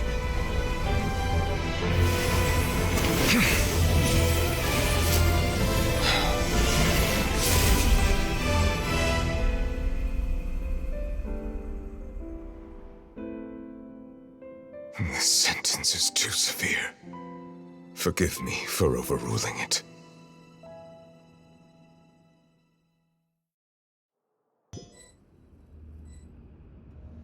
All right. Seems like the problem inside has been suppressed. Let me guess, we're safe for now. Indeed. But only for now. I win this bet. You owe me a present. Very well. It was indeed just as you said. You made a bet? We made a bet on the size of your entourage. Cloran thought you wouldn't come down by yourself. I figured you would have at least brought a few people along for appearance's sake. It appears I underestimated just how confidential the mission was. Shouldn't you have gotten used to confidential missions by now? That's just how the courts operate. So what gift must the loser give? Tea? He already has tons of tea in his office. I'm thinking about a set of legal codices. That wouldn't happen to be a dig at my lack of legal awareness, would it? Well, I'm sure His Grace doesn't consider the fortress to be outside the law. I was under the impression the residents of a place like this would be uninterested in the legal codices. That was obviously a joke.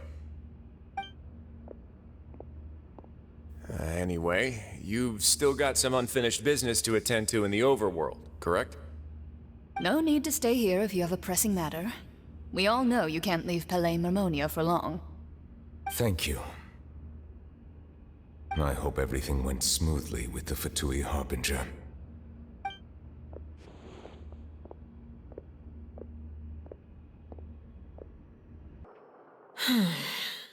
I must say, we've spent long enough playing house. Miss Furina, as the Hydro Archon, I am sure you understand the exact meaning of the phenomenon we just witnessed.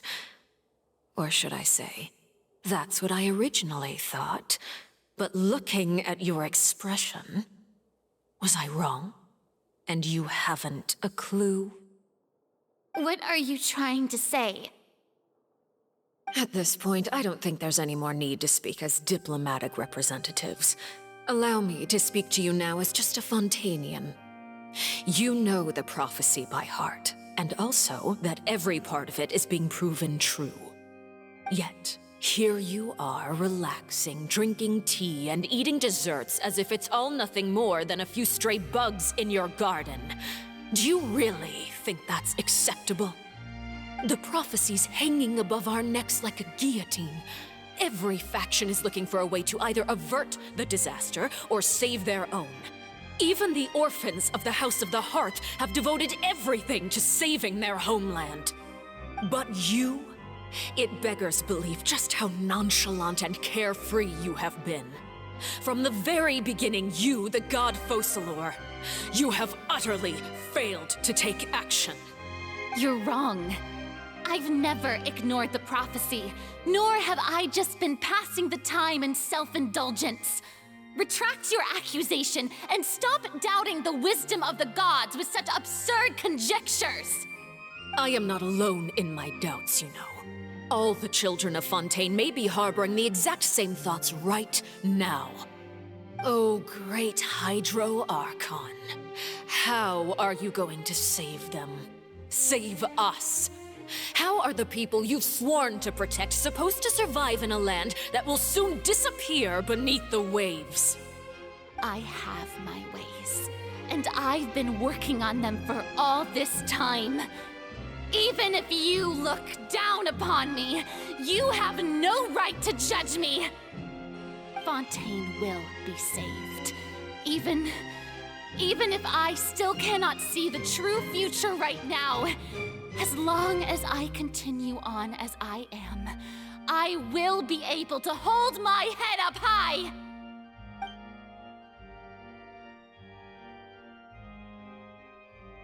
Then I ask you, Miss Furina, just what have you been working on? Where can we see it, and what is it doing to help?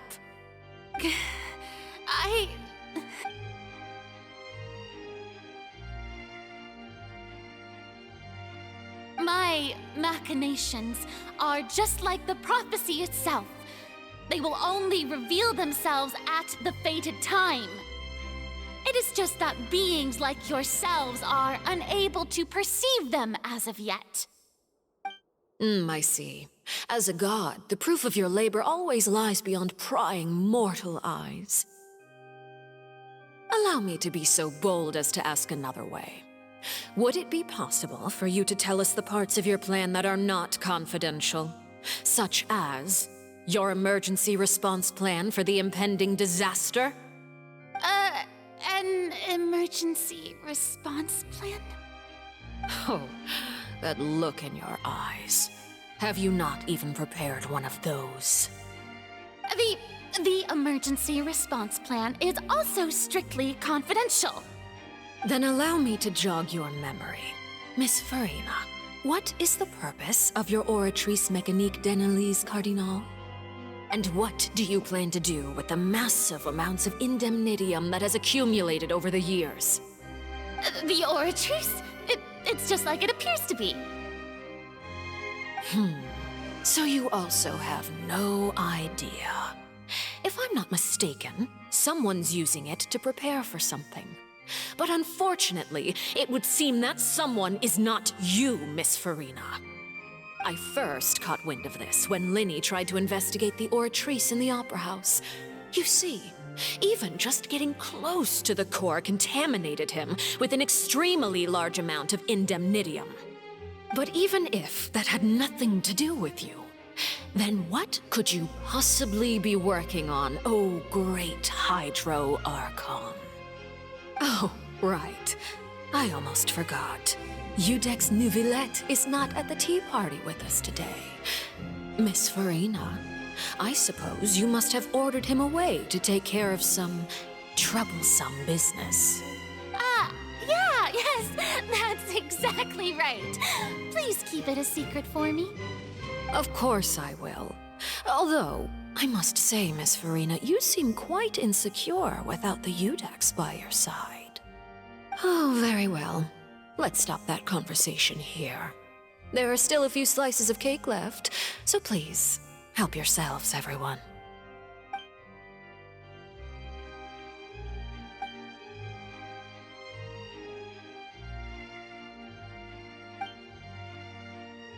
Traveler, I heard that you were recently commissioned to handle a few matters on behalf of the Udex. Why don't you take an extra slice of cake? Those who work hard deserve gratitude and praise. You too, Paimon. Thank you. Paimon will take you up on that offer.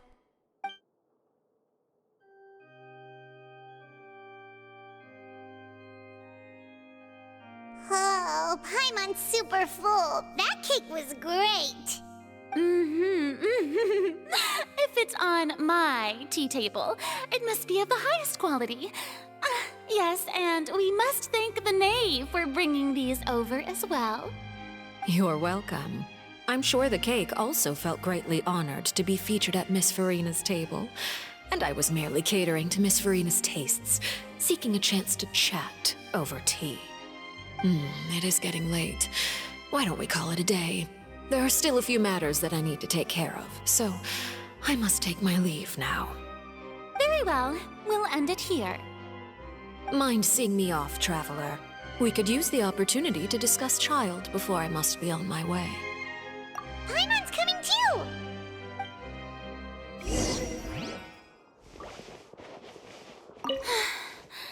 The tea party turned out to be even more difficult than I'd imagined. Why are you looking at me like that? Is something the matter? If there's nothing urgent, then I shall be retiring for now.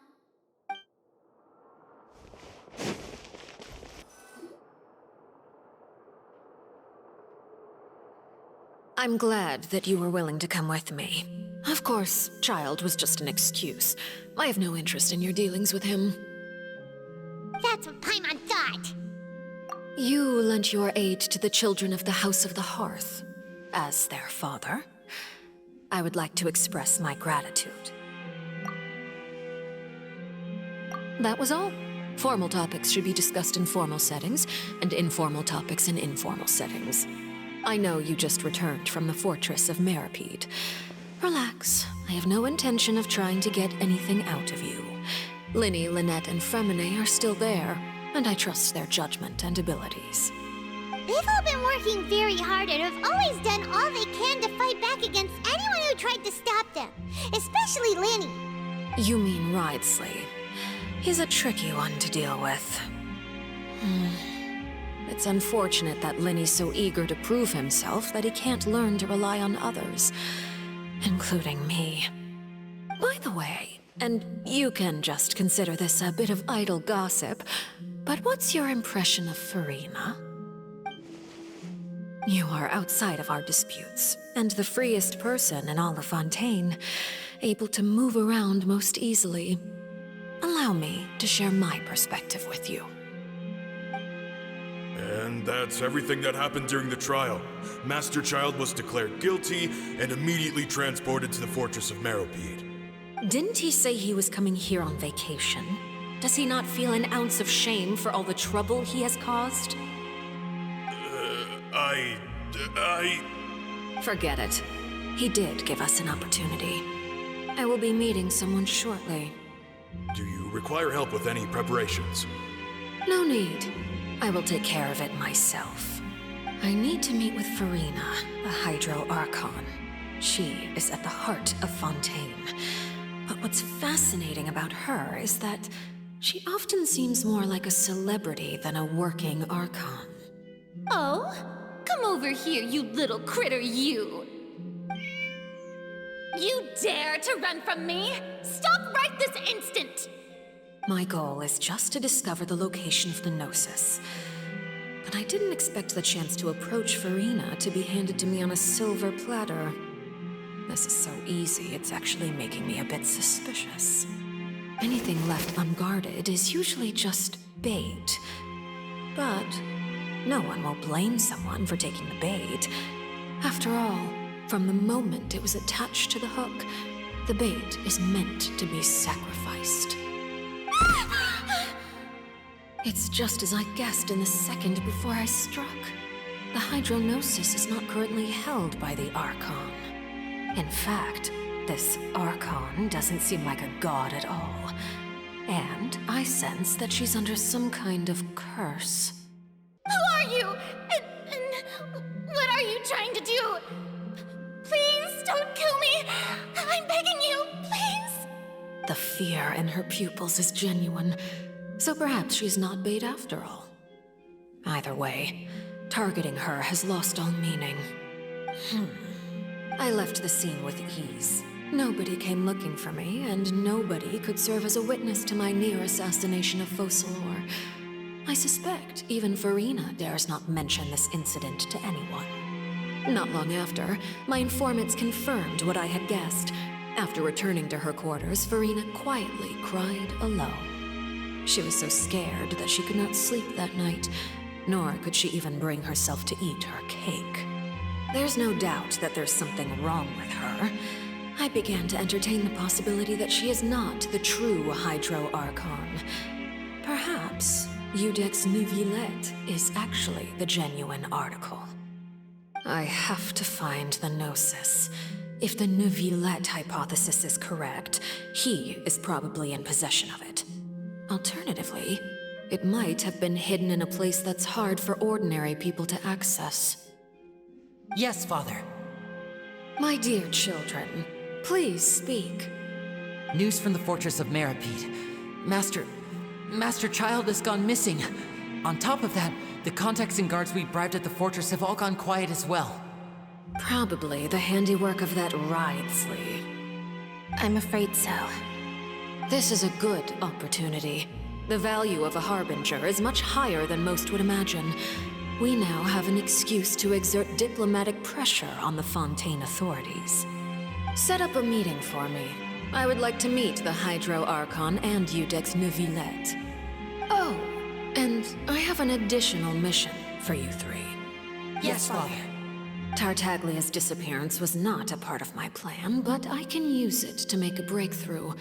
With this as my excuse, I can ask for an official audience and continue my investigation of Furina and Iudex Neuvillette. The initiative belongs to the House of the Hearth.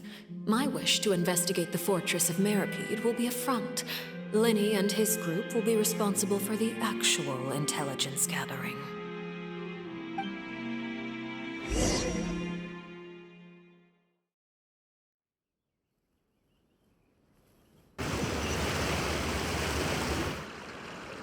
You should know the rest.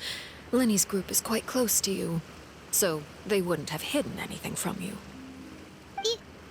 You attacked the Hydro Archon? It wouldn't mean anything, even if you shouted it from the rooftops. After all, even Furina herself is still pretending that nothing of that sort ever happened. Alright then. I've now had 2 chances to enjoy tea with Furina. I have to say, the leadership of Fontaine is even more inscrutable than I had imagined. I once surmised that Iudex Neuvillette must be the Hydro Archon, but now, that doesn't seem right to me either. I am a servant of Her Majesty the Tsaritsa. Over my years of service, I've learned how a real Archon conducts and carries themselves. Whether Iudex Neuvillette or Furina, neither fits the bill. It's hard to imagine either of them as the Archon. Of course, that is all just how I feel. Gut feelings often do not require justification. It is, however, quite amusing to me that after all my years working in intelligence gathering, I've come to realize I am at a complete loss regarding the identity of the god of the land of my birth. Don't you think Fontaine is quite intriguing? A catastrophe looms, yet many secrets have yet to rise to the surface. It looks like Fontanians will have no choice but to save themselves. Ultimately, though, one must survive in order to do anything else. Should the need arise, I would be happy to cooperate with you. You don't need to commit to anything right now, of course. I have a feeling that the situation will continue to evolve, and as your name is often connected with noble deeds, I'm sure we will work together someday. He certainly returned quickly. You must want to catch up with each other, so I'll leave you to him. Neuvillette, is it over? For now, yes. But this issue will prove quite thorny in the long term. I'm concerned that sooner or later the prophesized events will occur. Thank you for protecting Furina. To put it simply, I used my power to force back the Primordial Sea and reseal the sluice gate.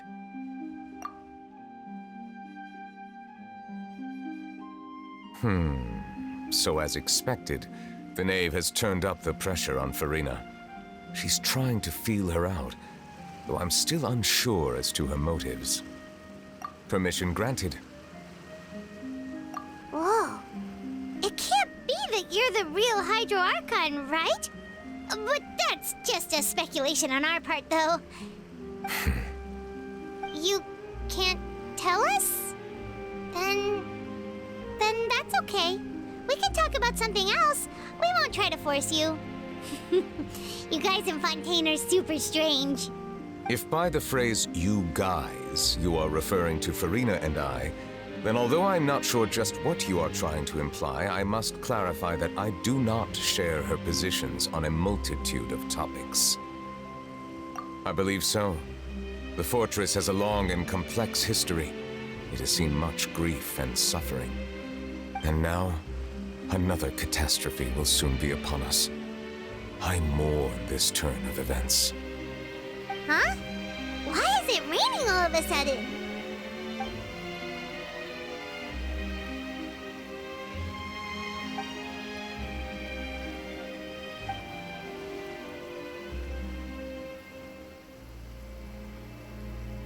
You may be closer to the truth than you think. Oh? And what are you thinking?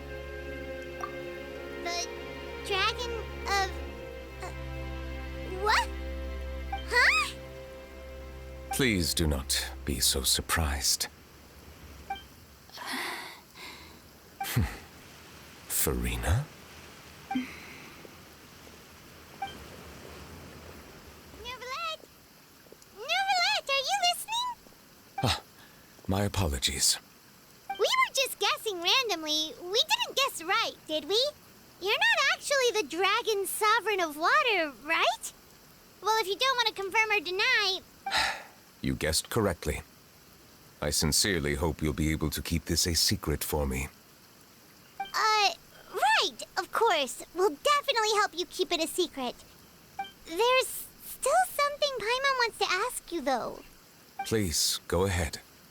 Well, if you are the dragon sovereign of water, and you were able to force back the Primordial Sea from the fortress, then since Fontaine's prophecy is all about seawater, couldn't you just use your power to solve the crisis?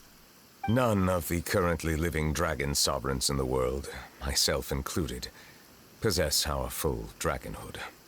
They say that when the first usurper arrived on Tivat, they seized a part of the dragon's power. Today, that stolen power is the basis of the Archon's authorities. There are 7 elemental Archons and 7 matching dragon sovereigns. The dragon sovereign of water who lived through that era perished a long time ago. As their successor, I know far less of that part of our ancient history. In any case, I believe I will not be able to do much unless the Archon disappears and returns their elemental authority to me. Given the status quo, however, I would recommend finding another way to deal with the prophecy. Oh, so even you can't solve it. I still have some urgent matters to attend to at my office. If you have any more questions regarding ancient history, you are welcome to discuss them with me at a later time. Please go right ahead. There's a place that Paimon wants to go too. Traveler, why don't we pay another visit to the Fortress of Meropide? Paimon is a little worried. We'll see you another time. Take care.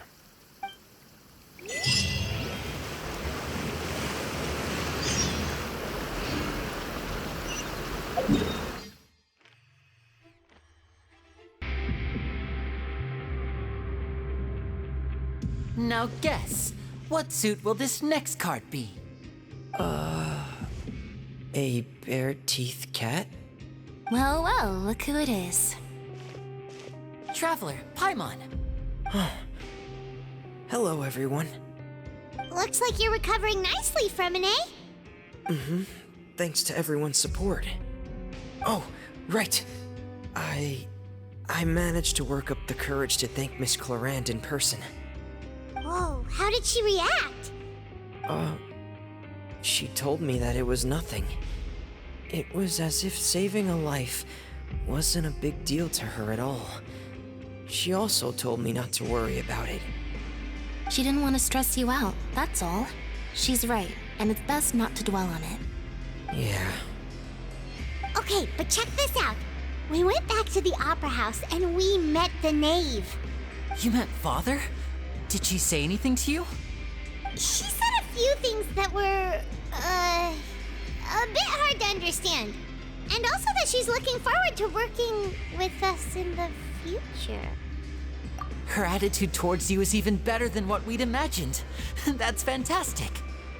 You should believe her. She has her own way of doing things, and she'll do everything in her power to help those she considers close, which now might also include you. Mm-hmm. Father is very capable, and also trustworthy. Oh, Paimon just remembered that she thought Lyney was a bit too proud as well. She said that you should learn how to rely on others sometimes. Got it. Huh. That does sound like something that Father would say. Hey! Are you going to stay here for the next few days? Looks like it, yeah. Excellent. I will host a tea party. For real? Then Paimon wants another serving of cake. Another implies that you were already served some delicious cake while you were up there. How lovely. Well, next time, you're going to have tea and snacks with us. Sigewinnie! Traveler, Paimon, you're back! Are you still doing all right? Did either of you get hurt? We're fine, but what about you guys? It was such a huge mess. How bad was it? A few people sustained superficial injuries, but that's about the extent of the damage. Monsieur Neuvillette paid us a visit. It was all thanks to him that we managed to suppress the crisis for the time being. Of course, we must also thank you for the help you provided. How did Neuvillette know that he was needed here? Well, Monsieur Neuvillette has strong resonance with the hydro element. When the water level rises, he can feel the waves produced. I ran into the bombshell bros while bandaging the injuries of the wounded. They were mumbling the whole time about how you just ran down without a word. I'm so relieved to see that you're both all right. If you're not too pressed for time, please stay with us a few more days. Just let me know if you get a craving for any particular dish, so I can have Mr. Wolsey get your meals prepared. Oh, and please feel free to visit the infirmary for a break at any time. I'd like to take the opportunity to spend some more time observing your facial muscles as well. Your happy smiles are quite contagious, you know. They're so memorable, and I've missed them immensely while you were gone. You guys are back? Quisto! Macaroon! You guys didn't get caught and thrown back down here, right? Huh? No, not at all. And here I thought you'd managed to escape from jail during all the commotion. I'd held you up as legendary jailbreakers, but now you're telling me you just never left? We're sorry, but we just had some business to take care of. All right. There's no need to get caught up in the details. We're just relieved to see you. He was super worried about you, you know. Hey, it wasn't just me. Weren't you super worried as well? Something like that, yeah. I was also transferred to work in the kitchen a few days ago. I can still hear Quisto mumbling to the carrots. Are those two all right? Do you think they made it out alive? Whenever he'd say that, I'd tell him I'm sure they're fine. Wherever they are, they're kicking back with drinks in hand, enjoying the lovely scenery.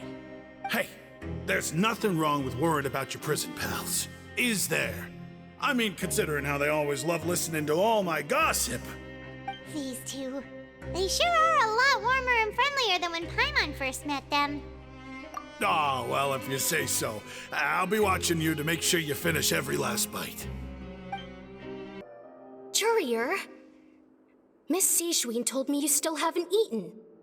Yeah, I was working on something, so I forgot. That's no excuse for... Huh?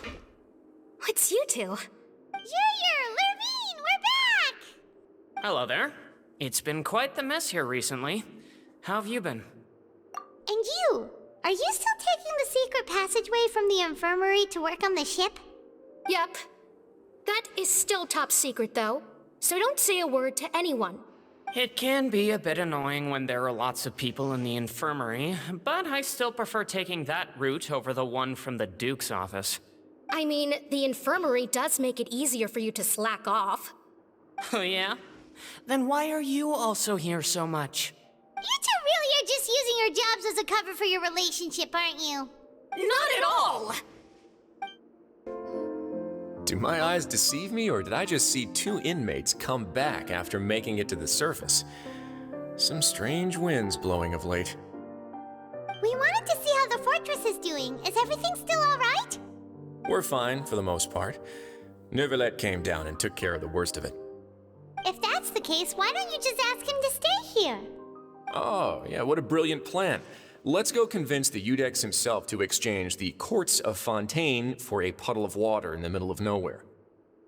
He came here in a hurry and left without even stopping for a cup of tea. He did remember to take Miss Sigewinnie's gift with him, though. He sure sounds super busy. Miss Cloran has left as well. She also took her gift from Miss Sigewinnie. Were the gifts milkshakes? Neuvillette got the milkshake. Cloran received lipstick instead. Those aren't even remotely alike. Well, it's Neuvillette's own fault for making Sigewinnie worried about his health by working so much. But besides that, our head nurse is still pretty fond of picking out beauty products for the ladies. Oh, and I have some gifts here for you as well. Are these from Sigewinnie too? Nope, they're from yours truly. You've already wrapped up your work at the fortress, so you can return to the surface at any time. You haven't yet served your full prison term, however, so you may continue to use your cell until your term is up. For real? Then we could stay here for a really long time? You may access the cafeteria for free. Hooray! Just remember to come complete your paperwork once it's time for your release. We're back in our cell again. We're no longer prisoners, though, so it really doesn't feel the same. Sure feels that way. But the truth is, we never did anything bad to begin with, so I'm not sure why we put so much pressure on ourselves. Huh? How did you know? Hey, that's not true! All right. Okay, Paimon just wanted to say that we really are an amazing duo after all. It's like we've now gone to so many places together and become friends with so many people. We've never stopped traveling or stopped meeting new friends. There are so many bad things in the world, and we're just two people, but we've still been solving problems no matter where we go. Isn't that pretty cool? You're counting Paimon today? Aren't you the only adventurer here? Then let's ask Catherine to give Paimon an adventurer handbook as well. Paimon will also be an adventurer from today forward. Just our thoughts making Paimon giddy. Paimon's gonna crash, so you sleep soon too. The last time we fell asleep here, we woke up to a whole mess outside our cell. The Primordial Sea Water nearly rose up. That was so scary. We should be safe now, right? All right then. Good night to you, Traveler.